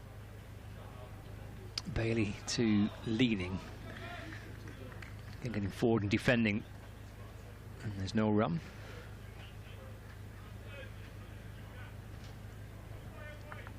And I think if you finish second, you get your eliminator matches at home, isn't it? Yep. So if you finish top of the group, you're straight to a home semi-final. If you finish second, then you're at home in the eliminator game. And if you finish third, then you are away in your eliminator game, and then you'll be away in the semi-final. Cut away by Jack leading. This next one from Bailey. Just to get it in the gap as well for 4. So 18 for 1. In fact, yeah, just a couple of steps down the pitch there, leading. Before cutting it away to the rope. Yeah, so Kent had those. Both their knockout games away from home. Last year, having just snuck through out of the group. It can work that way sometimes, can't it? You know, you just perhaps don't boss a group stage, you just sneak through. It's all about momentum, isn't it? This one's driven back past the bowler. Bell-Drummond scampering quickly back for 2. I think the Stevens returning from injury. Denley came back into the team as well midway through the group stage. Just gave them a bit of momentum. I think there were guys out there who knew that this might be the last dance for Steve-O. And it just gave them that impetus they needed, as well as his own individual performances, and guys around him improving all the time, like some Everson, the efforts he put in with bat and ball. He had a great final, didn't he, Everson? He took a couple of stunning catches, if I remember right. Yeah, Ollie Robinson batted brilliantly in that competition last year. Guys like Harry Finch playing really useful cameos as well. Nathan Gilchrist had a fine season with the ball. He's struggled with injuries this campaign. Here's Blatherwick to Bell-Drummond. Nudges off his pads out to the leg side. Where Aspinall fields and there's no run. There was a Kent second 11 friendly game the other day that Bell-Drummond played in, along with Marcus O'Riordan and Sam Billings. Bell-Drummond, well, they all got runs. I think Bell-Drummond getting a half century in that one, so that's the only cricket he's played since his brilliant June and that hamstring injury. Waits for Blatherwick, who's in and bowling. Just got him a little quicker than he was expecting. Take his bottom hand off the bat and defends back down the pitch. No run. Is he a London Spirit player? Okay. Yeah, so I think he was with them previously and then wasn't in the original group, but obviously his form meant he got picked up on the wild card. And then maybe because of the hamstring injury, they haven't picked him so far. Blatherwick to Bell-Drummond. It's angled away to the leg side. Dane Velas is at mid on to field, no run. So it makes sense for everyone, really, that he gets involved in this game. No indication again and get some form going. So no indication as to how long he'll be available for. No, I don't know. Because the 100 matches are pretty every kind of 3 to 4 days, aren't they? Yeah, I think you can't play for the county team on the same day as the 100 team or something, and he can only play in this one because he hasn't been picked for the last 2. Okay. So I think it's potentially a game-by-game basis. So flecked away off his toes out to deep backward square leg for a single. Score moves on to 21 for 1. Bell-Drummond moves on to 3. And brings Jack leaning on strike, the captain of Kent. Got Jack Blatherwick bowling on the north end of the ground. 2 slips waiting. Blatherwick sets off again, his right arm over the wicket to Leaning, who's something tall in the crease. It's gone through to the keeper. Blatherwick wheels away in celebration. And Leaning has to depart for 12. And Kent lose their second wicket. Captain's gone. Man in form in this competition for Kent. Departs off the bowling of Blatherwick. And it's now 21 for 2 in the 6th over. And the skipper having to head back towards the dressing room. It's a little inside edge into the gloves of Hurst, the keeper. And he has to head back towards the dressing room. 2nd down now for Kent. Yeah, Jack Leaning just shaking his head a little bit as he walked off there, and I think it's partly due to the fact that it feels like a few times this season he's got in and got out and hasn't gone on and made a big score, and probably just feels like it's not happening for him for whatever reason. As I say, got those runs in the national counties game, but hasn't got the weight of runs he would have liked this season so far, and felt like well, not just a big opportunity for him, but also a real need for Kent to put a partnership together. Nice inexperienced batting lineup, aside from this top 4, if you will. So, yeah, Alex Blake in at number 4, but Harry Finch at 5, and Joey Everson at 6, and you got Baisley, Kadri, Stewart, Quinn, and Jazz Singh. So, really need one, probably 2 of this top 6 to come off Kent if they're going to get anywhere near the target that Lancashire have set. Compton and Leaning have gone. Can Blake and Bill Drummond 2 together here. Final ball of the over, 3 slips in place. Blake will just push it away safely enough into the offside for no run. That is the end of the over. It's a good one for Jack Blatherwick. And Kent 21 for 2, 6 overs gone. A target of 329 to win here at Stanley Park in Blackpool. Kent looking to bounce back after a disappointing performance with the bat against Leicestershire. Kent's last game, Leicestershire making 380 for 5, and then Kent all out. This one pushed away into the onside by Bell Drummond. Good stop by Aspinall. And it just feels like those 2 early wickets, slightly soft in nature, a bit of a hangover from that Leicestershire capitulation. 116 all out in 24 overs. Can't afford another collapse like that, Kent. Under pressure early on here. Turned away into the onside, nicely played by Bell Drummond in the gap for a single.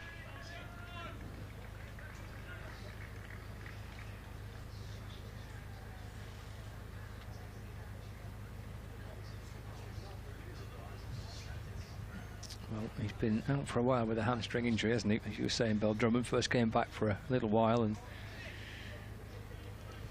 there's a lot depending on him here for Kent. Excuse me, yeah, I think you're right. It does feel like that. This Kent innings is a little bit reliant on Bell Drummond batting a good amount of time, with guys like Blake as he thick edges this one down towards 3rd man to try and bat around him. Everson's key as well, in at 6, but I think he scored 100 against Yorkshire at Scarborough. Harry Finch himself's been in decent form in the Red Bull game. But yeah, it does at the moment feel like there's quite a lot riding on Bell Drummond. Recapturing a bit of form. 329 is a long way away at the moment. There's Bailey. Bowls to Bell Drummond and just plays this out towards mid-off. Obviously at the start of the Lancashire innings we had George Bell batting very nicely, finding the boundaries. Nobody else really got started all too quickly other than Bell, but gave the innings that early bit of impetus. Again, struggling to find that at the moment. Blake's a player who every time I watch him play against Lancashire, he tends to get runs. I've got the stats handy, but certainly games at Canterbury, T20 match in particular, Canterbury tends to get runs against Lancashire. Yeah, scores quickly as well, Blake. This one's turned away by Bell Drummond into the onside dot ball. Well, Lancashire paced their innings, didn't they? It's quite a bit of a slow burn for Lancashire, wasn't it? But in the end, it was kind of beautifully put together, and they got themselves a healthy-looking score on the board. Yeah, already the run rate is up. Required run rate is up at 7 and over, which as Bell Drummond just a little shimmy down the pitch, pushes this behind square on the offside for a single. You've almost got to put that to one side, I guess, a little bit, haven't you, at this point, Kent? Forget that. You might be able to play catch up. It's about maybe just getting through this little period with while the ball, the two white balls are relatively new. Bailey's getting the ball to swing a bit. Blatherwick's with his opening spell, he's bowling quickly. Just a little bit more about just kind of get through this little opening period, perhaps. You want wickets in hand and keep the run rate manageable, but not maybe get too concerned by it. I think they'll tend to back themselves to catch up, don't they, especially with the wickets in hand later in the innings. Blatherwick to Bell Drummond. Oh, that's turned him round. Jennings, who's at second slip, flew to his right-hand side and down towards the boundary for 4 runs. How far away was that from Keaton Jennings at second slip? Might have to catch a replay of that.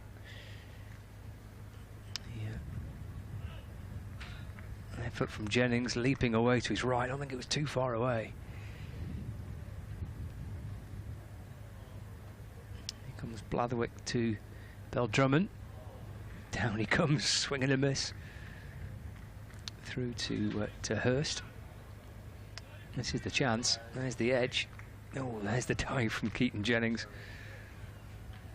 Too far away from Jennings, who's at second slip. 28 for 2. Bell Drummond on 9. Jack Blatherwick bowling for Lancashire from the north end of the ground. Prize open. Wicket of Jack leaning in his last over. In and balls to Bell Drummond. Again, that's flashed away down towards third. Gets through for a single. Bailey. He's down there fielding for Lancashire. He's got his left hand, part of his left hand strapped up there. There's Tom Bailey. Those fingers taped up.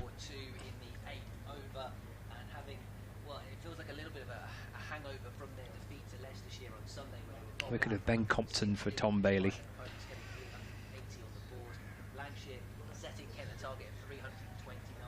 And there's Blatherwick. And balls edged. Oh, and put down by Hurst. Blake gets through for a single. In and out of the gloves of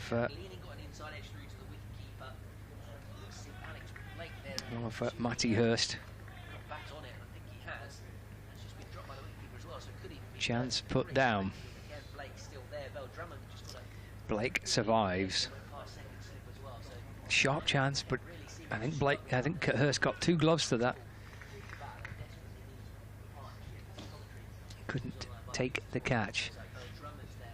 Blatherwick to Bell Drummond. It's down the leg side and signalled as a wide by the umpire.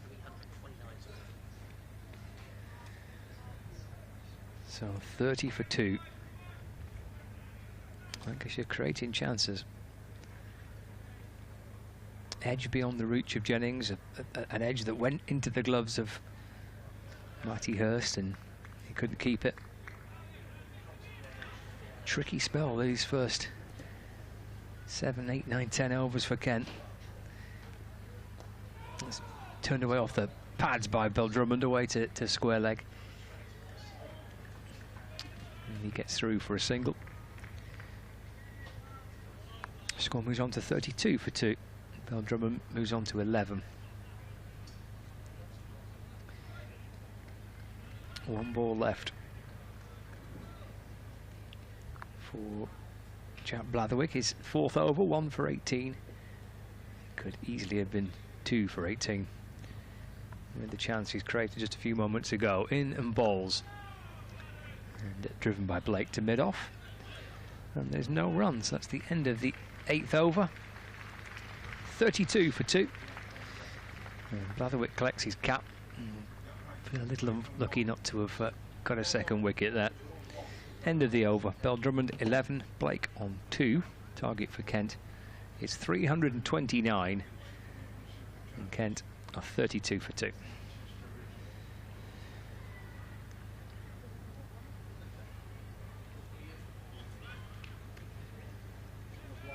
So a bit of fortune there for Alex Blake.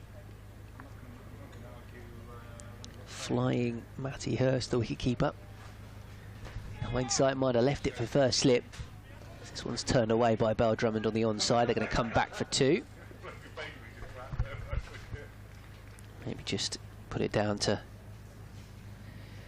Hurst's inexperience and clearly that keenness to contribute with the gloves. Yep, just his 2nd list day game this. That is Lancashire first team debut in the first group match against Essex, but that was a rain-affected game at Sebba. Bailey to Bill Drummond. Defends this away into the onside.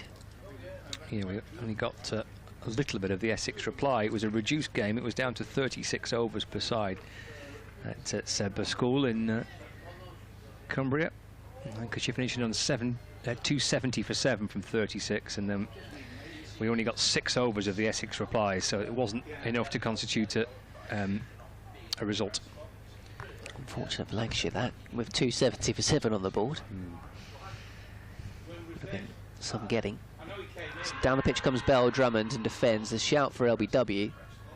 It's obviously already out of his crease. It'll be real guesswork for the umpire, I think, to say that that was going to hit the stumps with some of the variable bounce we've seen. Yeah, he's got far enough forward there, hasn't he, to kind of take the chance out, to take that decision out the umpire's hand. I think it's a long way down the pitch, isn't he? Not to give that. I don't think it's hit him in line either, to be honest. It's gone through to the wicketkeeper. A few people thought he might have got a little bit of something on that. He's trying to nerdle it away. A little extra bounce there, wasn't it, for Bailey? We've seen a little bit more, haven't we, from that south end of the ground.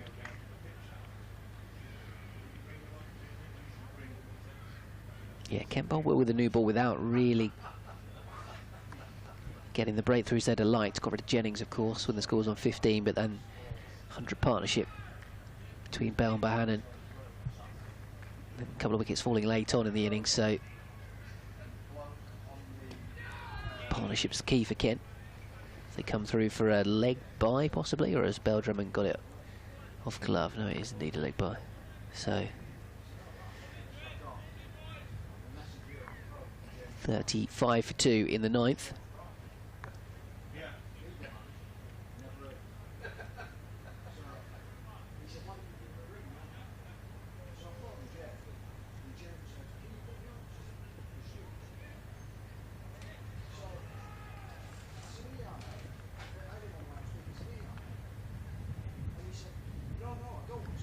Bailey to Blake then.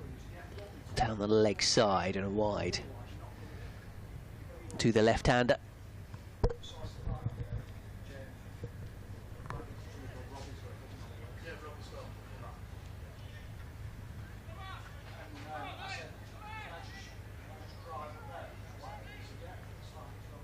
Kent's from right now just above 4 and over, so it's not too dissimilar really to the start of the Lancashire innings in terms of the run rate.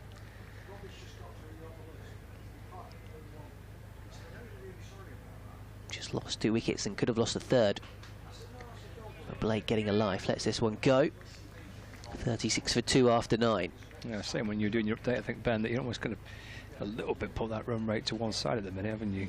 Just easily go about losing the match in the first 15 overs or so if you get yourself into a bit of bother, and I suppose you could back yourself to play catch-up later on with wickets in hand.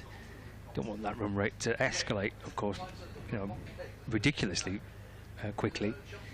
At the minute, just sit in there a little bit. Lancs were not too dissimilar for the start of their innings, and accelerated as they went through. Yeah, I think that's a good lesson for Kent, how they need to go about this. He's Blatherwick to Bell Drummond. He's playing a missing. Through to Hurst, no run. Just too many wickets up top and you're not going to get anywhere near 3-2-9, whereas if you just bat, build a partnership however slowly, can catch up as the game progresses. Yeah, Lancs partnerships 112 for the second wicket, 91 for the third, 69 for the fourth, and then a couple of little cameos at the back end of their innings. Bell Drummond comes down the pitch and in the end doesn't offer a shot. A little step or two towards the bowler, and lifts the bat away. The ball just sneaks through into the gloves of Matty Hurst.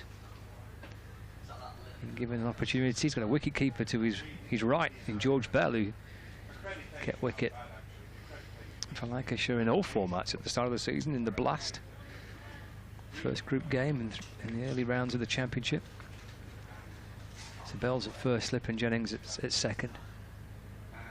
Blatherwick to Bell Drummond down the leg side. And there's Hurst tumbling away to his left to take it.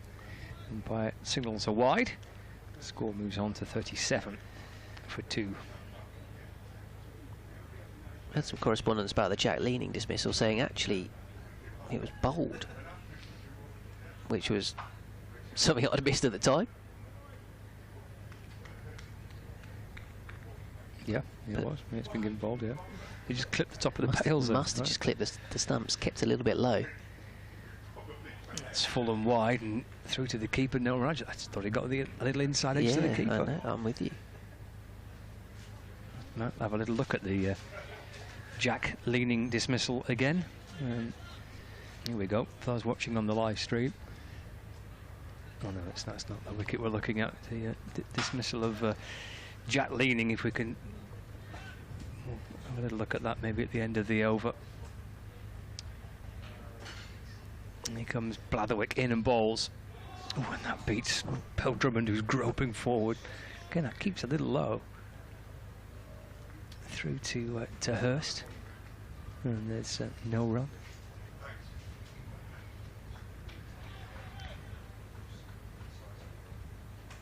.13 not out, Bell Drummond. Jack Blatherwick probing away from the north end of the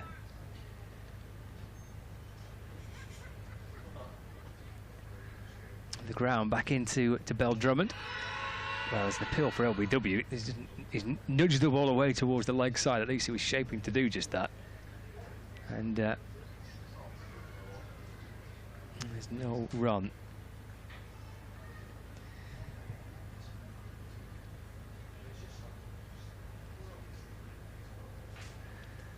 Hard work this at the moment, as it was for Lancashire's opening batters, with the exception of Bell. But Bohannon took a little bit of time to get going in his innings, went on to make a wonderful century, but it's hard work at the start for Josh Bohannon. That's been so far here for Bell Drummond. Comes forward and wallops it away through the offside. A little counter-attack here from Bell Drummond. Yeah, well, we just talked about how a couple of shots got Bohannon going, didn't we? And maybe that'll be the one for Bell Drummond. He's so far down the pitch there to drive that for 4. Ken making a really concerted effort to get out of their crease, seemingly, to try and prevent any sort of variable bounce or seam movement. That's 10 overs gone as well. This is the wicket of Jack Leaning, just on the live stream. Oh wow, it just kisses the off stump, doesn't it? Yeah. Beauty.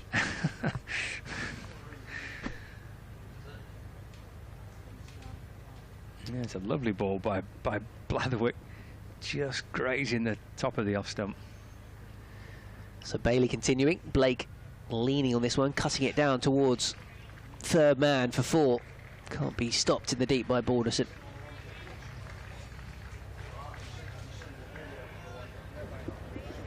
A little bit of relief for Blake to find a boundary. Well, Lancashire, certainly Josh Bohannon, with a couple of attacking shots, kind of got him going a little bit in his innings. Something like that would just be enough to get Kent going a little bit here. We've seen Drummond be positive from the final, in the final over, or the previous over. Oh, shout for LBW. Is there an inside edge from Blake? He gets up the other end. No, I thought he looked confident. Maybe not, because leg byes have been given. Didn't look right for me watching it live. Perhaps it's where it pitched.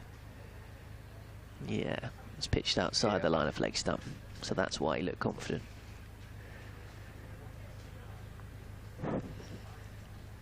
.46 for 2 then, in the 11th over.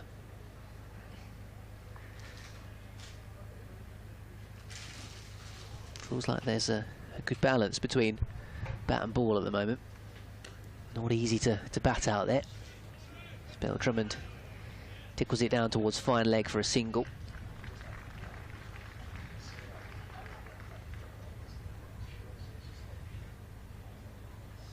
Yeah, thanks to Philip for getting in touch on kentcricket@gmail.com for pointing out that method of dismissal for leaning.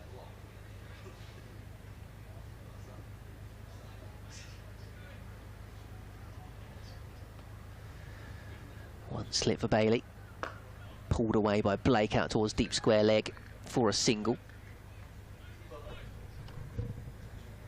Moves to 7. Drummond 18, 48 for 2. The loss of Compton for 4. Still don't really quite know how or why he managed to kind of steer his delivery, ballooning in the air to cover. It's a sort of shot that, this one's punched off the back foot by Bell Drummond, almost like it stopped in the pitch, or if it was a bit of a cutter and he's misread it, I don't know, but it was a fairly soft dismissal, and then leaning, then bowled by Blatherwick. One that maybe just kept a little bit low on it, back a bit between bat and pad, just caught the outside edge of the, or just caught the outside of the off stump. We thought it was inside edge originally.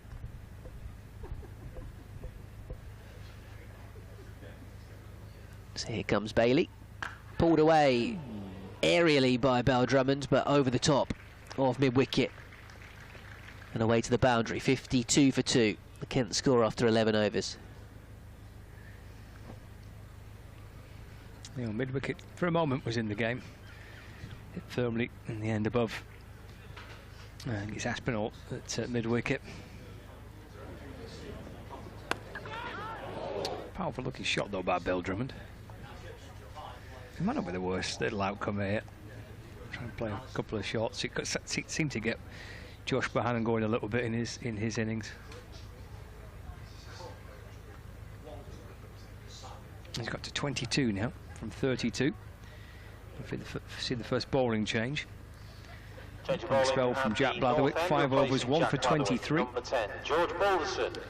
He's been replaced by George Balderson.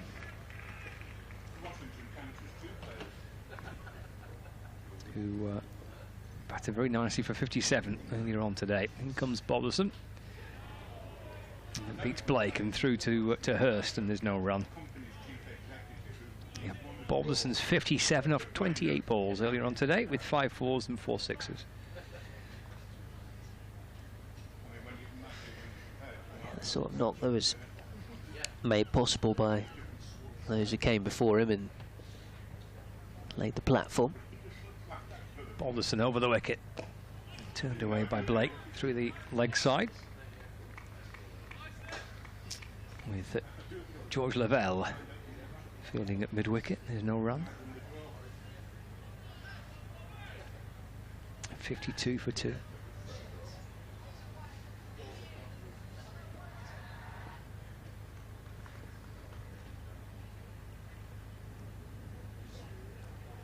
Turned around there is Blake. He went to the right of Jennings. It's off a thickish edge. I think Jennings has done really well to stop it, I think. Went low to his right. He's a tall man, Keaton Jennings. Blake just looking to try and work the ball away through the leg side. Oh, well, it's actually, I suppose, technically a chance, isn't it? It has actually fallen to Jennings. A long way down to his right. It's a really good effort to get down and stop it. Wasn't sure if it was inside edge into pad seeing that replay. Down comes Blake and hammers it out towards the leg side. With Bohannon on the deep mid-wicket boundary fielding. Blake moves on to 8, 53 for 2. Again, that shot from Blake wasn't really one of a man who's in control of the situation at the moment. I think that was, yeah, maybe another case of, right, let's see if I can get a scoring shot away to get myself going here a little bit. Bell Drummond back on strike. Takes a single, drops it into the onside. He's bouncing out to the right of the square leg umpire, and they'll hustle back for a couple. Bell having to come up from that square leg boundary. Well run by Daniel Bell Drummond and Alex Blake. Takes Bell Drummond to 24. Kent now 55 for 2. Interesting that it's the most junior of the possible wicket keepers who's the man with the gloves on. Hurst creeping down with those gloves on. That's pulled off the hip by Bell Drummond. Out towards George Bell. He's one of the options to keep wicket for Lancashire. Fizzes one in towards the keeper. End of the 12th over that now. 56 for 2. Bell Drummond has 25 and Blake has 8. I don't know how they decided it. They pick a name out of the hat? Or? Well, I think Lavelle kept wicket in this competition for Lancashire last season. I think Lavelle and Hurst at times in the second team this season have taken it in turns. Okay. But the indications were that it would be Hurst that would have the gloves at least for the start of this competition. Sure. Bowling from the south end, number 13, Tom Aspinwall.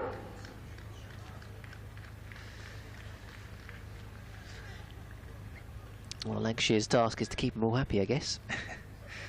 Which, as I mentioned earlier on in the commentary, Kent fans will tell you, not easy. Double bowling change with Tom Aspinall replacing Tom Bailey. Funny old existence as a wicketkeeper. This one's defended away then by Bell Drummond. Aspinall getting up and running from the southern end of the ground. Yep, only one man is allowed to wear the gloves in the team, Harry Finch. Fortunately for him at the moment, he is allowed. So 12 overs gone, 56 for 2. Run rate at the moment is okay. In terms of over by over comparisons, that's not a problem, it's the 2 wickets that Kent have lost. And the fact that at the moment Lancashire look capable of taking more. So there's slightly full stroke from Bell Drummond. Bit of an inside edge into back pad. Drops away into the offside. Wondered if this pitch would get better to Bohannon as the day went on. With the sunshine that it had earlier on in the day.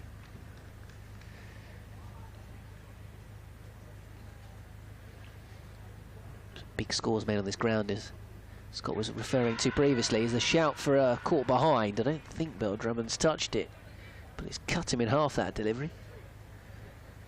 3 dot balls so far from Aspinwall. Looks like quite a skiddy bowler.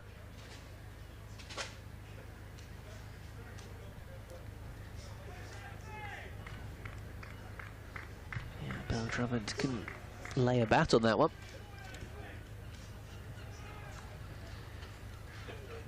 So here he comes again. Bell Drummond just skipping down the pitch, turning away into the onside. Dot ball. So 4 dots so far in the over. Little like Matty Hurst, he's also 19. Tom Aspinall. A decent under-19s World Cup the other winter with England. Picked up 7 wickets in that under-19s World Cup. He went to Sedbergh School. He's a Lancashire lad. Short ball which is pulled away here by Bell Drummond. Flashes past mid-wicket. It didn't even move on that occasion. 4 more to the Kent tally, 60 for 2. Bell Drummond to 29. Yeah, just dropped a little short, didn't he? But ball too often there to Bell Drummond.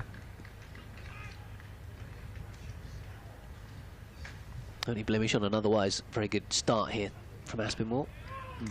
As it's defended away into the offside, so just the one scoring shot, 4 off the over. 60 for 2 after 13. Kent Spitfires chasing 329 to beat Lancashire here at Stanley Park in Blackpool on BBC Sport Online. Scott Reed of BBC Radio Lancashire, Ben Watts of BBC Radio Kent. You can follow the pictures as well on the Lancashire website and YouTube channel.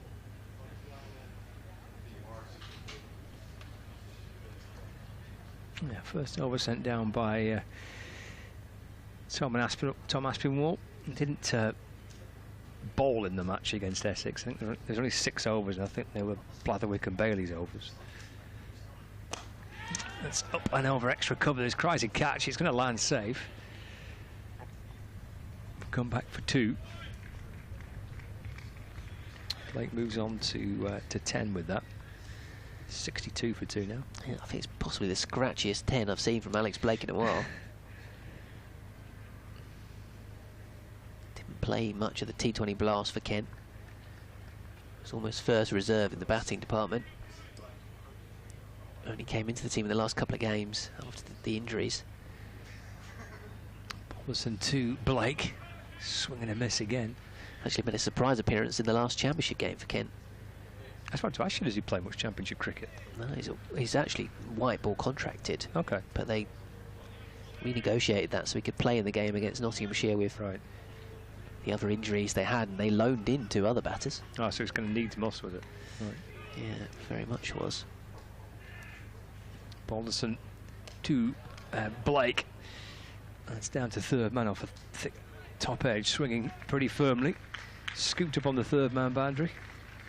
They come back for 2 more. He actually batted with a lot more fluency in that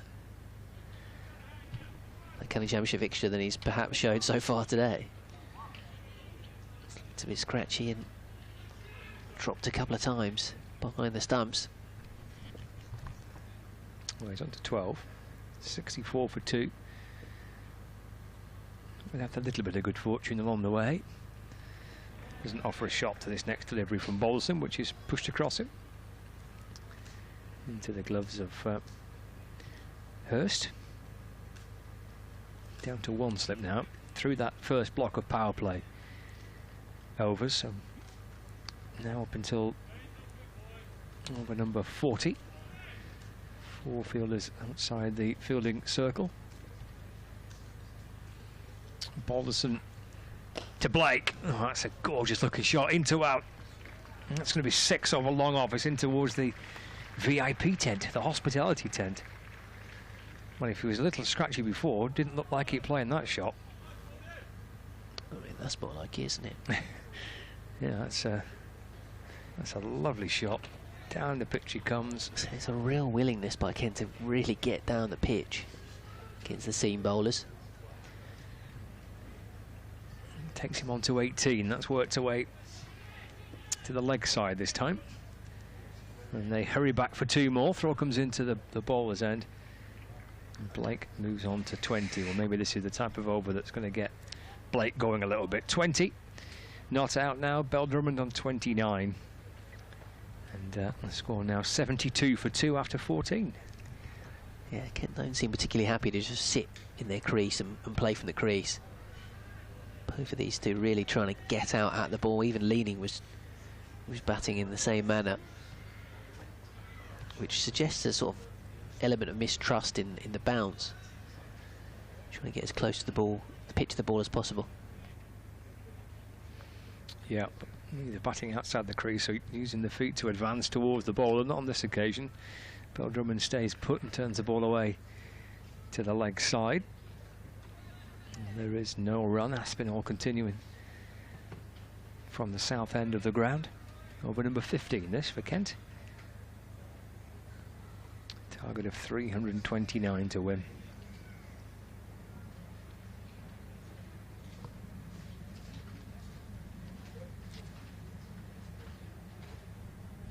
Aspinall over the wicket, forward goes Bell Drummond. Drops it into the offside and through for 1. Certainly an element of Lancashire's batting that. They're running between the wickets. Quite a few singles taken to mid-off and mid-on. Little push and go, and both batters alert to it. Certainly a feature of those partnerships that Lancashire put together, running between the wickets. Nice little quick single there for Bell Drummond. So Blake back on strike.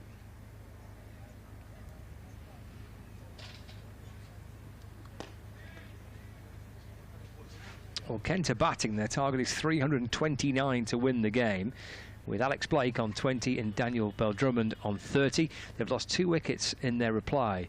Kent, the dismissals of Ben Compton, and then Jack Leaning off the bowling of Tom Bailey and Jack Blatherwick. Earlier today, a century for Josh Bohannon, making 105 in Lancashire's total of 328 for 5. So 329 to win for Kent. They're 74 for 2 in the 15th.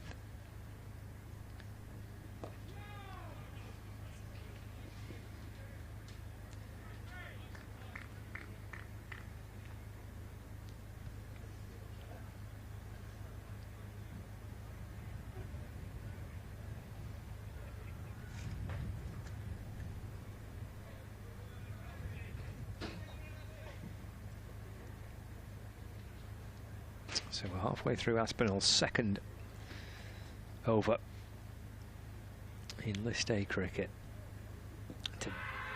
Daniel Bell Drummond is hopping forward, bat and pad together, maybe the bat just a fraction in front, defending away to the offside. Jennings went up at slip, and Hurst, the keeper, asking for the LBW. Just a little shuffle down comes Bell Drummond. No, he's looked like it was pad, but he's certainly forward and probably outside the line of off stump. He used his feet well to Aspinall. Down he comes again, slashed up towards mid-on this time. Tom Bailey fields. And there's no run. Oh, it looks like that just completely over. Yeah, it does. They're just 2 off it. 2 singles from the first 2 balls of the over. So a nice tidy start by Tom Aspinall. 74 for 2.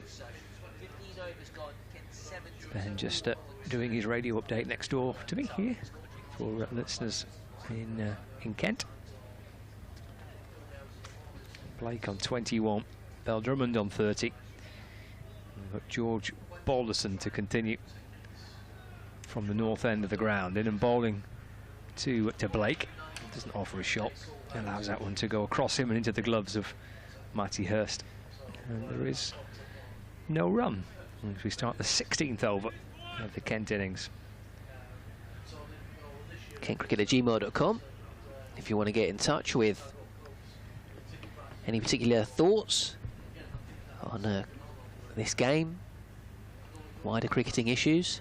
Balderson to Blake. It's driven. And there's runs here. Beats Lavelle, who's at cover, and it needs Villas to catch up with it. And they come back for 2. Or even if you're Ross and you're sending in an email with a question as trivial as who would win in a fight between 100 duck-sized Joe Denleys and 1 Joe Denley-sized duck. Thanks. It's one of those important questions that need proper thinking about, really. It's Bell Drummond. Sorry, Blake is coming towards the bowler, swinging through the line of it again. Ball off an edge down to fine leg for a single. I'm 100% backing 100 duck-sized Joe Denleys. Okay. I think just on sheer numbers, they'd swarm all over the 1 duck. You reckon? Yeah. Okay. If it's a particularly brave, aggressive duck that says, you know what, I can take you 100 duck-sized. I mean, 100 Joe Denleys, even if only duck-sized, that's a pretty mean group of individuals. The 1 duck could just sit on them all. At least take out half of the lot. They're just sitting down on them. Well, maybe it could. 77 for 2. I'm back in Joe Denley against the duck, though. Keeper standing up here because they have tried to use their feet to come down the pitch. So that the last one from Blake, which was a streaky swing that got him a single down to fine leg. Instead, Bell Drummond from the crease just punches the ball away into the offside. Good stop at cover. It's a single though. Daniel Bell Drummond takes him to 31. 78 for 2. There must be something in that. If we could get 100 members of the Joe Denley fan club, the Denley meme team, against Joe Denley, that's something. There's a social media video to be made. Balderson to Blake. It's driven to mid-off where Velas fields. And there's no run. Although you might need to steer clear of trivia. Because if you believe Rob Key, Joe Denley's general knowledge is not his strong point. Okay. He wouldn't be one of your phone of friends on... No, apparently not. Right. Balderson over the wicket. Tries a catch, and Velas does. Blake sends it straight to Velas at mid-off. Blake goes for 24. And George Balderson picks up his first wicket. And it's 78 for 3 at the end of the 16th over. Well, what a way to go when you've been given 2 massive lives behind the stumps. Keeper and slip have dropped you. Scratching around a little bit, finally get going. Alex Blake caught by Dane And smack one straight to mid-off. Alex Blake throwing his bat up. The Kent Spitfires 78 for 3. In anguish as he had to walk off. And now got his helmet just resting on the top of his head, contemplating what on earth that was as he's making his way off. And well, what it was, I think it's fair to say it's just really quite uncharacteristic sort of innings really for Alex Blake. Normally someone who looks fluent regardless of how long he stays for as such. Just seeing the back twirl there as he walked off. Normally he's such an aesthetically pleasing player to watch, and he just never quite looked right out there. So Harry Finch is the man tasked with coming in and seeing if Kent can find a partnership of substance. Just looked pretty scratchy, didn't he? Yeah.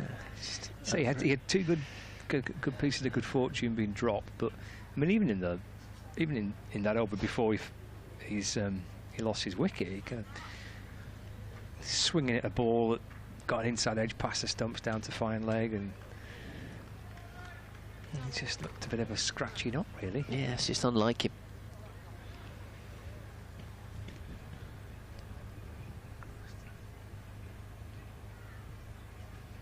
And then having gone in position to play that shot, you'd back him to clear that man rather than getting caught in the ring. So that's been more continuing to Bell Drummond. It goes to Hurst behind the stumps. So 3 big wickets at the start of the Kent reply for Lancashire. Compton leaning Blake. 3 of the senior players really in this his batting lineup. And if it wasn't already, as we've alluded to, there's a lot of pressure and requirement upon Bell Drummond, it feels like. Short ball pulled away hard into the ground. That is a sensational pickup, one-handed by Blatherwick.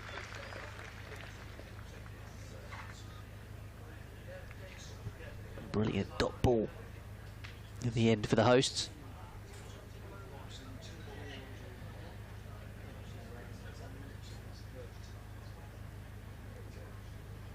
Yeah, for whatever reason at the moment it feels like there's a little bit of a nervousness about Kent with a bat. Drummond defends it away into the offside, and yeah, as I mentioned, I wonder if it's a bit of a knock-on effect from that poor display against Leicestershire at Beckenham. Albeit there was some rain at the interval and livened up that wicket. Normally it's a really good one to bat on, as it is here at Blackpool. Some of those figures you were quoting earlier, Scott. So, yeah, can Harry Finch get stuck in here if you're able to bring up some of his recent scores?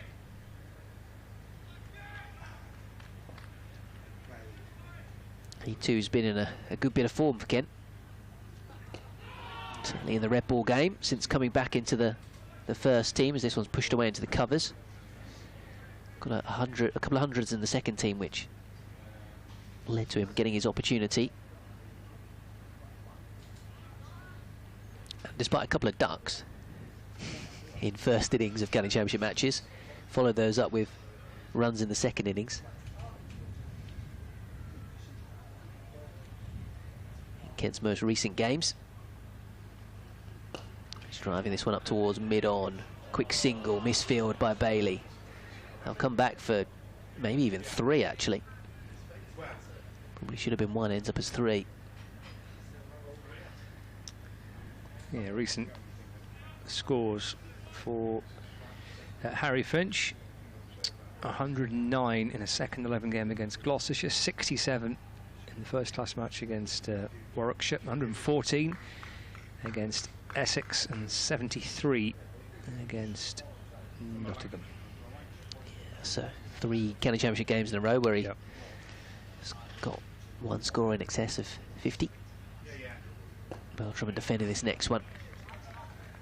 But yeah, peculiarly, up until the 73 at Trent Bridge, all of his big scores had come in second innings of matches. That 100 in the second 11 game at Gloucestershire, the 67 at Canterbury against Warwickshire, having got a duck in the first innings, and then the 100 against Essex, having got a duck in the first innings in that one as well.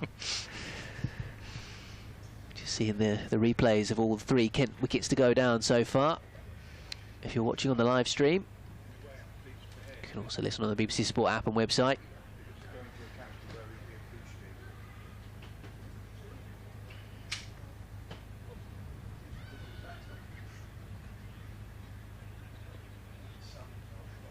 Yeah, 17 overs gone, 3 wickets to fall. Compton, Leaning and Blake. Botherston has Finch playing and missing. Through to Matty Hurst, and there's no run. It's a nice little run of championship scores, isn't it, for Finch coming into the One Day Cup. 67, 114 and 73.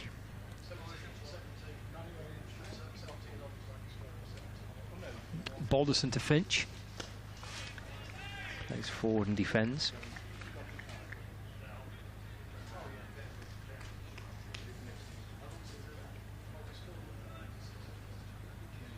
.82 for 3. In the 18th over. But with 2 slips in place, Bell and Jennings. Worked to the leg side by Finch. Lavell's at mid-wicket, and there's no run.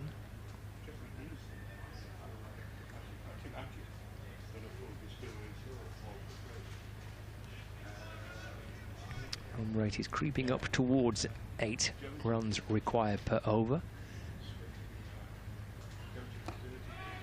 Finch off the back foot and defends, no run.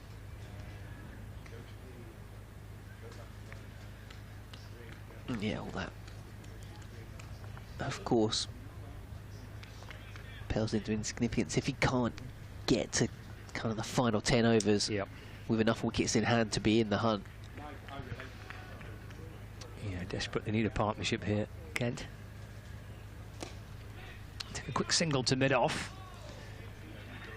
Scamper through for 1. That's Harry Singh, who's on its 12th man for Lancashire at mid-off. Finch moves on to 4. And the score moves on to 83 for 3. Brings Bell Drummond on strike. 32 not out.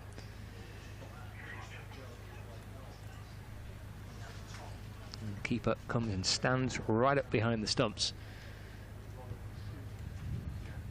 As Balderson comes in to complete the over. run down to third man for a single. In fact, he'll come back for 2. That's good running. Didn't think there would be 2 there. But they back themselves to come back for a second. As the ball was manoeuvred down to Bailey on the third man boundary. And Drummond ticks along to 34 not out. And that is the end of the 18th over. 85 for 3. Finch on 4 at the non-striker's end. Todd's got back in touch on email, kentcricket@gmail.com. Nice to see him address the email to the secretary of the Zach Crawley Appreciation Society. Says, I would like to thank you for reading out my early email and for addressing me by my full title, which is, of course, the Director of Operations at the Luke Wells Fan Club. Says, I have to take issue with the fact that Scott suggested our Luke Wells related stories are, in his words, nonsense. Bowling at the south end, coming on number 18, Jack Morley. I think we're about to see a bit of spin for the first time in this run chase. Does he really not believe that we've encountered Luke Wells skydiving in the Grand Canyon? Or running a spare car parts store in Cairo during the off-season? That second one, come on. He says, in my opinion, 100 duck-sized Joe Denleys would indeed beat 1 Joe Denley-sized duck. So we're going to see a bit of Jack Morley.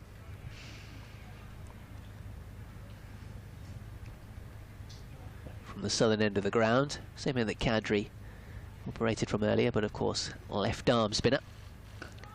Back goes Finch and plays this one to the bowler. A little bit of dust or something at the ends of the wickets for him to rub his hands in, try and dry them off, see if he can get some grip on this ball. Finch watchfully playing it out into the point area, no run. Photographer in front of us on his little cone seat, getting nice and low to the ground to try and take a photo of the action. This one's driven away by Finch out towards extra cover. It's not quite Marcelo Bielsa's cool box stall thing, but it's similar ilk. Well, it looks quite sturdy.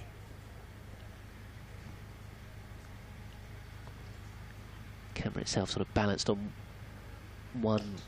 It's not a tripod, it's a sort of a monopod. This is a full toss, which has been pushed away through the covers for 4 by Finch. Didn't really go at it all too aggressively, but just timed it well enough. Wasn't a great ball from the spinner. Sometimes those are the ones that you plink straight to fielders in the ring and get out to. So well controlled by Finch. Defends the next one. Into the covers.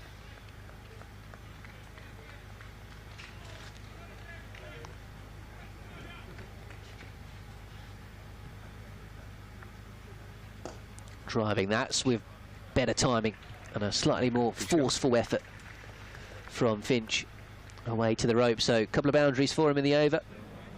Very nicely played, Harry Finch. And the Kent score moves on to 93 for 3. Freddie's just texted me saying, yeah, defo, 100 duck-sized Joe Denleys.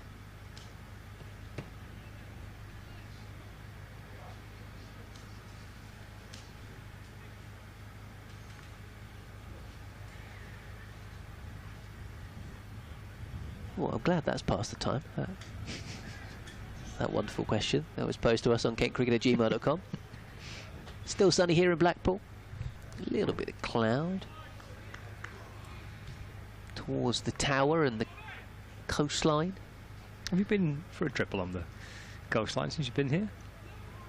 Bolton continues to bell Drummond. That's edge down towards the third man boundary all the way for 4 runs.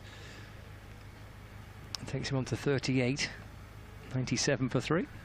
No chance to have a wander down today, the golden actually. mile? I haven't. I might have to before I set off, because I'm staying. I'm not going home. I'm not going all the way home tonight. So if it's still light enough this evening, I might have to do so before I go.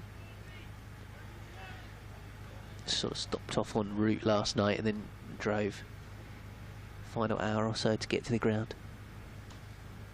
Comes Balderson to Bell Drummond. That's defended into the onside. No run. Could be quite a nice walk tonight on the coast. It would be, actually.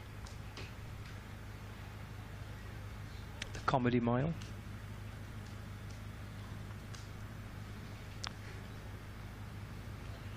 I think the first time I ever stayed in Blackpool, I stayed in a hotel right on the front. Balderson to Bell Drummond. That's gone high. Who wants this? The keeper's under it. Hurst. And he takes the catch. Second wicket for Balderson. It's a key one too. Daniel Bell Drummond is a real skyer from Bell Drummond. And Kent have lost their fourth wicket. 97 for 4 in the 20th over. And Daniel Bell Drummond out for 38. Daniel Bell Drummond caught by Matty Hurst off the bowling of George Went a Balderson. mile up in the air. Kent 97 Hurst for 4. able to get himself nicely into position to take the catch. An important breakthrough for Lancashire because the experienced and talented Daniel Bell Drummond has gone out for 38. Caught by Hurst off Balderson. I don't really quite know No. what's gone wrong there with that shot. He was clearly trying to go hard and aggressive, kind of over mid-on / mid-wicket area. Takes his bottom hand off it and just skews it straight up. I wonder whether this goes back to Kent's desire early on in the innings to really get down the pitch and negate anything in terms of sea movement or variable bounce. But because Balderson's got, or did have, Hurst up to the stumps, with the helmet on, he's just taken that off now. He's going to stand back for Everson, but by bringing him up to the stumps, just forcing Bell Drummond that bit back in his crease, maybe trying to go over the top to a ball that wasn't quite there for it, and he's just hit it straight up in the air. And well, it's just another example of slightly poor decision making, really, that we've seen from Kent batters. Don't appear to be sort of an apartment full of confidence at the moment and batting at their, or performing at their best. Whether Joey Everson can change that, we'll have to wait and see, because his innings at Scarborough was an absolute treat to those that travelled. Okay, he failed on Sunday against Leicestershire. Here comes Balderson to Everson. That's deflected away into the offside to complete the over. Oh, correction, there's one ball left of it for Balderson. Yeah, and a Still one scorecard left. where only Jack Leaning with 14 got double figures compared to everyone else.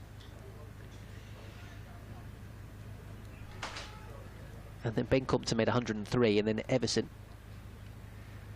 Again, a forward defensive by Everson to mid-off, and there's no run. Yeah, Everson 136 from 106 balls, 14 fours and 7 sixes. So yeah, the only other player who made, or the only other contributor of double figures was extras.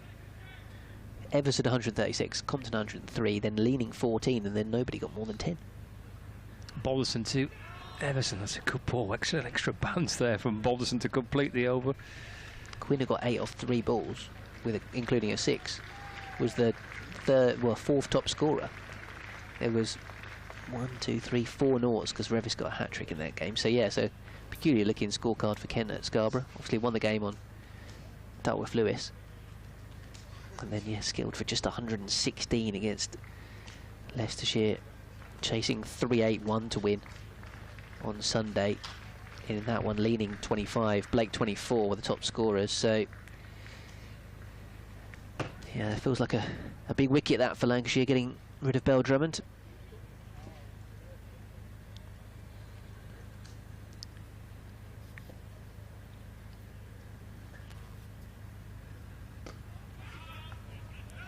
Morley continuing the spinner. If you look at the wickets that have fallen there, I mean, Jack Leaning got a good ball, didn't he, from Blatherwick, that came back in, passes out his inside edge and clipped the off stump. Compton with a peculiar dismissal, chipping one to cover. Finch A couple of nice boundaries through the covers in the previous over. This time, just pushing a single out towards the fielder on the cover fence. And Bell Drummond, as we just described, and looping one up.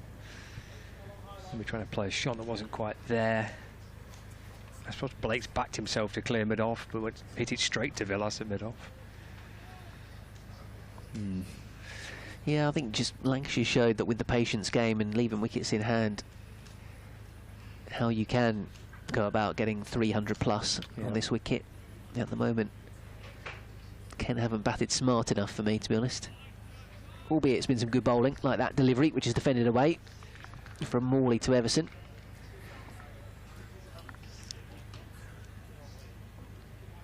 But yeah, as much as you need to go a little bit harder perhaps in a run chase, no point going hard at the start and not giving yourself a chance of taking it deep, as Everson just pushes this down the ground for a single. So we reiterate our point really about the need for Kent to find a partnership, which they haven't done so far in this game. As Finch clips it up towards long on for a single. 100 up for Kent.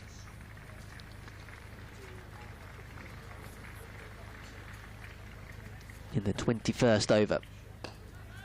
Everson a little bit into out to cover.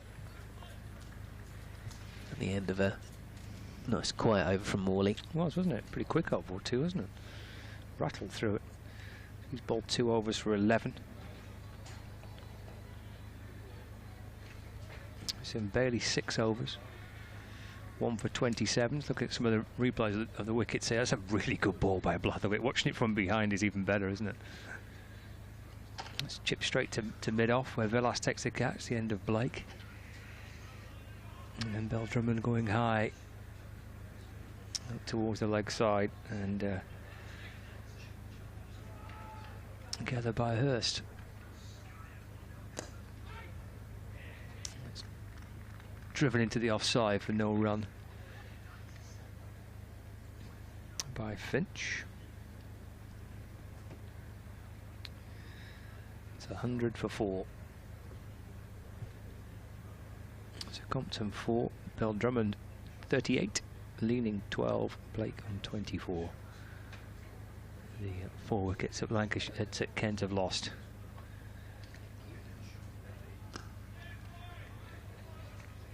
Finch just drops us into the offside and sends Everson back. Remains on 14.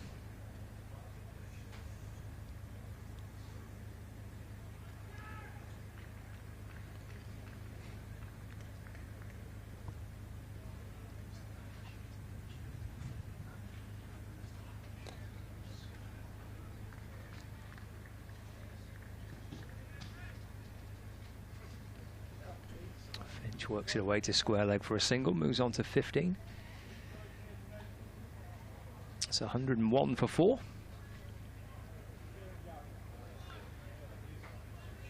In the 22nd over.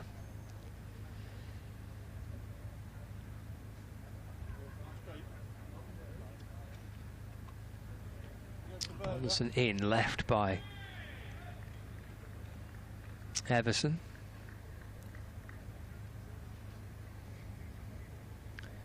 To Hurst, and there's no run. That's George Bell and Keaton Jennings. First and second slip.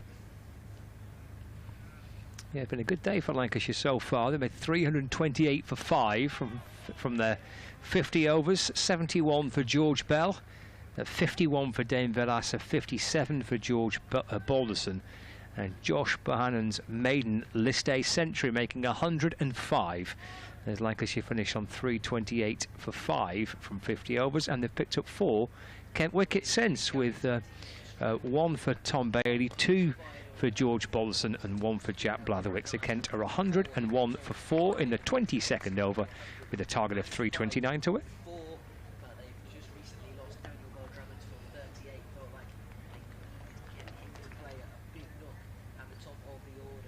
That's 22 overs gone, 105 for 4.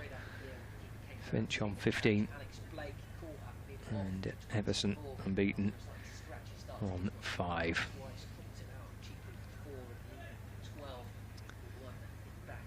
Yeah, the top 4 have all been and gone. Drummond got in, making 38. Blake with a mixed 24, really. Played some good shots. One gorgeous shot over long off. Kind of into out, up and over long off for 6. But some uncertain shots in and around all that. Finch takes 1 through mid-off. Moves on to 16, so the start of the 23rd over now. It's 106 for 4.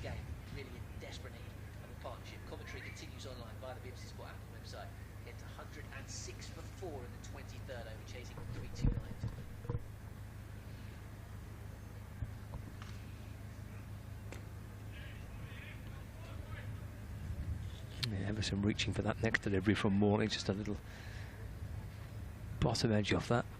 Bouncing away to the offside. Hurst removes his gloves to scoop up the ball and hands it back to Morley, whose left arm round the wicket again.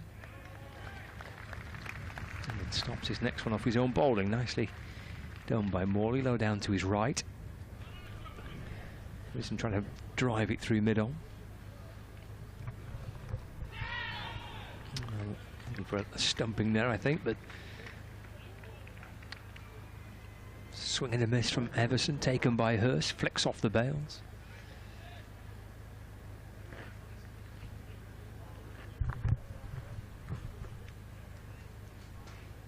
Two balls left for Morley and his 3rd over. Everson on 5, here's Morley. And then forward goes Everson, defends back down the pitch. And there is no run. Just a single off the over so far.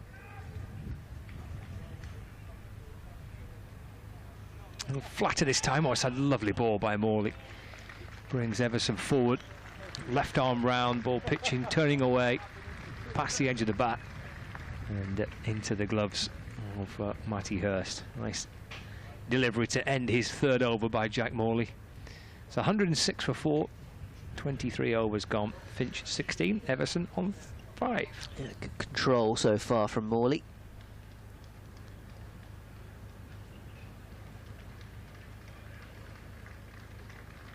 Change of bowling at the north end, replacing George Balderson, number 13, Tom Aspinwall.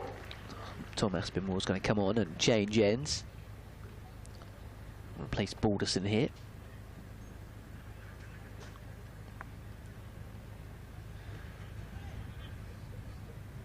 Finch on 16, Everson 5.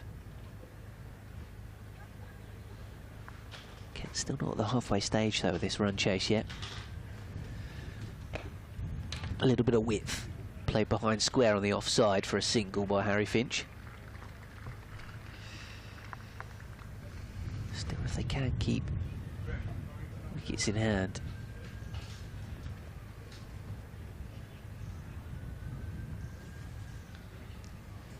Still a chance to take the run chase deep. Baisley, the Australian, is the next man in. It's the key, isn't it? Try and take it deep, I suppose. Stay in the game. Number 8. Kadri is down on the card as 8, but may well be Grant Stewart.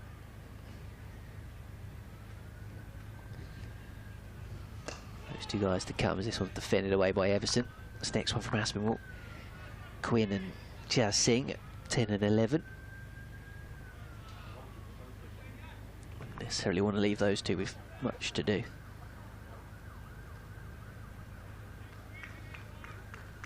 Although Quinn's always entertaining to watch.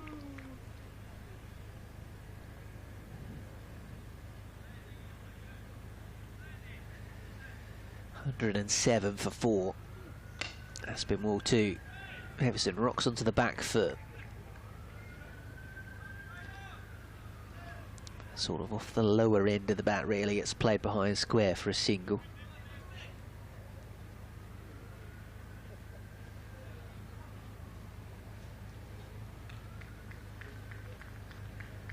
Harry Finch twirling his bat.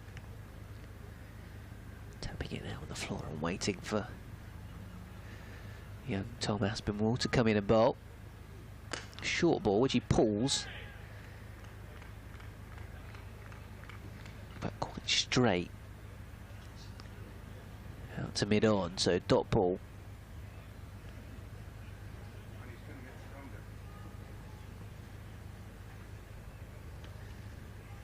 Some of the Kent staff, in fact Jack leaning, the physio, walking around the outfield. This one's clipped away out towards mid-wicket by Finch. Jack Leaning's got the bucket hat on. And then he's got some sliders. So those are the flip-flops without the little bit in between the big toe and the second toe. So a funky bit. Yeah, it means that the players can still wear their socks. So it's the socks and sliders look that Jack Leaning's got going on at the moment. As Aspinwall in the sunshine here at Blackpool, bowls a short ball to Finch, which he gets a bottom edge on, and again that goes back to something I was referring to earlier, that sometimes the bounce has been a little bit uneven and unpredictable for the batters when they've looked to go back and pull or cut. So run rate 4.5 and over, required rate is 8.5 and over. We did see Lancashire really up it from 30 overs onwards, but that's because they were just a couple of wickets down and able to put the foot down on the accelerator. Again, going to have to potentially go about this a slightly different way, in the sense that they've already lost top order wickets, 108 for 4 after 24.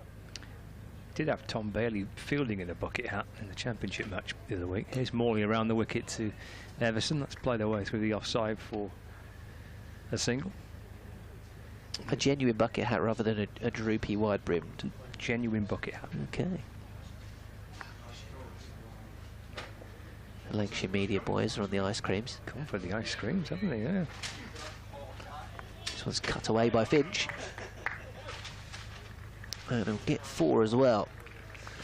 Delivery from Morley, who's up until that point been extremely tight. Cut away by Finch to the boundary. Was it you who was on with Kevin James earlier on in the season when there was some complaint about ice creams? Well, Kevin got himself all upset about it. It was quite entertaining, really. We watched it back with hindsight. This one's defended away into the covers. We seemed to get upset that some of the Lancashire players were having an ice cream. I quite know during what. The game. During How the dare game. they? No, he seemed to get him all hot and bothered. Only for him to then be, as this one's defended away off the back foot into the onside, only for him to then pipe down quite quickly when somebody brought him one. Well, I think obviously the Lancashire players must have heard him slagging them off. This one's driven away out towards long off for a single. So the instruction went round to shut him up by going out and buying an ice cream and saying, "There you go, mate. Here's one for you. Hope you choke on that." Which he didn't. Which he then completely changed his tune and had a lovely time eating his ice cream. Morley is defended away by Joey Everson. Into the over, 114 for 4, so Kent halfway through this run chase and need to up the run rate, but mainly just need to start to put a partnership of substance together. Joey Everson looks like he's going to receive a little bit of treatment. The physio's actually gone out to join him, as well as a couple of individuals running the drinks. Yeah, so Hampshire at Old Trafford in a couple of weeks' time. So I think I might bring up some ice creams to the commentary box, you know, before we start. Just make him feel at home. Might have to be done, yeah. I can't remember where it was. I think it must have been Northamptonshire. Brought up an ice cream after tea, and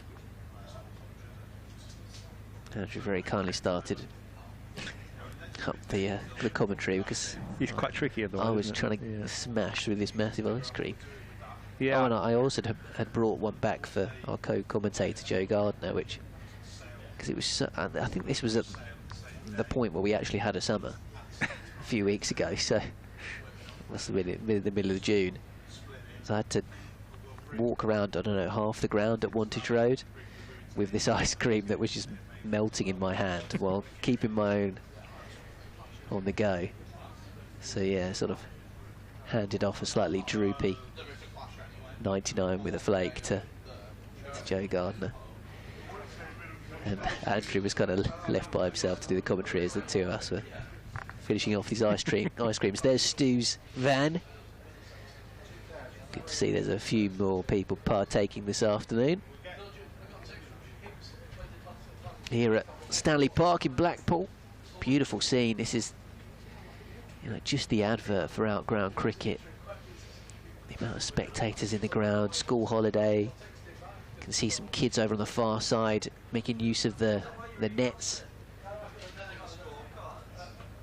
A couple of bright orange wind balls on the go out there. Yeah, glorious sunshine as well. Lots of Kent fans have made the trip also. People in the seats on the bank, and then others just currently walking around the perimeter. Spinall into the attack and bowling. That's off the back foot, pushed into the offside. And there is no run. Does fit well, doesn't it? The one-day cup to, well, I mean, county cricket in general, I think, does suit playing at outgrounds as well. Yeah, it does. Feels like a little bit more of an event, doesn't it? If you were to put this number of people inside Old Trafford, it all kind of melts away a little bit, don't they? But yeah, nice atmosphere around the ground. And that, he's deflecting down towards fine leg. There's an appeal for LBW by Keaton Jennings, the captain. There was nothing from Tom Aspinall, the bowler. Leg by is the signal from the umpire. Yeah, could you fit all of these spectators into the party stand? Oh, blimey, and then some. Yeah. I think there's just under 9,000 seats in the party stand. Might be 8.5 actually. Yeah, it's a big old unit. That deflects down to Jennings. It's slip. There's no bat on that. It's come off his pad, looped down to Jennings at slip to his left, and they get through for a leg by. All of a sudden, everyone's getting back in touch on the emails, so I'll get to those in a moment. Cool. The ball jagging back in. Deflects off the pad. Awkward bounce really for Jennings at slip. Spin all balls. Full ball, driven by Finch. Balderson Fields at mid-off, and there's no run. Paul Jenkins is tuning in from Mallorca. Lovely. Sitting on the beach at Fomenta in Mallorca, drinking a beer and listening to the cricket. Can't get much better than that. Other than perhaps Kent putting together a winning performance in defence of the Cup. That second bit is a stretch, whether that's going to happen, but enjoy the beer and listening to the cricket on the beach. Spin all to Finch. Defended away into the offside, no run.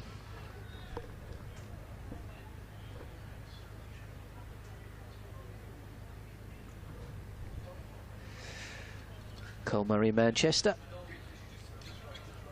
His email saying, keeping it in the family. Well, Worcestershire might have the D'Oliveras, Basil, Damien and Brett. So refreshing to see that Kent have kept the Cowdrey line going. Colin Cowdrey, Chris Cowdrey, and now Hamidullah Cowdrey. Aspinall balls to Finch, and that's turned to mid-on. And they're going to come back actually for a second, I think. The throw comes in from Villas to the bowler's end, and they have run two. And that is the end of the 26th over. And Finch is 24 not out, and it's 118 for 4. I'm actually surprised how much more that made me laugh than I thought it was going to. It's made me chuckle too as well. I like that a lot.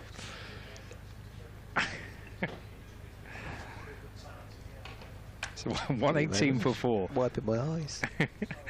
Finch 24 and Everson on 7. A target of 329 to win with our 26 overs of the Kent innings. Frank Butler getting in touch. Thanks to you, Frank. Hearing about your travels, says, will you be seeking the local curry house or will it be fish and chips on the seafront tonight? Frank, that's a shout right there. There we go. That's the way to do it, Ben. Scott had already said about getting down the front. I think that could be the evening meal for me, as Everson turns it away into the onside. Everson's single takes him to 8, scoring to 119 for 4. Yeah, Frank and I had a curry in Nottingham the other week. Oh, lovely. We were there for the county championship game, but yeah, fish and chips on the seafront could be the shout today, I think. Finch plays this one away, out towards long off for a single, or long on rather, and we had a local delicacy at mid-innings, didn't we, Scott? Was it Lancashire hot pot? Well, I think it was. It was a hot pot of some kind. Yeah. So well, we're in Lancashire, so yeah, I think it works, doesn't it? This one's played off the back foot, nice stop by Jennings, tumbling fielding. Yeah, quite a sizable crust on it. Yeah, it was did like actually. A big thick crust. Yeah, I did think that. It was very nice. This one's cut away for a single out to deep cover. I mean, you could actually probably wedge your door open with the crust. Yeah, you probably could have done, actually. Is there any leftovers? Yeah. There is some left over at the back of the box. Maybe I should go and grab it just for the purposes of the commentator cam, just to show everyone how thick the crust is. This one's pushed away by Finch for a single. The red cabbage was a nice accompaniment. But yeah, if anyone's inside the ground and listening, we've got spare going at the back. It's a bit of pie going at the back. I need to find a microwave or something to heat it up a bit. We'll just have it cold. Flicked away, leg side by Everson. Now towards long leg for 4. A welcome boundary for Kent. And Everson moves to double figures with that as well, so he's on to 13. Kent 126 for 4 at the end of the 26th.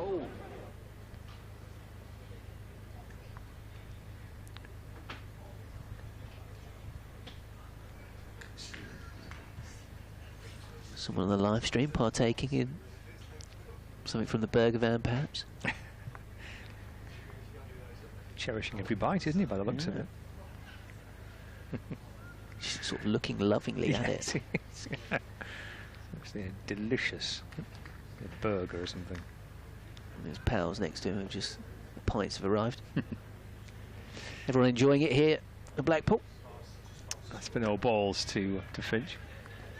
It's off the back foot and defends back down the pitch, and there's no run. But like you say, it does help make every game feel like a bit more an event. It's sort of a festival type atmosphere around the ground, and you know, whichever way the cricket goes, you can still have a good time one way or the other.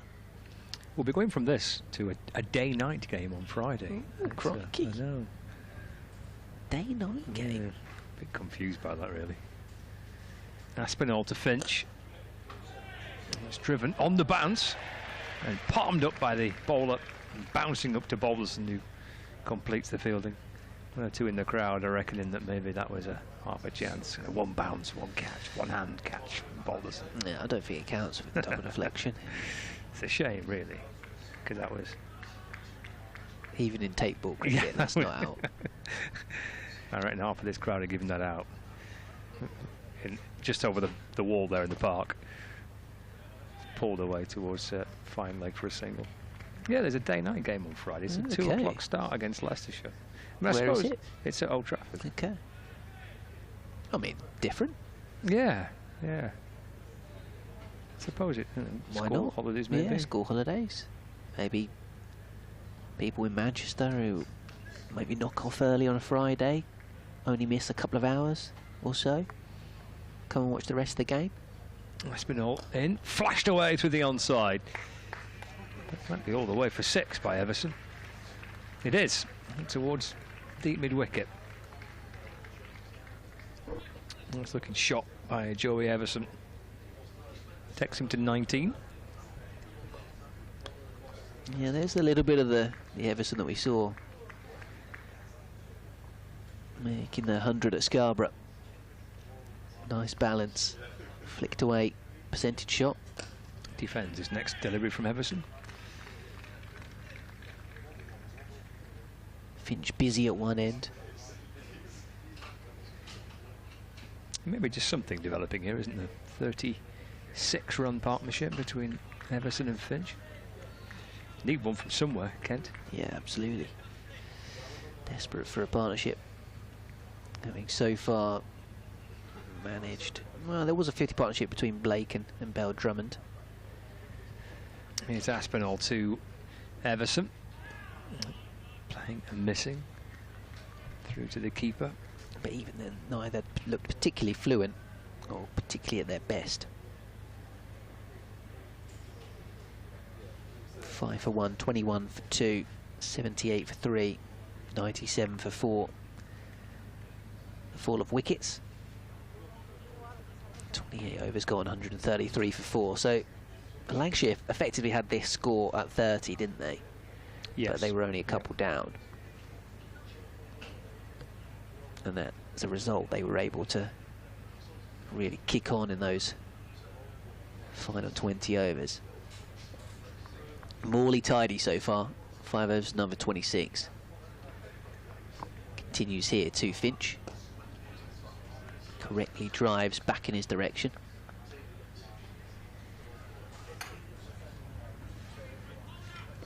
.27 for Finch, 19 Everson. Morley bowls, a little bit of a drag down. Oh, it's pulled short of mid-wicket. It was just slightly aerial for a moment. Finch was almost caught in two minds, where he was trying to hit that hard into the ground or maybe go up and over mid-wicket. Rehearsing the shot there, as if he was trying to suggest he was looking to go down into the ground. Slightly wafty shot from Everson, this next ball, through to the keeper's gloves.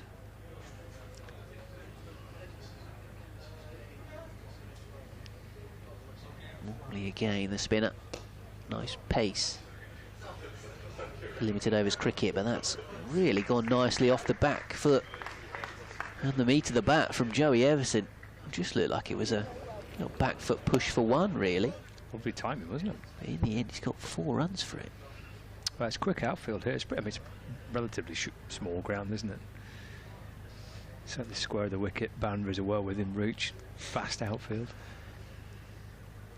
Just excellent timing in the end from Everson. He was on the front foot and just happy to jog a single up towards mid-off here.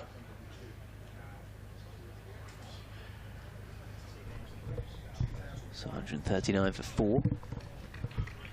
Did I get to all your emails on kentcricket@gmail.com? I think I might have had one more left. As Finch is defending this next one. End of the over, 29 gone. Kent still requiring 9 runs and over to get up to 329.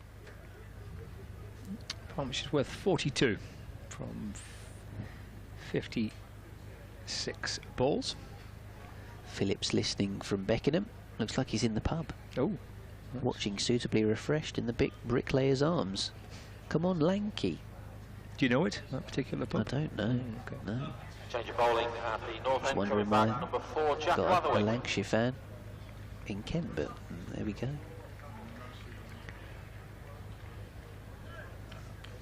Keaton Jennings has gone back to Jack Blatherwick. Maybe just an eye on this partnership, which is pushing up towards 50. That's been all 6 overs for 21, replaced by Blatherwick.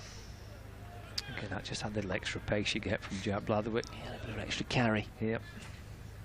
Yeah, thanks for your message, Philip. Everyone welcome to send notes our way. kentcricket@gmail.com. In terms of your question, Stephen, I'm not sure how many other Kent players are out of contract at the end of the season. Some investigative work for me to do there. 139 for 4. Blatherwick to Everson, that's off the hip. He's trying to work it to the leg side. And he just deflected off his thigh pad. It has. Leg by the signal from the umpire. 140 for 4. Brings Finch back on strike, so they've gone back to Blatherwick, who had bowled 5 overs previously, 1 for 22.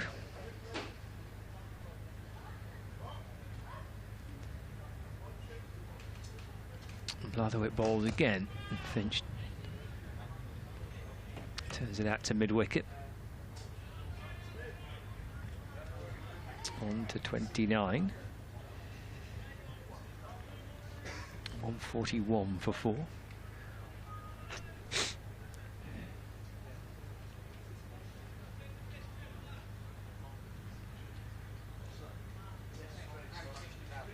Fine leg and a third man, one slip in place, point, cover, mid off, mid on, mid wicket and a deep square leg. It's in the air, and the return chance by Blatherwick. He's put his right hand up, it would have been a pretty spectacular take from Blatherwick off his own bowling. In the end, just palms it up.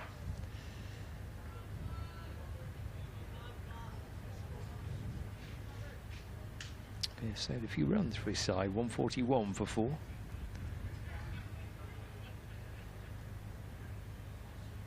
Blatherwick over the wicket and balls. That's worked out to the leg side. That's Harry Singh on the 12th man for Lancashire. Fielding at mid-wicket, good stop, low down to his right.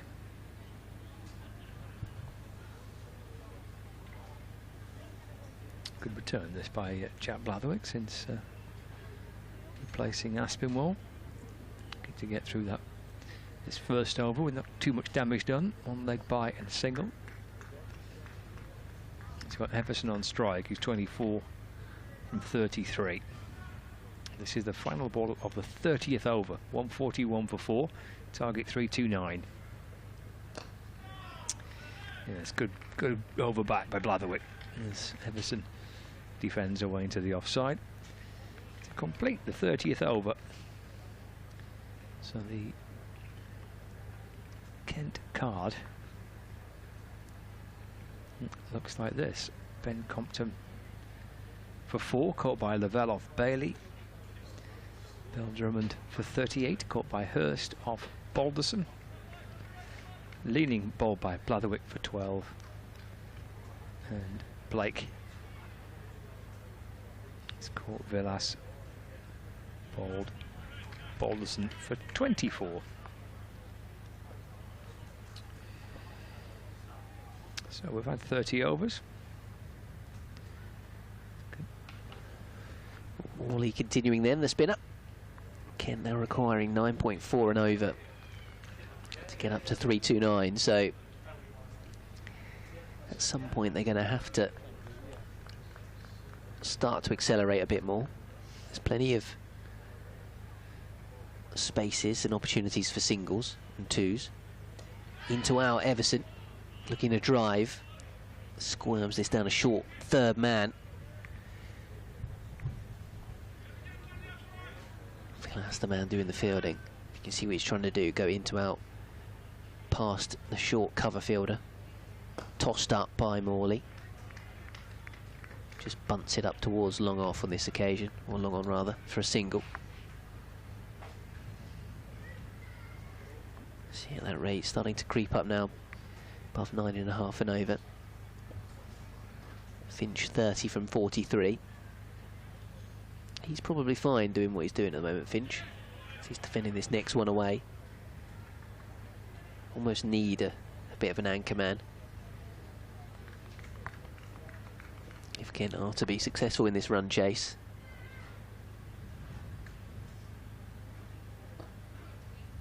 Nudged away into the leg side, so yeah, that'll probably be Finch's main job really, to be that guy, and then Everson will be tasked with trying to up the rate.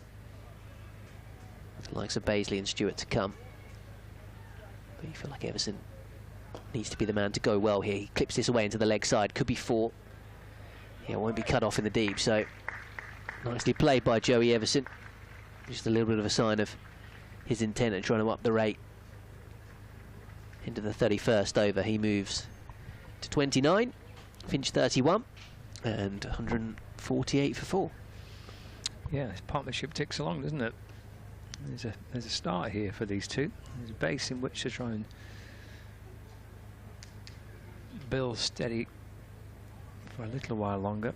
Maybe give themselves a chance of having a dart in the final 10 overs or so. 51 run partnership now, so they've reached that half-century partnership. 51 of 69 balls. Can they go on? There is Blatherwick in and bowling. Oh, he's edged it. And Finch has gone for 31. Hurst takes the catch. Second wicket for Blatherwick. Keaton Jennings going to Blatherwick to try and find a breakthrough, try and break this partnership, and that's exactly what Jack Blatherwick's been able to do. 5 down now. Finch departs. Harry Finch caught by Matty Hurst off the bowling of Well, Jack Kent are Blatherwick. 148 for 5 in reply to that 329, that target of 329. They've just lost their 5th wicket. Harry Finch caught behind off the bowling of Jack Blatherwick, ending a partnership worth 51 runs. Earlier, Lancashire reaching that total in no small part to Josh Bohannon's 105, the Bolton batter, with his first List A century for Lancashire. So Kent are 148 for 5 in the 32nd over, their target 329 to win.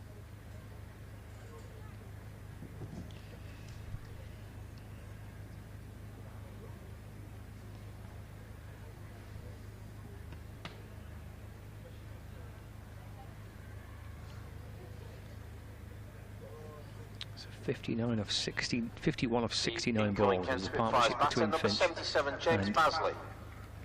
Everson. Jack Blatherwick with his second wicket. Keaton Jennings bringing Blatherwick back. An extra pace, an extra bounce and carry. It's a little something different for the two batters to try and contend with, and he's managed to prise open the partnership. Good work by Jack Blatherwick.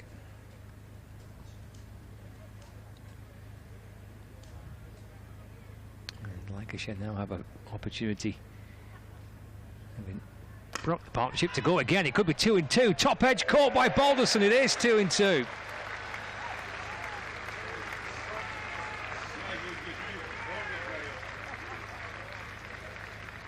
.148 for 6 now. James Basley caught by George Balderson off the bowling of Jack Blatherwick. Kent Spitfires 148 for 6. And how things can change, having just put together a half-century partnership. Off the back foot, trying to muscle the ball away through the leg side. Balloons up towards Balderson at mid-off, and James Bazley has to go. First ball, and Blatherwick's on a hat-trick. So Finch gone for 31, caught behind by Hurst, and then Bazley there off the back foot, trying to muscle it out towards the leg side, mistimes it. And it loops up to Balderson. He doesn't drop it. The incoming Kent Spitfires batter, number 9, Grant Stewart. And 148 for 6.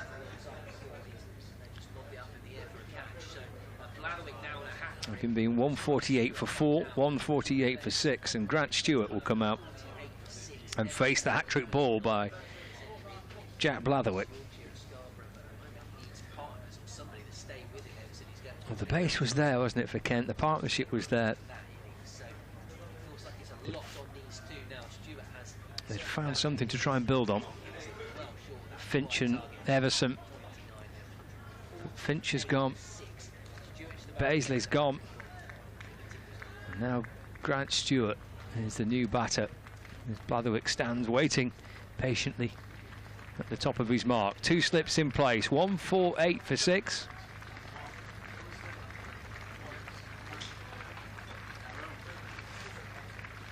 And here comes Jack Blatherwick, looking for a hat-trick from the north end of the ground. Into Stewart. Fires in a Yorker. It's a really good ball. And he went for the Yorker. And Stewart brings the bat down, digs it out, and denies Blatherwick a hat-trick. I'm not sure how many Lancashire players would have taken List A hat-tricks in their career. Well, that was a pretty decent ball to send down for your hat-trick delivery. Stewart dug it out nicely. Here's Blatherwick in again to Stewart, driven away. And straight to Lavelle at cover, and there is no run. Well, it would have been quite something if Blatherwick had joined the likes of Matthew Revison taking a hat-trick in this one-day cup. I think someone else got one the same day that Revis did. I'm not sure. Might be correct, but obviously, yeah, referred to that Kent scorecard at Scarborough earlier on when Matthew Revis got a hat-trick. Kent still just managed to win the game, though, thanks to Hunter from Compton and Everson. Everson needs a bit of help at the moment. He's looked good out there. Blatherwick to Stewart. Chipped away! Oh, and just bursting through the fingertips of Balderson, who's leaping away at mid-off. Stewart gets a single. It's a terrific effort by Balderson. Full-length ball, chipped up to mid-off. Here goes Balderson flying away to his left. Both feet off the ground, almost horizontal. Gets hands on that. Couldn't make it stick. And Stewart gets a single. And this is the final ball of a pretty lively over this. Blatherwick is in, bowling just back of a length at Everson, and that's turned out into the offside. And there is no run. Well, excellent over from Jack Blatherwick. The captain's turn to his, probably his quickest bowler to try and break the partnership. Picked up 2 in 2, that little inside edge doing for Finch. And then this attempt to pull shot, top edge looping out towards Balderson, who took a catch. 2 in 2 for Blatherwick. Could have almost had 3 in the over. It's the end of the 32nd over. 149 for 6. Everson on 29. Stewart on 1. Yeah, run rate up to 10 and over now. You can see what Baisley was trying to do. Blatherwick digging it in short. Wanted to rock back and pull. And hit it away for 4, but wasn't necessarily a wise shot first ball. Cut away by Grant Stewart out towards deep cover for a single. An interesting game for Baisley today because he bowled really well in the majority, but was a bit sloppy in the field and then has got out first ball. Just as I was saying about Harry Finch as well, being the anchor man really that Kent needed, with guys to bat around him. You can see already with Stewart being dropped and obviously the manner that Baisley got out, the rest of the guys want to get on and score. So it just felt like Finch was the man to try and sort of nurture the run chase while other guys played the shots at the other end. But aside from perhaps a Grant Stewart cameo or a bit of late order wagging, a lot is on Joey Everson here at the moment. With Kent 151 for 6. Oh, there's a bit of a leading edge from Grant Stewart out towards point. Morley. 1-1 ... so far in this 8th over of his, the left arm spinner.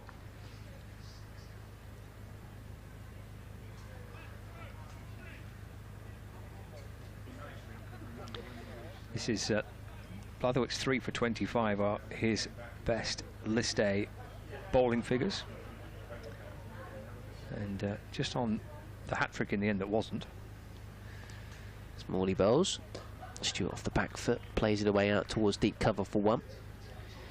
There'd never been a list A hat-trick for Lancashire. So he would have done something that's not happened before in list A cricket for Lancashire. Which I think actually quite a surprise, bearing in mind the success that Lancashire have had over the decades in list A cricket. Played away by Everson off the back foot into the covers. Tumbling stop by Jennings. End of the over, 33 gone. Again, 152 for 6. Victory target of 329, still a long way away. Stewart on 3, Everson 30. I think some of the bowlers all down the years have played one-day cricket for Lancashire, the amount of trophies that Lancashire have won in one-day cricket. Yeah, nobody's got. Yeah, I'm quite surprised by that. I turned around to Ken in the box and said, "So how many players have actually got list A hat-tricks for Lancashire?" He said, "None." I was a little surprised by that. Blatherwick was almost setting setting the marker for the first. It's a feisty spell to return, and he's going to continue. Oh, that looks good for a LBW shout. Well, not out. So let's see if he thinks he's hit it. No, he doesn't. He's given it as a leg by. And the ball deflected out towards the offside. Shaping to work it to mid-wicket. Height, possibly. The side on perhaps gives you the idea that maybe it could have been a little high. Like you say, that this is a good spell from Blatherwick. Potentially match-winning spell. In the balls. Another appeal for LBW. Gets it this time. Everson's gone for 30. 4 wickets for Jack Blatherwick.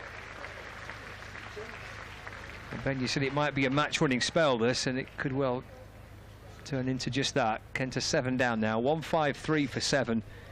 It certainly has swung the game back in Lancashire's favour. It's ended that partnership that was just starting to perhaps be a worry there for Lancashire, and he's rattled through a few more in the process. 4 wickets for Blatherwick, and Kent is 7 down, 153 for 7. Yeah, I think you can scrap the word potentially in my prior statement, and 100% say it's going to be a match-winning spell, because I cannot see this Kent lower order putting together another 180 runs to win this game, or 176 or whatever it is. It's just not going to happen. 10.5's required.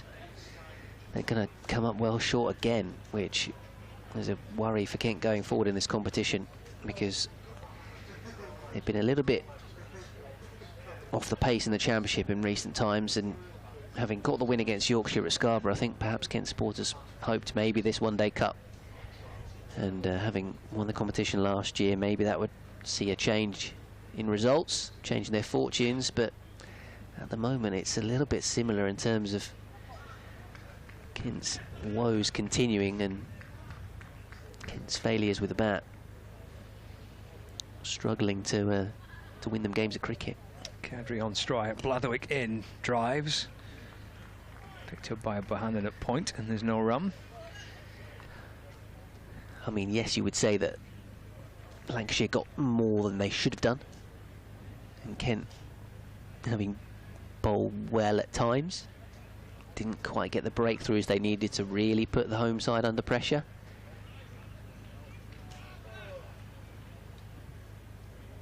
But with the bat, not seen them make good decisions. Kadri plays and misses.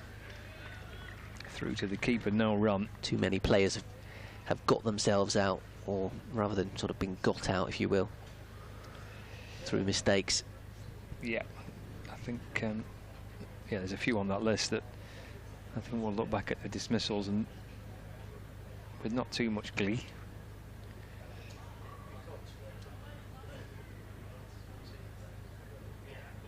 Kadri taps the bat, waits for Blatherwick. 4 for 25 for him. In and balls, and fended off by Kadri. Ball looping back towards the bowler, but bouncing well short of Blatherwick's follow through. But it's just that extra bit of pace that Blatherwick's got there. He's hurried Hamid Kadri up because of the extra pace. He can send the ball down.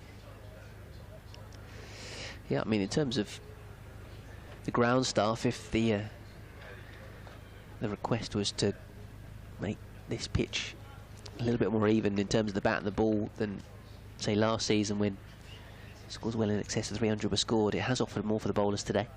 Blatherwick in, balls edge beyond the reach of Jennings. It's a really, really terrific effort from Jennings at first slip. He's a tall man. He's stretching it way out to his right to try and get something on that. It would have been a spectacular catch had he clung on to it. Would have been a 5-wicket haul for Blatherwick. In the end, neither of those things happened, and it went for 4 for Kadri. And Kent move on to 157 for 7 at the end of the 34th over. Blatherwick sent down 3 overs in this spell. That boundary's taken it to 6 runs for the 3 wickets in his 3-over spell. Yeah, I think that's going to be a match-winning spell ultimately. Barring perhaps some Grant Stewart heroics. There's Morley to him. Oh, he's got rid of him. Bowled him. And Kent are capitulating at the moment here. The Spitfires and Lancashire primed for revenge for last year's final defeat and the defeat at Canterbury last year. Grant Stewart will have been seeing batters fall at the other end and thinking, right, I'm going to be aggressive here against the spinner, and he's, in the end, looked to try and chop it away into the offside and been bowled. By Jack Morley for 3. I think Hurst was poised to try and stump him, but yeah, it's clipped the top of off, and Stewart's been dismissed. So 157 for 8, and now this is a matter of when, not if, Lancashire win the game. Yeah, the base was set, wasn't it, with that partnership that was between Finch and Everson. They were batting nicely, 148 for 4. 50 partnership had just been reached. Just building a little base for perhaps an assault on the final 15 overs or so, but wickets have tumbled pretty quickly. There's the latest to have Kent 8 down from 148 for 4 to 157 for 8. First wicket for Jack Morley. That brings Matt Quinn out to the middle. Matt Quinn.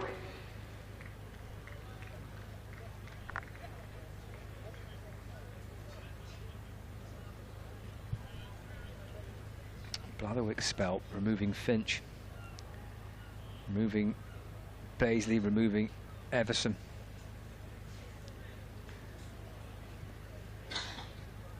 Sucked out the life in this Kent run chase. Yeah, Morley certainly helped and contributed with the way he's bowled, as Quinn drives this nicely up towards long off for a single. Yeah, he's twirled away nicely, hasn't he, at the south end of the ground. Morley, 8-over spell this. He's bowled all he's into his 9th actually now, isn't he? All 9 overs on the bounce, 1 for 42. So get things pretty quiet at the other end. Yeah, he deserves that wicket, has to be said. Oh, it's chopped away by Kadri. What was that shot? Trying to go kind of into out on the back foot. Wasn't sure whether to drive or cut, and ending up slicing it awkwardly out towards a vacant point area. Morley again to him. This time goes for a slog sweep. That's a bit more convincing. A couple of bounces and into the hoardings. 4-4. Well, you might as well almost just pick a shot. Yeah, going to commit to it. Commit to it, exactly. The other one was a bit kind of, it was indeterminate really, wasn't it? It's neither one that toddler forward and the back, you're playing it, you're leaving it. Got himself all tangled up a little bit, but that was a bit better. Wanted to kind of slog sweep it and did that. Goes down the ground, high into the onside. This time Kadri over the top of mid-on. Thought it was going to plug, but it just does manage to creep over the rope.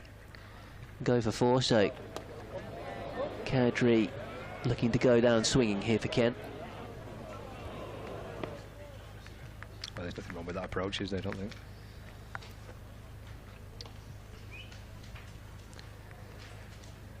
In all honesty, I think it's the only way you can go at this stage. 160 more needed, or prior to those 2 boundaries, it was 170 odd off 90s, I think, deliveries. So only a couple of wickets in hand. It's not the kind of platform to put together a run chase. There's an LBW shout as well. Kadri walking across his stumps, trying to turn it away into the onside. Kent is sinking without a trace now. 166 for 9. It's been an absolute procession in the last few overs. Somewhat pitiful effort with Kent. For Kent with a bat again, having been rolled for 116 at Beckenham the other day. Kadri LBW2, Jack Morley for 12. Kent Spitfires 166 this real for 9. collapse And the incoming batter, number 19, having, Jazz Singh. even in the first instance, struggled for partnerships at the top of the order.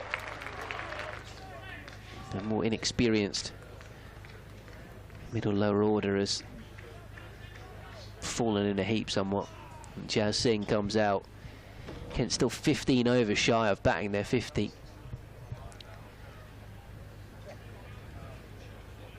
At the moment, you sort of can't decide why. Do Kent sort of genuinely think they're more likely to win games by chasing at the moment, or do they almost not trust their batters to go out and put a score on the board? At the moment, the last two performances have been way off what's required to win games in this Metro Bank One Day Cup. And both have been win the toss and bowl first. Yeah, exactly. Yeah. Morley's bookended his 9th over with a wicket with his last ball and a wicket with his first. 2 for 51. He's bowled 9 on the spin for Lancashire from that south end of the ground. I reckon Jack Blatherwick's quite keen to get this done here and pick up a 5-foot. He's going to have 3 slips in place. He's picked up 4 for 29. Whoa! That's muscled out towards the pavilion. And 1 bounce and 4. I thought that had enough to clear the pavilion at one stage. In the end, it's not even cleared the rope. It's gone for 4. And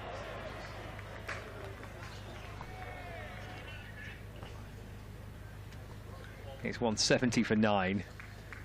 And Quinn absolutely hammers it out towards that wide long on boundary for 4. Here's Blatherwick in and balls again. It's dragged out towards deep backward square leg. And Quinn moves on to 6.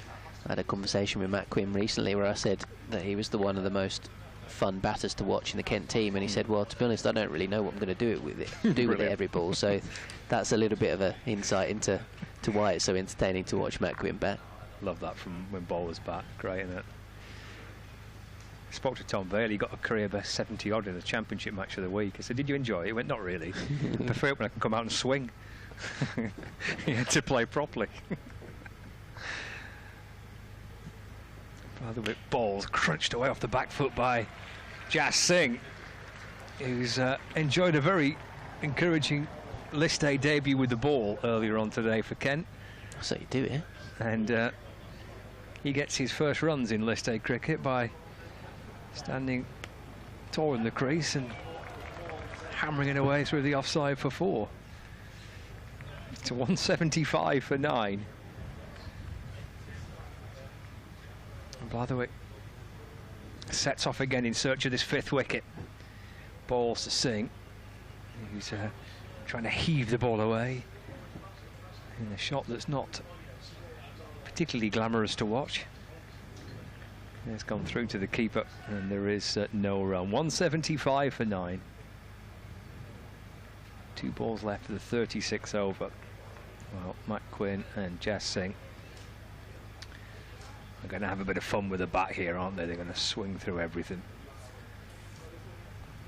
And we've seen that so far in these first 4 deliveries. Goes again, Singh. Down towards 3rd man. Trying to hammer it out to mid-wicket. Oh, dear. And he gets through for a single, moves on to 5, 176 for 9. Slightly gallows humour from a Kent point of view currently. I think it is a little bit of that, isn't it? Yeah. Just thinking, though, in terms of this batting, Surrey at the Oval on Friday, Sunday at home, Beckenham against Middlesex. They don't really have any time to sort it out. Somebody's just got to almost go out there and take a bit more ownership. Blatherwick, final ball of the 9th over, in and bowls, bangs one in just back of a length to Quinn. Through it goes to Hurst. Well, after that, it's another, only 1 day off, and then I think they're off to a... In fact, Wednesday, I'm not sure. Oh, it might be the Thursday against Nottinghamshire at home. But so yeah, what I'm trying to say is that it's quick turnaround. Yes. You know, between these group games, almost the next few days, it's a game, day off, another game. You know, travel in between. So at the moment, there's not really any time for Kent to kind of get in the nets and work with a batting coach on what's going wrong. And you know, even if you consider the game at Scarborough, which Kent won, as we mentioned earlier on, 2 guys got 100, but then the next top scorer was 14. Singh takes a massive swing at this next one from Morley. So only 2 batters have succeeded in that game. And then, in general, those are the only 2 knocks that we've seen put together in 3 games. So this one pushed down the ground from Jazz Singh. So collectively, it's been a pretty poor show with the bat from Kent so far in this one-day cup title defence. As Morley bowls to Jazz Singh, turns it away into the onside off the back foot. Surely should have been a run there, but Quinn didn't fancy it. Don't think Jazz Singh entirely hit it where he was supposed to as well. I think he was trying to clip it through the vacant mid-wicket area. Morley to him, down the ground, and this time it is a bit more through wideish mid-on and mid-wicket, down towards the long-on fielder for a single.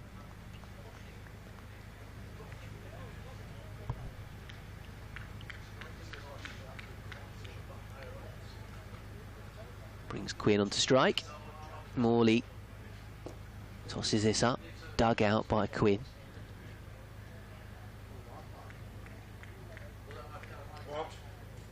Morley's final ball of his spell, 2 for 52 from him. Both those wickets coming in the previous over. Stewart bowled and Kadri LBW. And they'll end up with 2 for 53 as Quinn works it into the onside. Kent are 178 for 9. 37 overs gone. Still a massive 150 runs required. 151 rather required for victory. Just the 1 wicket for Lancashire to wrap up the win. Yeah, Morley's finished as well. 10 overs, 2 for 53. And he's bowled all 10 overs on the spin there, the left arm spinner for Lancashire. As Ben mentioned before, he's done a really good job from that southern end of the ground. It's allowed his captain to kind of rotate bowlers from the other end. Been rewarded with a couple of wickets as well. Decent day with the ball for Jack Morley. And Jack Blatherwick is going to have 6 more balls to see if he can try and pick up a 5th wicket. Already his best list day figures for Jack Blatherwick, 4 for 39. He's looking for his first 5-wicket haul in list A games. Swing and a miss.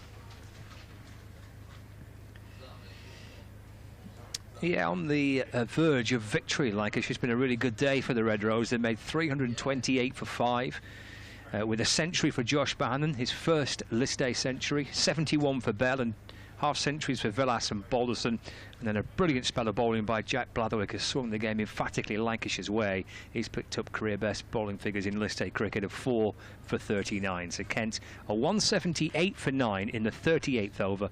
They still need 151 runs to win from 77 balls. Lancashire need 1 more wicket. Here's Blatherwick in balls. That's gone high towards the long on boundary. That's going to be 6 more. He's taken a bit of the sight screen up, I think, by the looks of it.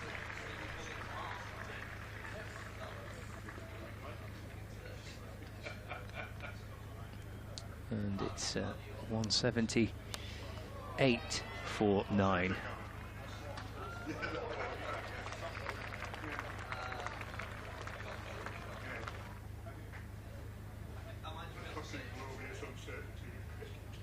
So 4 for 45. Now for Jack Blatherwick, his figures being dented, as well as the sight screen being dented by some swinging from the hip from Quinn and from Singh at the back end of this innings. There's Blatherwick in balls. Oh, that's edged. Somehow it's gone down to kind of backward point, has it? No, it's been given as a bias. It must have deflected off somebody. Maybe deflected off the keeper, perhaps. It must have done. Must have gone through to the keeper and just deflected off Hurst. We're going to have a little look at some of the other games. We're looking at here Somerset. They are 241 for 5 in their game against Northamptonshire. Might come back to that. driven down the ground for runs by Jazz Singh. 4 more of them. Firmly struck. These will be runs that will be frustrating for Jack Blatherwick in particular. It's 189 for 9.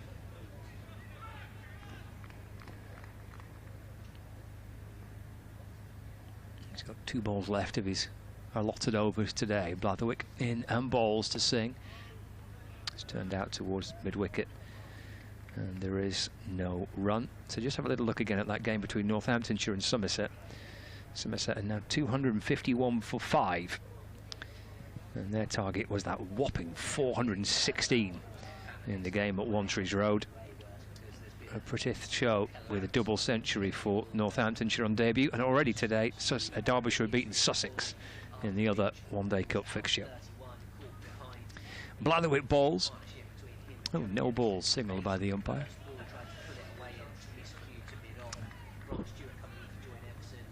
Just overstepping there was Jack Blatherwick. So it'll be a free hit, this.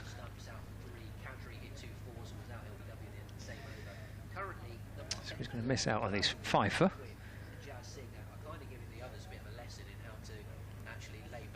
He still had a good day with the ball, Jack Blatherwick.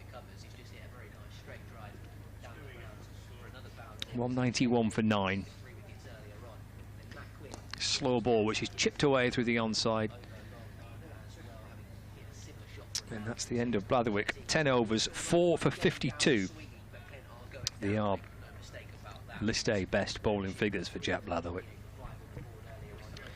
And he's been bowled out today.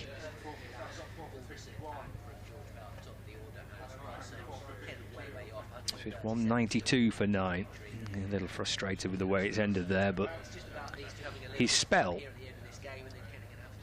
was 5 overs, 3 for 28.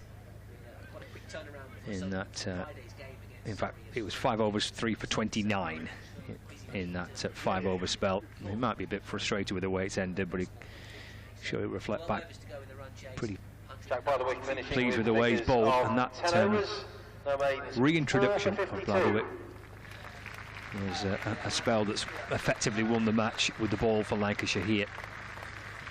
Good effort. Here comes Bailey returning and bowling, and Jazz Singh gets forward and defends. And bowling from the south drops it into the onside, and there is no run. These two are kind of giving some of the others batters a bit of a lesson in how to play at the moment, aren't they? That's 6 from Quinn down the ground and the straight drive from Jazz Singh. Really nice. Blatherwick was very frustrated as he got his cap back and threw on the ground. Bailey to Singh. Slow ball from Tom Bailey. Oh, but it's wide. Signals are wide. Very wide. Bounced a lot of times before it got to the keeper as well. It was a clever slow ball.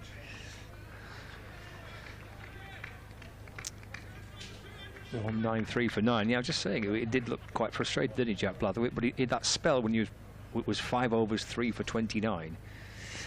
It's, in his head, he'll think, I should have finished this off probably with a 5. Yeah.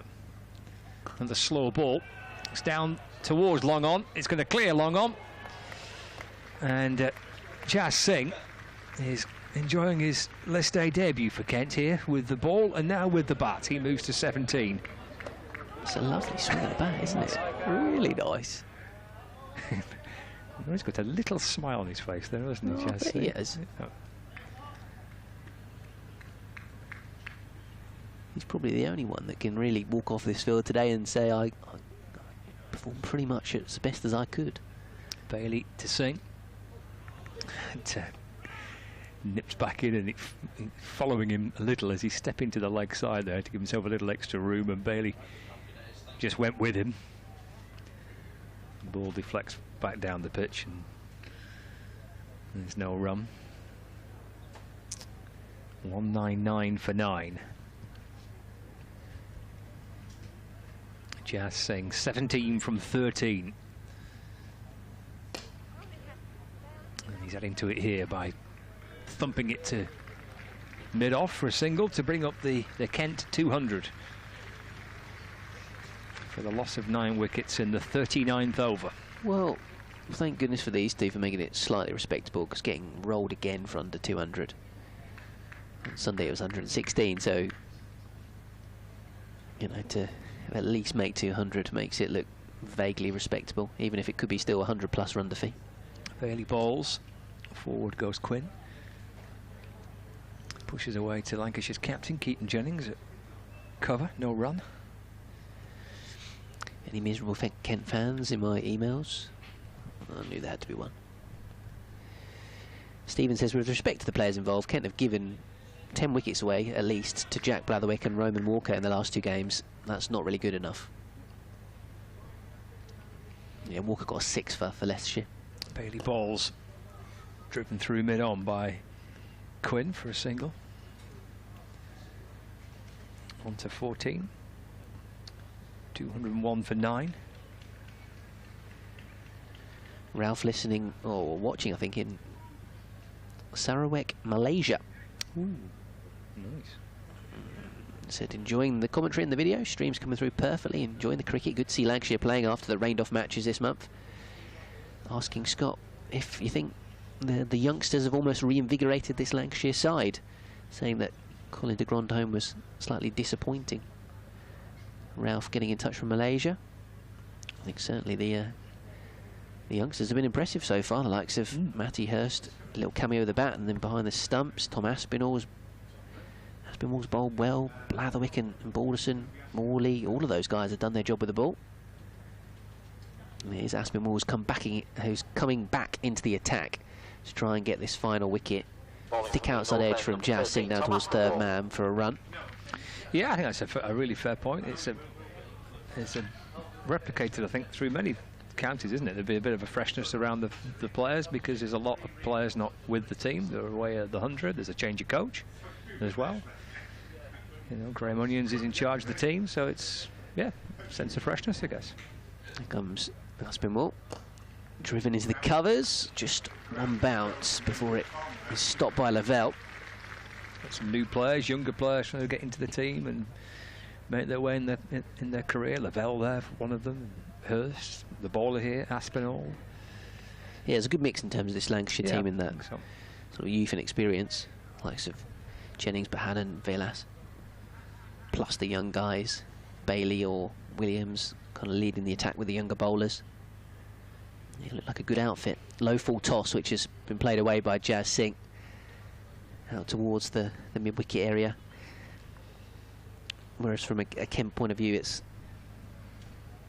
I don't know, you're looking down that 1 to 11, and although individually there's some good players there at the moment, collectively not putting it together, and nobody, I mean, on paper though there's some good individual players, but nobody's really in great nick at the moment, or performing at their best, you would perhaps say. This one is smashed away in the air, could be caught a deep cover, and that's the game as Quinn is out.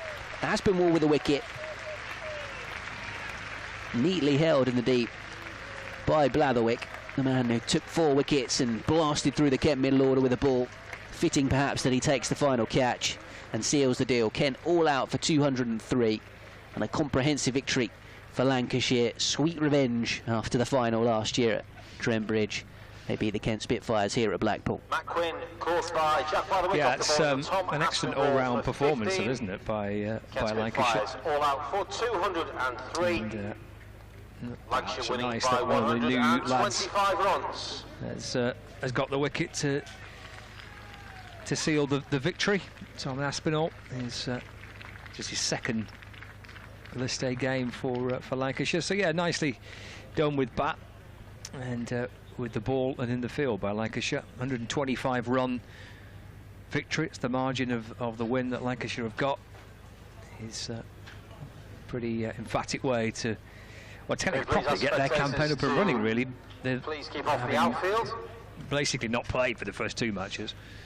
Both games Thank you very much abandoned. for your attendance here at Blackpool Cricket Club today. This is their first proper match in this year's One Day Cup, and they've got off to a very, very good start. At Emirates Old Trafford, we hope. Nicely put together Friday for the day-nighter versus innings of Leicestershire. 328. 2 o'clock start for Set that up by George Bell on screen there for viewers on Lex TV, making 71. And then next to him, Jack Blatherwick doing with a fine spell to kind of, in the end, get in and amongst that Kent middle order when it looked like there was a partnership just developing, which could have been of concern for Lancashire. So yeah, all round with the bat and with the ball, a pretty good effort by the Red Rose. I suppose for Kent, there's one or two things they can take from it. Certainly Jazz Singh's bowling and batting, but concerns must be over their batting, really. 2 games on the spin, they've won the toss, put the opposition in, and have fallen well short. Yeah, I think it's definitely a concern in that bowling-wise, perhaps not as potent as they need to be, not taking regular enough wickets to keep the score down, and then, yeah, with Bell Drummond coming back into the batting today, I feel like it would have improved that unit, but too many guys have kind of got starts and not really gone on to make a big score. And we talked all the way through about the need for a big partnership, and it never came. So yeah, whether or not Bell Drummond will be available going forward because of the returning to the 100, I don't know what the rules are in that sense, but try and find out. Joe Denley was in the squad for this one, so appears to be on the fringes of a return. So Kent could certainly do with him back to bolster the batting, like I say, with such a quick turnaround to Friday at the Oval. But they need to find a quick fix pretty soonish to give themselves any hope of getting out of the group and trying to defend this one-day cup, because it's been 2 disappointing defeats on the spin now. That is the Kent card, with Daniel Bell Drummond's return to the side, as Ben was saying. 38, top scorer in the innings. Joey Everson's 30, Harry Finch's 31. That partnership actually between Finch and Everson was the one that really kind of got Kent in with a shout, really. Bell Drummond and Blake was a little bit kind of haphazard, their 57-run partnership.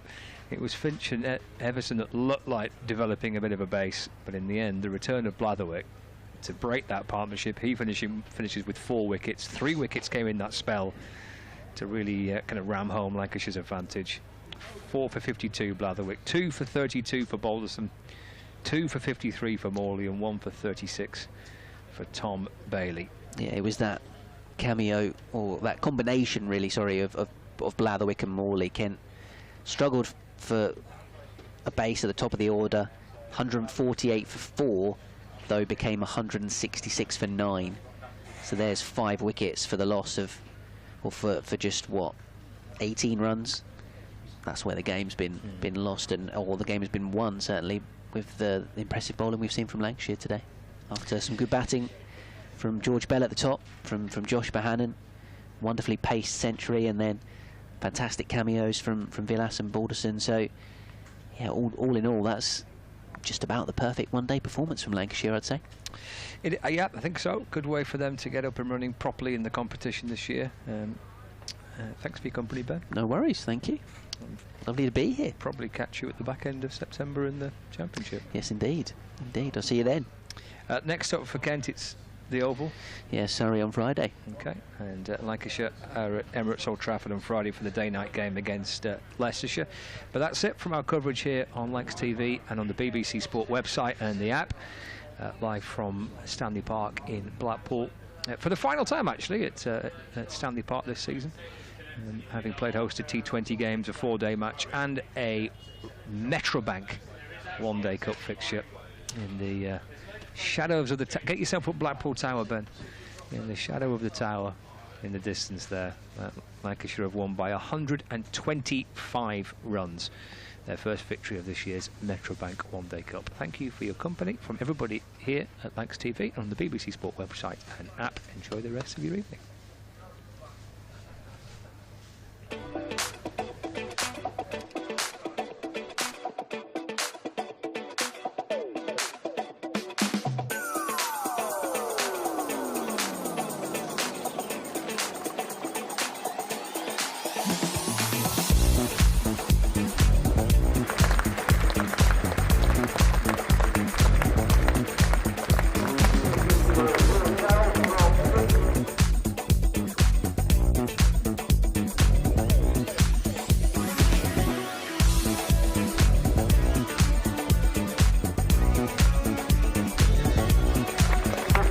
much, Bohannon.